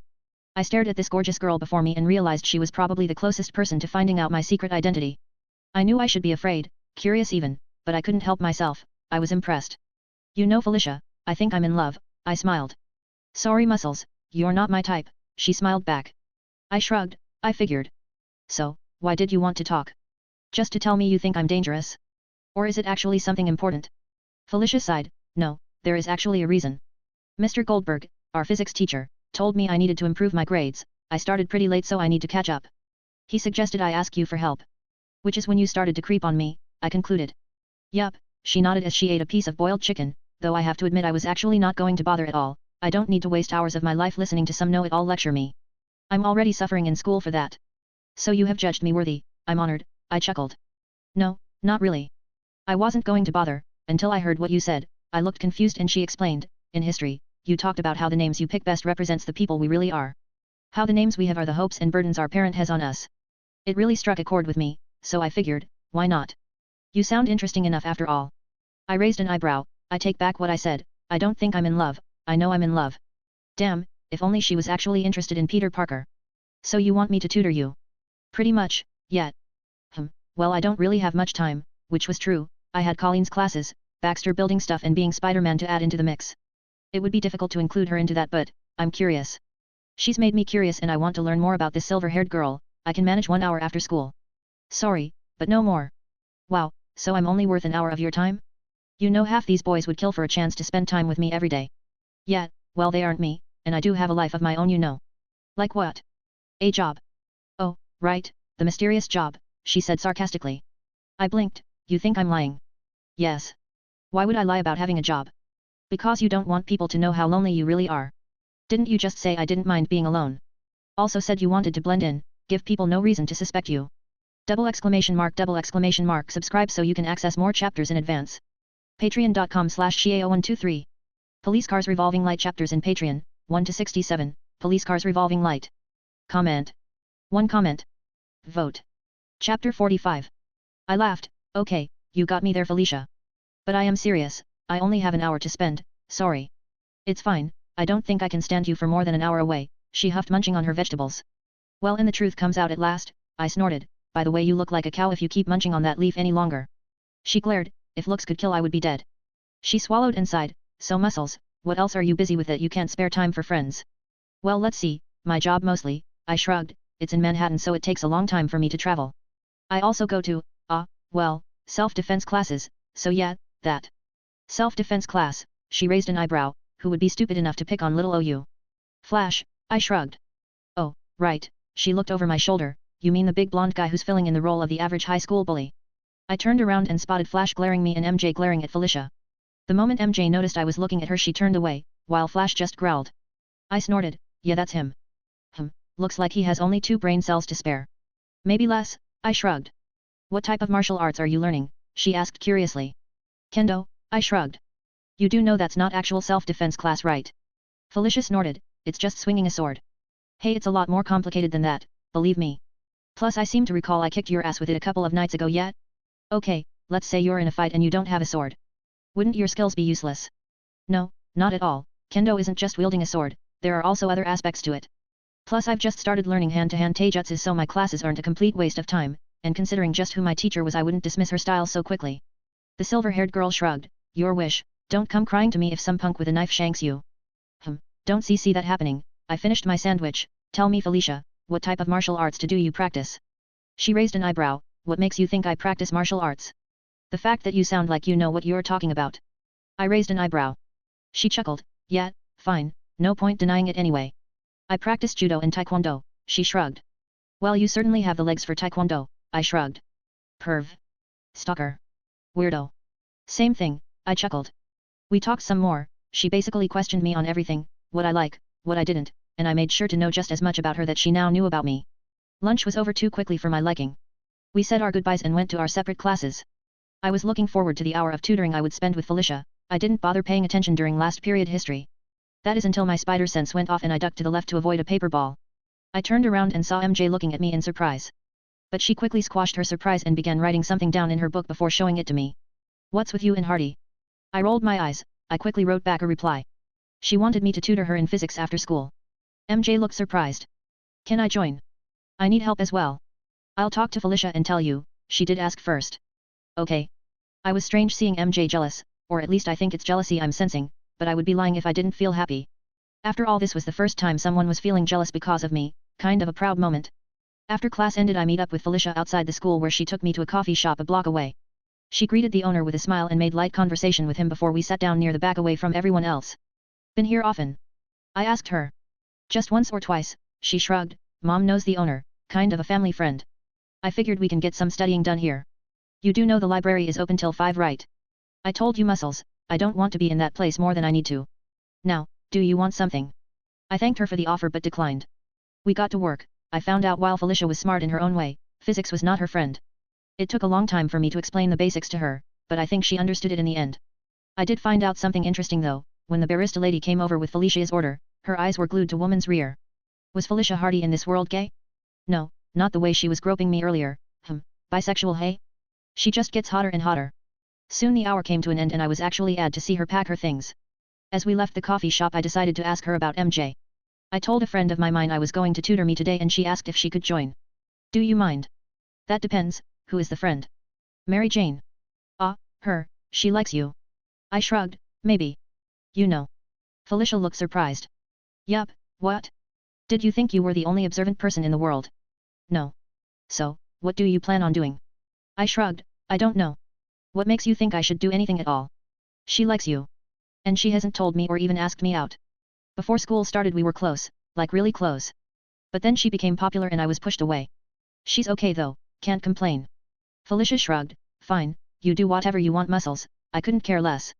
But I need to pass my physics paper, so if you start spending my tutoring time making out with the redhead I swear I'll kick her ass. I shrugged, fine with me. And with that we parted. I went to training with Colleen and then to the Baxter building for an hour or so before swinging into night as Spider-Man. I arrived at home around 9 and pretended to go to bed. ! Subscribe so you can access more chapters in advance. Patreon.com/Xiao123. Police Cars Revolving Light chapters in Patreon, 1 to 68, Police Cars Revolving Light. Comment. 1 comment. Vote. Chapter 46. When I was sure May and Ben wouldn't try and disturb me I snuck out in costume and continued my parole. It was a long night filled with crime and terror. For now I was basically on damage control, stopping crimes from happening, but I knew the root of the problem still existed and until I could figure who I should hit next it would remain. For the next week or so this was my schedule. I had school and then tutoring with Felicia and MJ. The redhead didn't like the platinum blonde much, but she didn't make the tutoring session any more difficult than it already was. In the end I actually managed to raise up the grades of both girls. My time with the FF was always interesting. Most of the time I assisted Reed or Sue in one of their projects, I would give my advice or help them out on their calculations. I was basically a temp with the added bonus of pay and time to do my own thing. My first invention was something I'm actually quite proud of to be honest. Ben Grimm was actually the one who inspired me. He was trying to read the latest Sports Illustrated issue but kept dropping the tiny magazine due to his huge hands. He even got so frustrated he tore it by accident. I honestly felt bad for the guy, there was so much about him that would make anyone feel suicidal, but he kept on going and for that I'm proud to call him my friend. But maybe there was something I could do to help. So I got to work and invented the essay, or scan and adapt. It wasn't a groundbreaking feat of science or anything like that. It was actually a very basic idea. I made an elastic frame lined with intense image projectors that could serve to create a sheet of light that could work like a screen. It was a sort of pseudo-hologram, able to exist only within the frame itself, but it was exactly what I needed. I then put 2 cameras on the back of the frame and worked on a very basic programming for the system. And when it was done I presented it to Ben. It was Thursday night and the FF had gathered around their dining table for dinner. You will never believe what they were having. If you guessed pizza, you were right. We should really start cooking our own food, Sue said munching on a slice. Great idea sis, only one problem, none of us know how to cook, Johnny shrugged. Maybe we should hire a maid. Reed suggested, so we have enough funds for that Sue. No, we are barely making it as it is, Sue sighed, if we don't get a product we can market we might need to slim things down. Are you planning on firing the kid? Ben asked as he used a wrench to pick up a slice before eating it. I hope not, but it just might come to that, Sue sighed. Where is Peter anyway? Johnny asked, I haven't seen him all day. He's working on a personal project, Reed explained, he didn't tell me what though. I hope he isn't doing something stupid in there. Hey guys. Glad you're all here. I yelled out charging into the den with a grin on my face. Hey Peter, care for a slice? Johnny asked. Pizza? Again? You guys should really hire a chief or something, eating this much carbs might not be healthy, I warned. I loved pizza as much as the next guy, but there is something called too much of a good thing. Agreed, anyway where were you? Reed told you us were working on something. Sue asked. Yeah I did. I grinned as I held up a black frame the size of my palm, ta-da. Johnny raised an eyebrow, so what does it do? I'll show you. I quickly went to the living room and grabbed a Times magazine.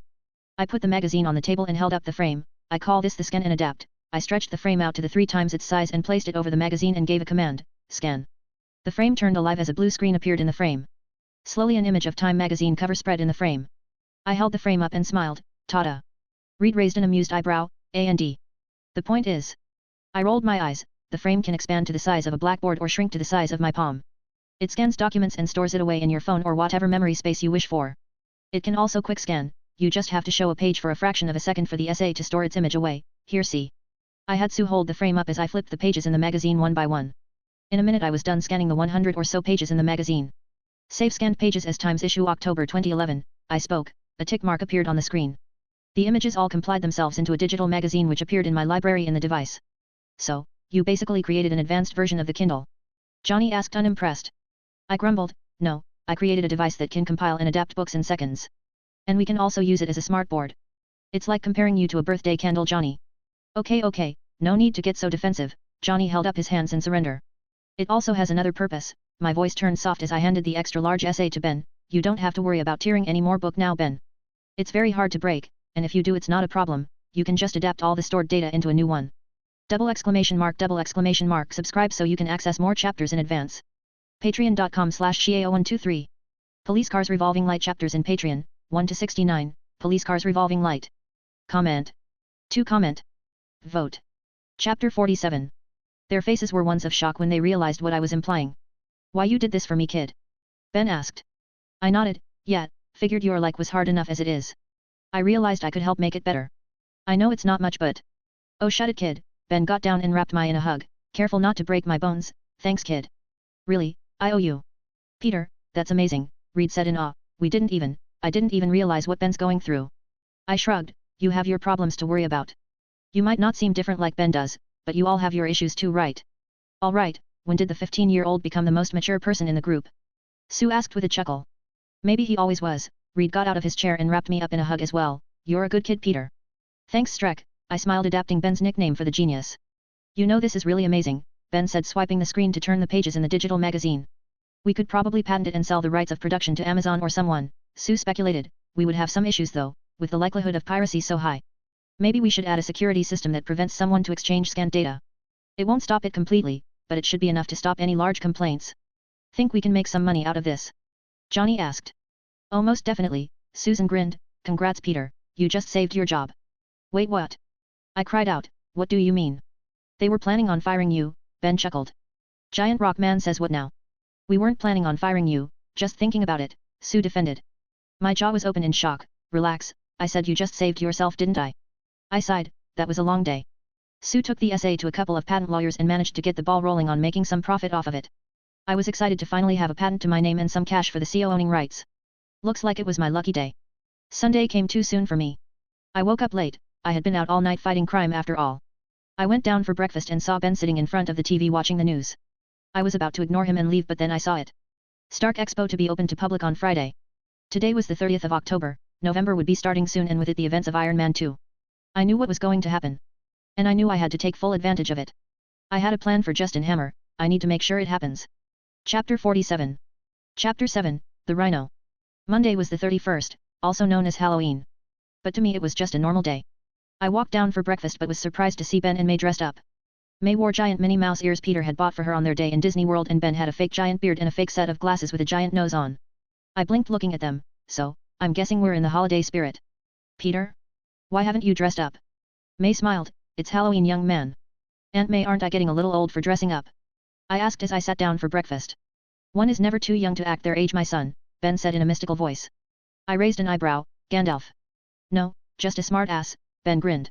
But seriously, Peter, you loved dressing up for Halloween. May exclaimed. I nodded, yeah, but, I mean, I don't even have a costume. Like that has ever stopped you from dressing up, Ben laughed. I'm sure you can throw something together, Peter, just use your imagination. I shrugged, sure, I could do that, or... I walked into school and head turned. I walked with a swagger in my step, grinning under my mask as I saw people gasping in surprise. I wore a costume, all right, my costume. Spider-Man. Flash, dressed up in his own homemade Spider-Man costume, gasped as I walked past him. Not quite, I chuckled as I pulled the mask off, rallying my smiling face to a very disappointed Flash. Like it? I made it myself. You don't deserve to wear that costume, Flash growled. Like I care what you think, I rolled my eyes walking past him. Spider-Man is a hero, Parker. He's brave and amazing, something you aren't and never will be. I raised an eyebrow. Damn, Flash, since when did you start liking Spider-Man? Since ever, he growled as slowly people started to surround us. He saved a friend of mine from getting mugged. There was a gang in my neighborhood that hurt people, he stopped them. He's a freaking hero, Parker, you aren't. I raised an eyebrow. Flash lived in the bad part of town? I never would have guessed. I shrugged. You know, Flash, for someone who admires a hero who doesn't like bullying, you sure do a great job in being one. Tell me, do you think Spider-Man would like to have someone like you be his buddy? Flash paused as he started blush. Shut up, Parker. You don't know shit. Maybe, but at least I'm honest with myself. I walked away leaving an embarrassed Flash behind. School today was a little more interesting seeing people dressed up. I passed by a chemistry teacher dressed up as a water molecule. It was funny and creative. There was a guy who dressed up as a banana and another guy who dressed up as a monkey. They took one look at each other and smiled before the monkey started to chase the banana through school. First period was history, one I shared with everyone else. I walked in and saw Liz was dressed as an angel with a little pair of wings and a fake halo on her head. MJ seemed to have planned out her costume with Liz as she wore a devil costume with a fake tail and red horns while Harry was dressed as a 80s bike gang member. They all noticed me and blinked. Harry looked me over. Whoa, that's one cool costume, who is it? Parker, Flash growled from the side. Guess he was still pissed at me calling him out. I took off my mask and waved. Hey everyone. Nice costume, Liz. I see it's opposite day as well. Shut it, wimp, Liz shot back. You look good, Peter, MJ spoke softly, blushing. Why is she blushing? Oh well. Thanks, MJ, you're one hot devil, I winked as I sat down in my seat. MJ blush was so red it matched her hair, but she quickly squashed it down, listening to her friends bitch about me. Felicia soon entered the room, took one look at me and stopped in her tracks. She blinked once, twice, and then walked in sitting down next to me. No costume? I asked. I'm too old to play dress up and pretend to be someone else, she replied back. I didn't expect the girl who went on and on about choosing to be a different person in life complain about wearing a costume. She smirked. Muscles, Felicia Hardy is my costume. She looked me over. Nice one. Did you make it yourself? Yup. Like it? I tried to match the original as best I could. And you couldn't do anyone else but Spider-Man. Why don't like him? He has a special space in my heart, Felicia shrugged. You really should have dressed up, Felicia, Harry said from behind. You know, you would be perfect as the Black Cat. That grabbed both our attention. Felicia looked surprised, so I asked for her. Black Cat? Who's that? She's like this big-time thief man. Harry explained. She like steals from the rich and stuff. Yeah, and she like wears this sexy little outfit showing off her goods so that the people chasing her gets distracted.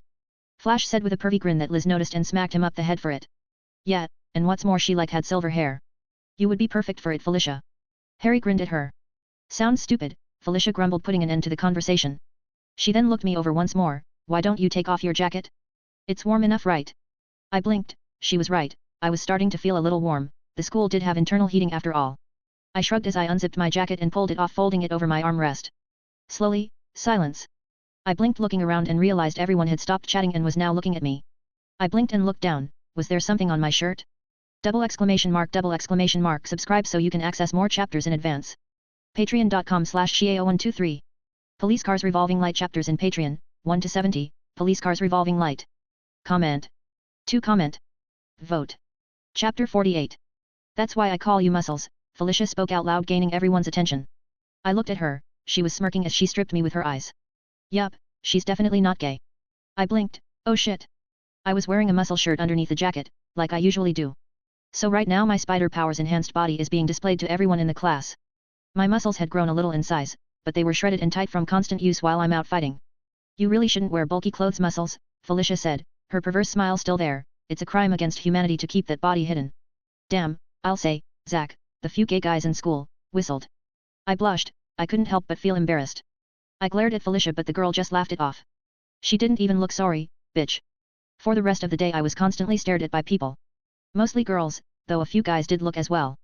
I noticed MJ didn't really seem fazed by this. She did after all see my topless before, but Liz looked like I had just broken her world. Needless to say, I couldn't wait for class to be over that day.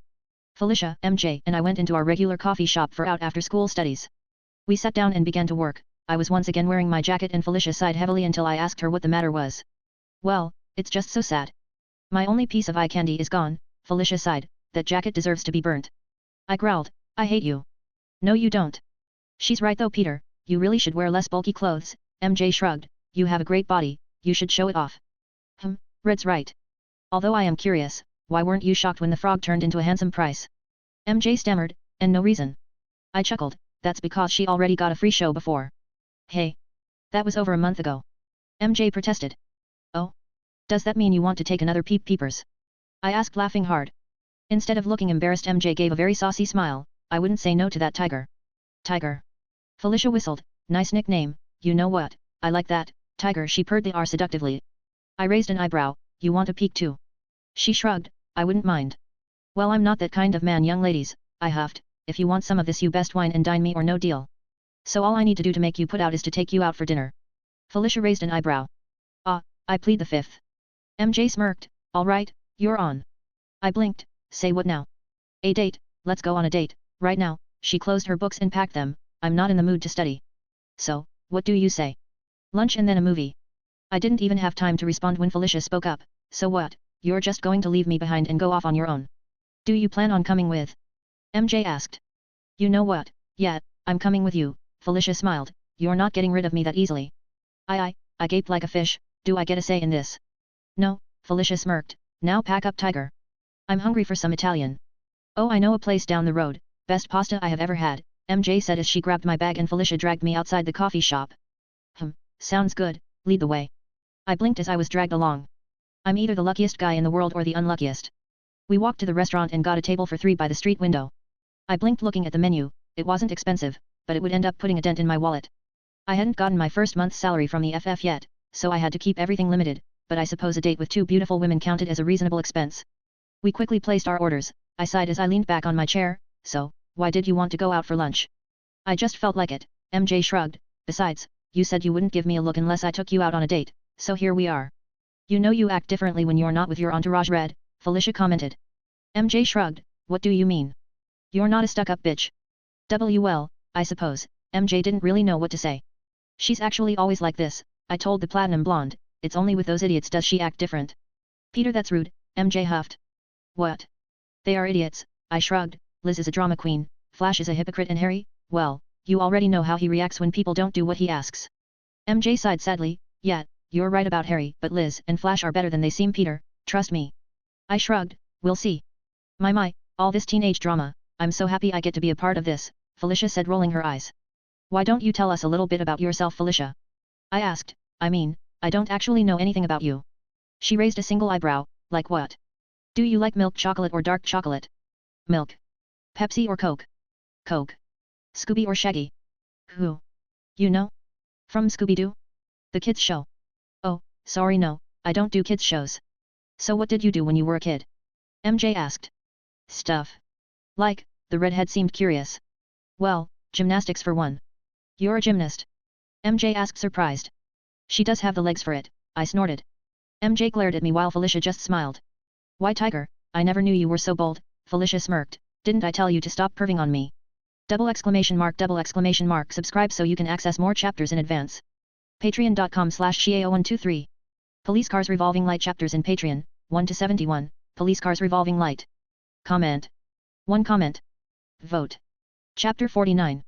I will when you stop stripping me with your eyes, I shrugged. You both are incorrigible, MJ sighed.